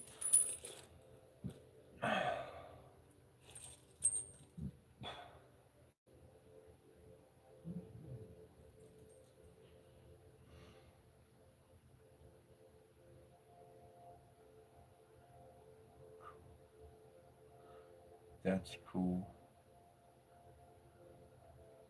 So at three places we have rain popping up, like kind of coming and going. Naburu and Forsaken Kings and myself. That's cool. Um, water is the oh man, water's practically the fastest thing you can transmute energy into and create a vibratory. field within it, a resonance. Water has memory scientifically, like as a lot of things do.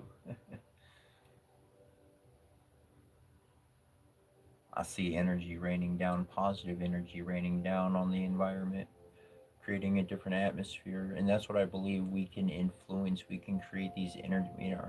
Earlier we were talking about energy, uh, weather, energetical weather that we wind up experiencing and takes an impact on our lives. And depending what we learn, go through experience, and so forth. And I believe very much so that we can create this kind of weather on our world through the energy that we wind up creating of our own resonance. Not a resonance in other people, but a resonance within ourselves. That's where the goal is for each person to light up like a lighthouse. The whole world be lit up at once. Like, regardless of how the scriptures are formulated, I see in the scripture says, like, at one time the whole world, our earth, the whole thing was lit up with light. The whole thing was lit up.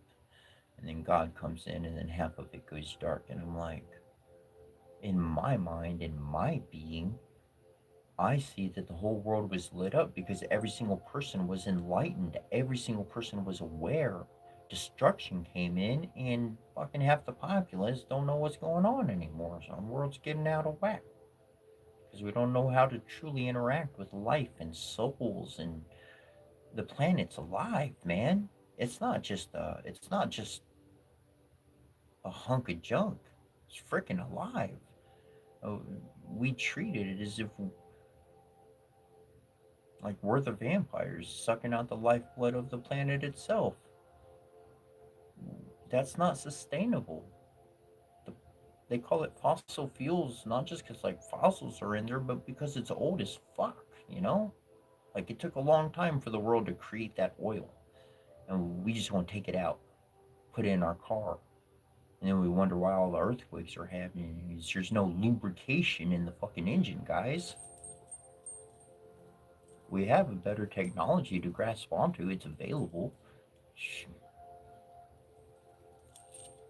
It's what powers so much in the world that nobody even knows about. Well, few people know about it. We could change that overnight practically.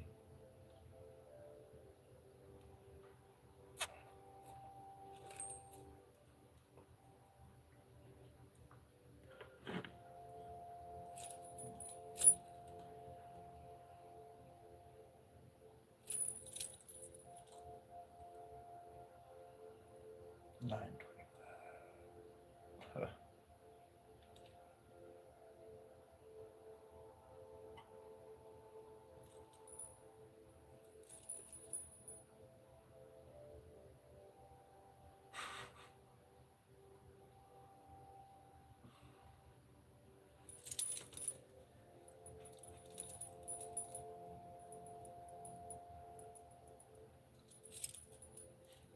What's up, Rhonda?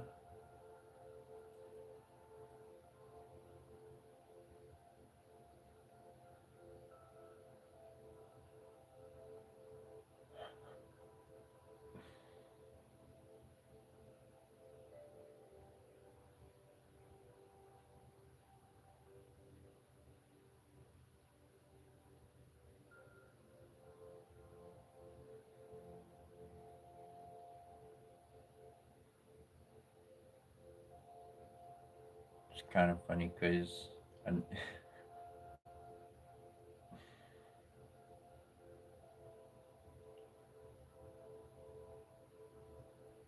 that's for real, Lark.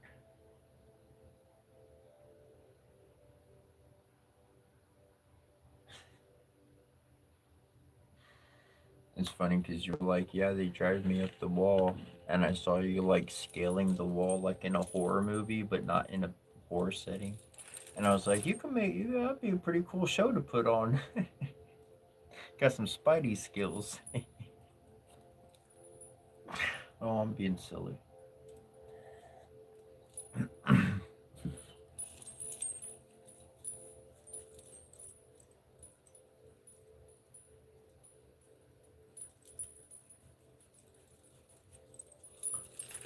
There's somebody I knew, and they did the scalp massage. It's pretty decent.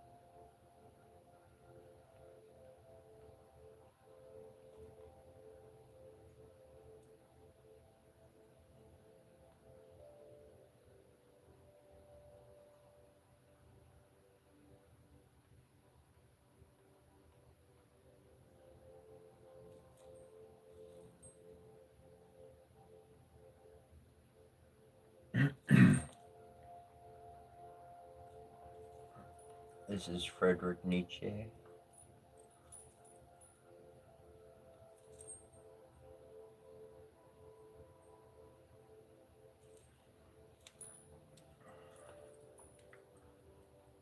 Joyful.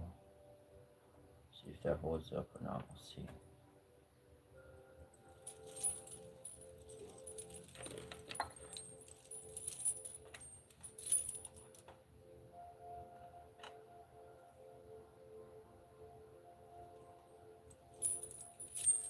The teachers of the object of existence. Whether I look with a good or an evil eye upon me, I find them always at one problem, each and all of them, to do that which conduces to the conversation of the human species, and certainly not out of any sentiment of love for this species, but simply because nothing in them is older, stronger, more inexorable, and more unconquerable than that instinct, because it is precisely the essence of our race and herd. Although we are accustomed readily enough with our usual short sightedness to separate our neighbors precisely into useful and hurtful, into good and evil men, yet when we make a general calculation and reflect longer on the whole question, we become distrustful of this defining and separating and finally leave it alone. Even the most hurtful man is still, perhaps, in respect to the conversation of the race, the most useful of all, for he conserves in himself by his effort on others impulses without which mankind might long ago have languished or decayed.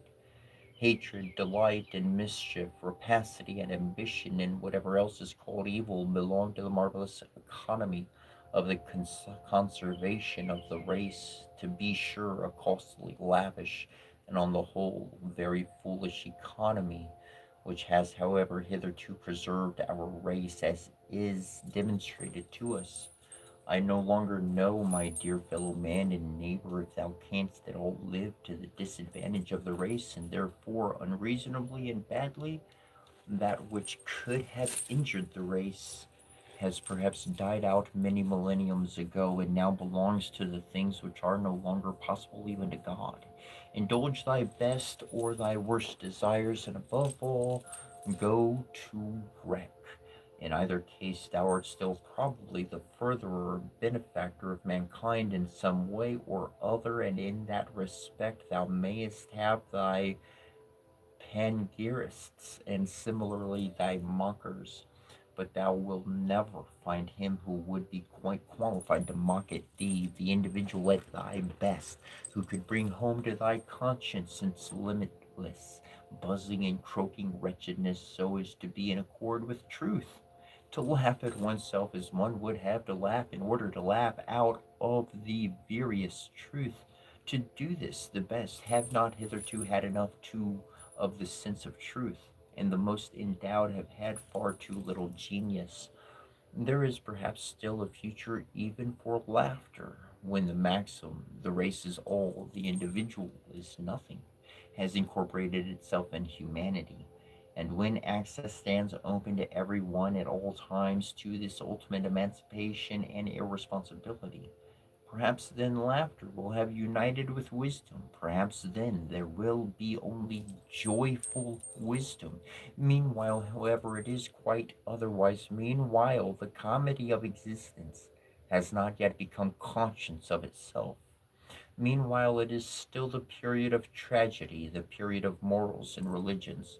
What does the ever appearing of founders of morals and religions, of instigators of struggles for moral valuations, of teachers of remorse of conscience and religious war imply?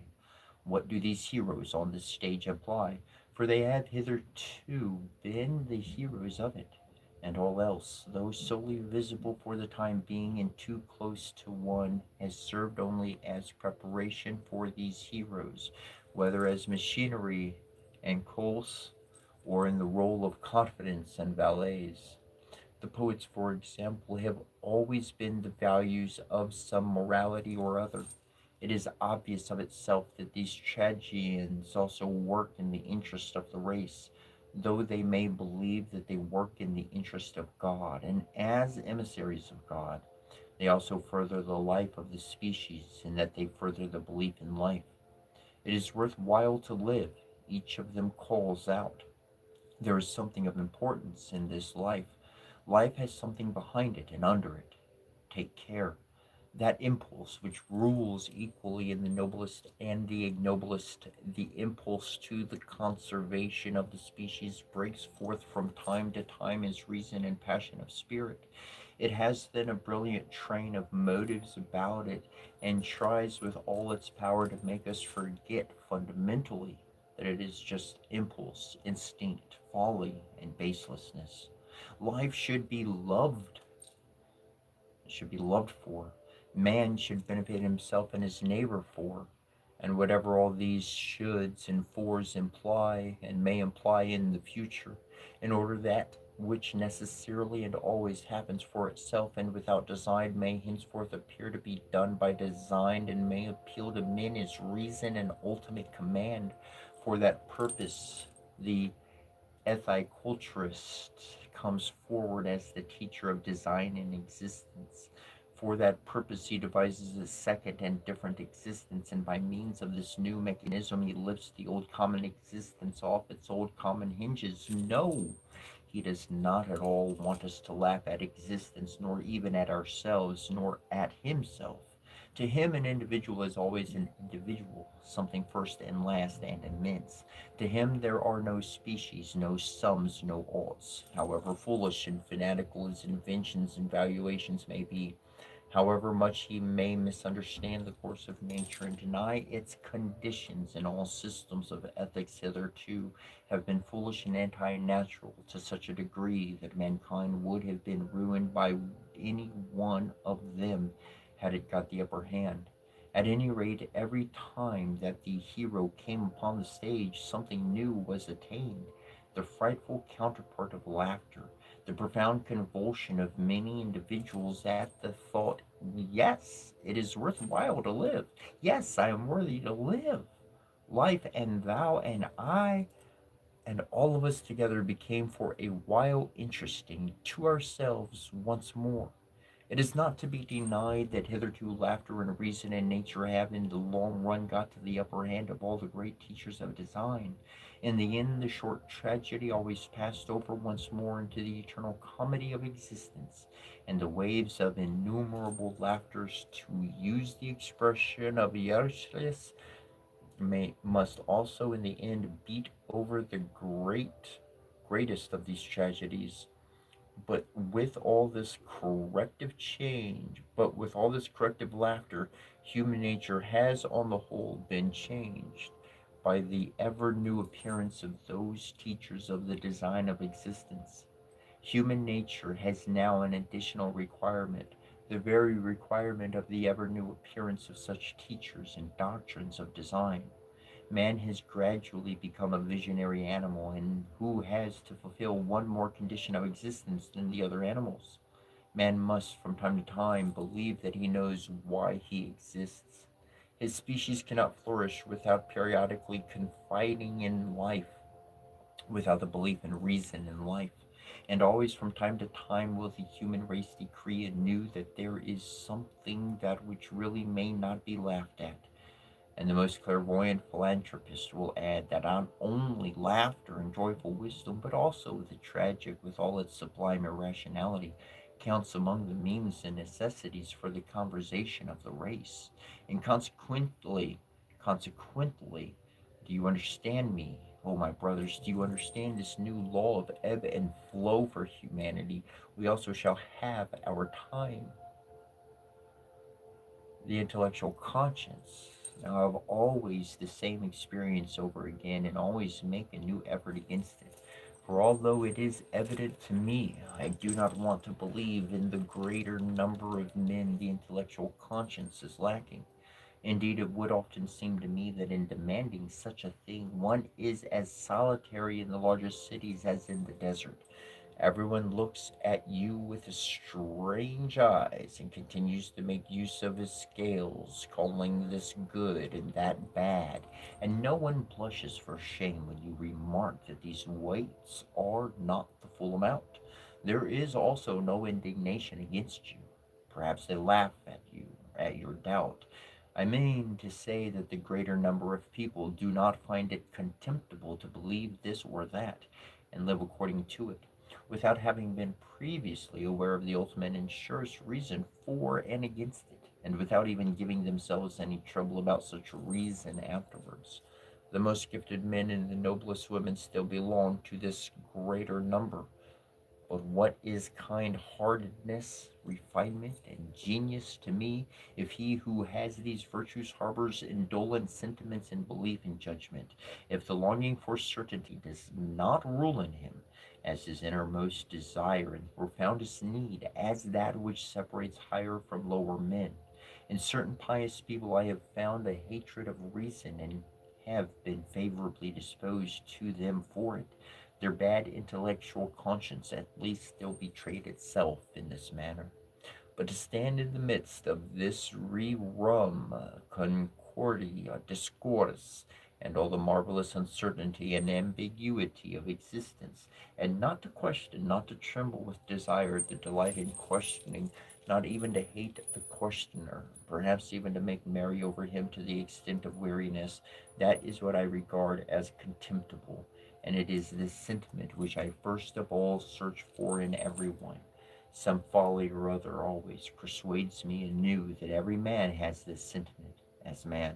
This is my special kind of unrighteousness. Noble and ignoble. To ignoble natures, all noble, magnanimous sentiments appear inexpedient, and on that account, first and foremost, as incredible. They blink with their eyes when they hear of such matters and seem inclined to say, there will, no doubt, be some advantage therefrom. One cannot see through all walls. They are jealous of the noble person as if he sought advantage by backstair methods, when they are all too plainly convinced of the absence of selfish intentions and emoluments. The noble person is regarded by them as a kind of fool. They despise him in his gladness, and they laugh at his luster of his eye. How can a person rejoice at being at a disadvantage? How can a person with open eyes want to meet with disadvantage? It must be a disease of the reason with which the noble affection is associated. So they think, and they look depreciatingly thereon, just as they depreciate the joy which the lunatic derives from his fixed idea. The ignoble nature is distinguished by the fact that it keeps its advantage steadily in view, and that this thought of the end and advantage is even stronger than its strongest impulse, not to be tempted to expedient activities by its impulses. That is its wisdom and inspiration. In comparison with the ignoble nature, the higher nature is more irrational. For the noble, magnanimous, and self sacrificing person succumbs, in fact, to his impulses, and in his best moments his reason lapses altogether. An animal which, at the risk of life, protects its young, or in the pairing season follows the female where it meets with death, does not think of the risk and the death. Its reason pauses likewise because its delight in its young, or in the female, and the fear of being deprived of this delight dominated exclusively. It becomes stupider than at other times, like the noble and magnanimous person. He possesses feelings of pleasure and pain of such intensity that the intellect must either be silent before them or yield itself to their service. His heart then goes into his head, and one henceforth speaks of passions here and there, to be sure, the antithesis to this, and as it were the reverse of passion, presents itself, for example, in Fontenelle, to whom some one once laid the hand on the heart with the words, "What you have there, my dearest friend, is brain also." It is the unreason or perverse reason of passion which the ignoble man despises the noble individual, especially when it concentrates upon objects whose value appears to himself to be altogether fantastic and arbitrary. He is offended at him who succumbs to the passion of the belly, but he understands the allurement which here plays the tyrant. But he does not understand, for example, how a person out of love of knowledge can stake his health and honor on the game. The taste of the higher nature devotes itself to exceptional matters, to things which usually do not affect people, and seem to have no sweetness. The higher nature has a singular standard of value. Yet it is mostly of the belief that it has not a singular standard of value in its idiosyncrasies of taste. It rather sets up its values and non values as the generally valid values and non values, and thus becomes incomprehensible and impracticable. It is very rarely that a higher nature has so much reason over and above as to understand and deal with everyday men as such. For the most part, it believes in its passion as if it were the concealed passion of everyone, and precisely in this belief it is full of ardor and eloquence. If then such exceptional men do not perceive themselves as exceptions, how can they ever understand the ignoble natures and estimates average men fairly? Thus it is that they also speak of the folly and expediently and fantasy of mind, full of astonishment at the madness of the world, and that it will not recognize the one thing needful for it. Now this is the eternal unrighteousness of noble natures.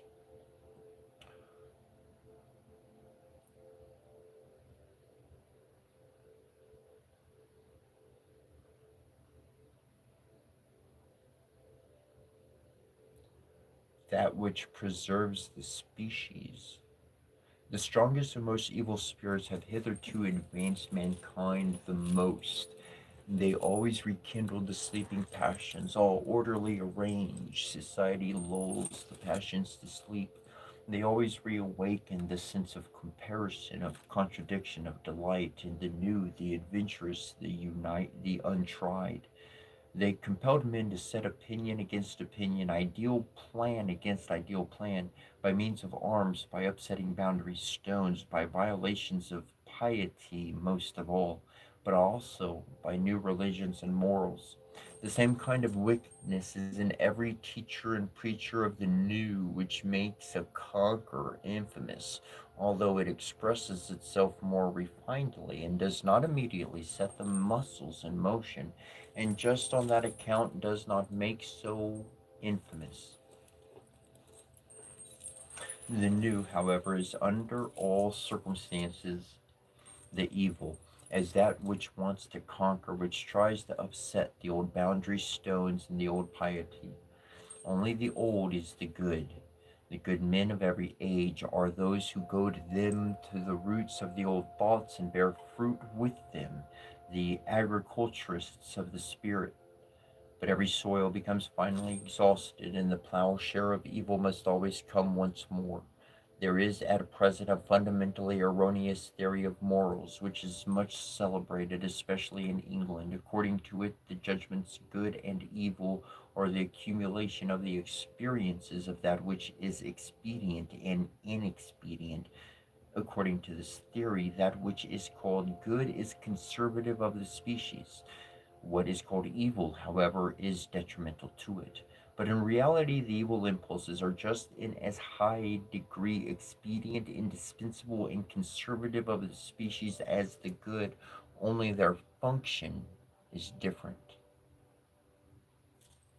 Of all men who feel they need the strongest words and intonations, the most eloquent gestures and attitude in order to operate at all, revolutionary politicians, socialists, preachers of repentance with or without Christianity, with all of whom there must be no mere half success, all these speak of duties, and indeed always of duties, and which have the character of being unconditional. Without such, they would have no right to their excessive pathos. They know that right well. They grasp, therefore, at philosophies of morality which preach some kind of categorical imperative, or they assimilate a good lump of religion, as, for example, Mazzini did, because they want to be trusted unconditionally. It is first of all necessary for them to trust themselves unconditionally, on the basis of some ultimate, undebatable command, sublime in itself as the ministers and instruments of which they would fain feel and announce themselves. Here we have the most natural and for the most part very influential opponents of moral enlightenment and skepticism, but they are rare. On the other hand, there is always a very numerous class of those opponents reverentious teachers subjection, teaches subjection, while repute and honor seem to forbid it. He who feels himself dishonored at the thought of being the instrument of a prince or of a party and sect or even of a wealthy power, for example, as the descendant of a proud ancient family, but wishes just to be this instrument, or must be so before himself and before the public, such a person has need of pathetic principles which can at all times be appealed to, principles of an unconditional ought, to which a person can subject himself without shame and can show himself subjected. All the more refined severity holds fast to the categorical imperative and is the moral enemy of those who want to take away the unconditional character of duty. Propriety demands this from them, and not only propriety.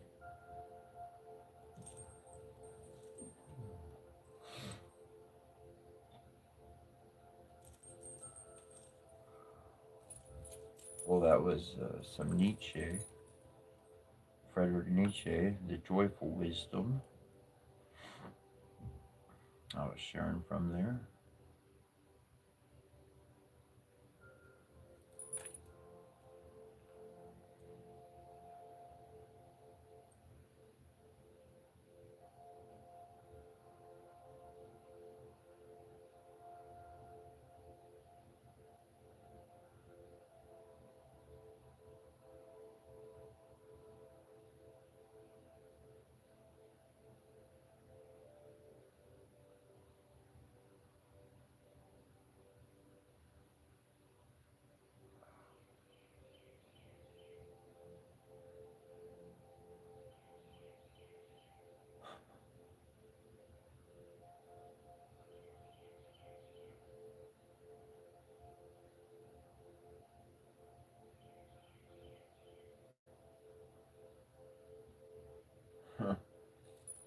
Mr. Mean Streak.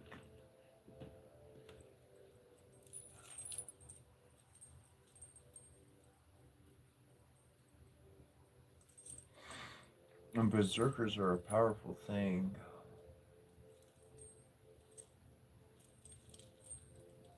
And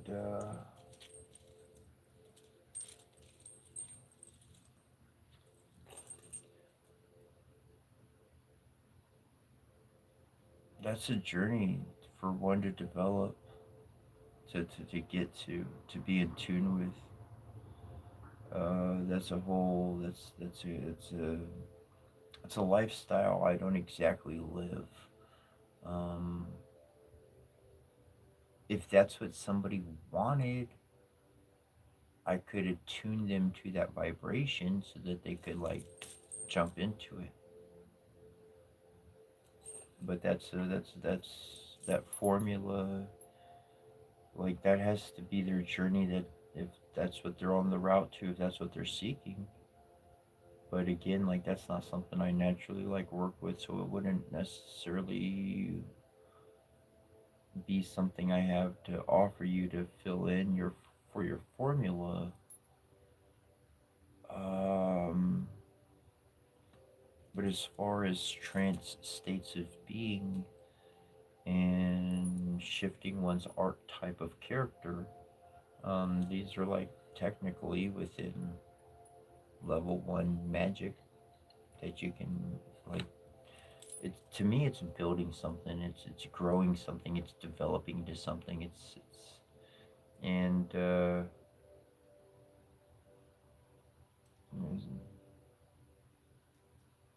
I've been the berserker in a past life.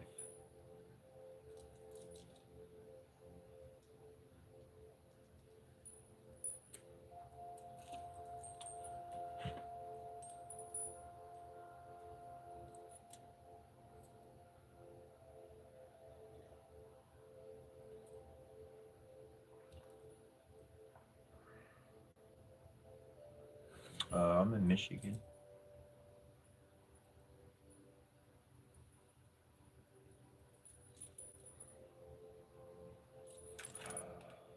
Nick. What's up, Nick? I knew a Nick.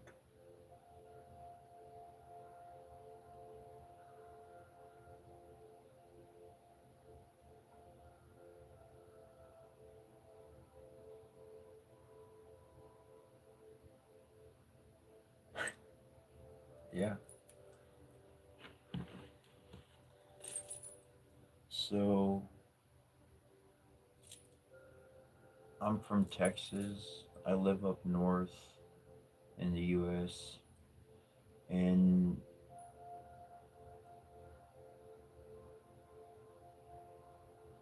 people are so. When I'm growing up in life, I see all of these things. I see Disney World. I see all these holidays. I see all this fun. I see all this stuff going on. And then everybody's like, no, no, no, no, no. You can't do it any other time except this one day. That's when you get to do it. You only get to have a big feast with your big family during Thanksgiving and Christmas. That's it. Like, what the fuck? So I just started living this stuff.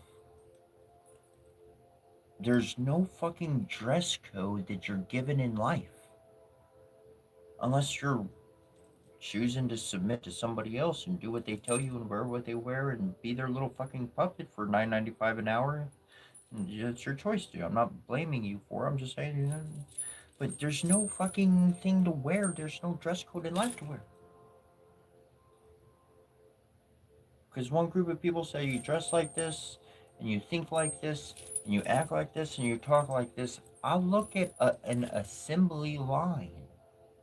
I see an assembly line, and America was not built to be a fucking an assembly line. America was created, fought for revolution and all that shit for its motherfucking independence to be free motherfucking thinkers. And all I see around me is a bunch of people. Uh, the fuck's happening to our country? What's the hell's happening here? I get it. I understand it. And I choose not to fucking fall in line like every other person. I choose to free my mind and free my body from the confines of everything that people think there's some rule that was never imposed. I've said this before and I'll say it again, but when the fuck did people's opinions become legal law? It's a fucking difference versus what somebody thinks and what is a motherfucking legal law I must abide by. Don't go outside naked. Don't go out into the public with your buff all showing out. Okay, let me dress up. Let me embrace new ideas. Let me see the culture in the world. Let me visit the world even though I can't leave where I'm at. This was the fun. This was the love, man. This is why I love waking up on weekends or whatever and watching Reading Rainbow. LeVar Burton, man. Like, dude, you could be anything. You could transform into a dragon. You could fucking fly to Africa. You could fucking, like, anything. With my imagination, I could do anything. And then we were born and taught these values of creation and freedom, and then yet we submit. As soon as those teachers are gone, we submit to some new rule or authority. That's not what they taught. They didn't teach us to submit to. They taught us to be creative and connect and accept and learn and travel within the mind. An animal is stuck to their environment. They don't have that freedom to choose and think ahead. Some, they got different classifications, dolphins and octopi, all that kind of stuff. Got some advanced thinking skills there. Elephants, some got some intelligence.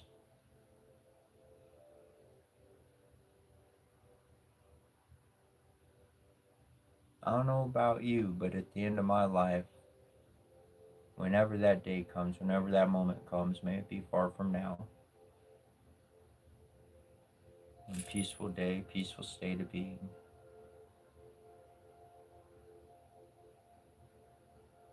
Well, I'm gonna know I enjoyed life.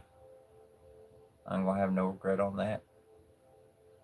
I opened my mouth and found out the truth of whatever I needed to in any moment.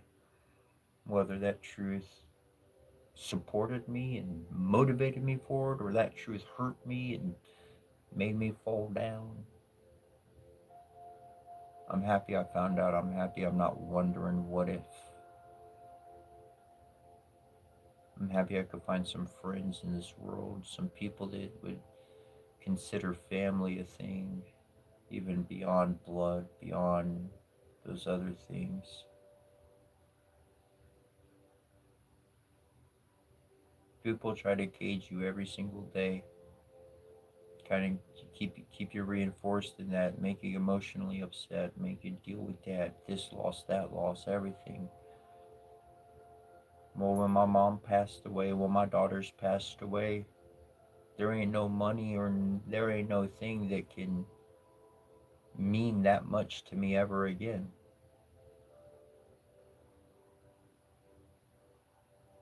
So then all I want to do is share the happiness of my daughters and all the wisdom of my mother and be a kiddo that I'm supposed to be and play with life and teach and do all the things that make me happy.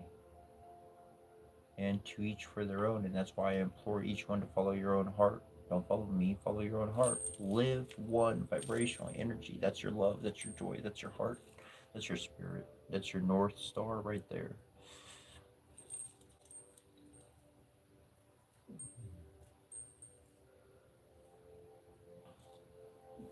But thanks. Thanks for joining us today. We'll be back tomorrow, 5 a.m. Eastern, -4 GMT, 5 a.m. And much love and many blessings. Until next time, Donna De Guai.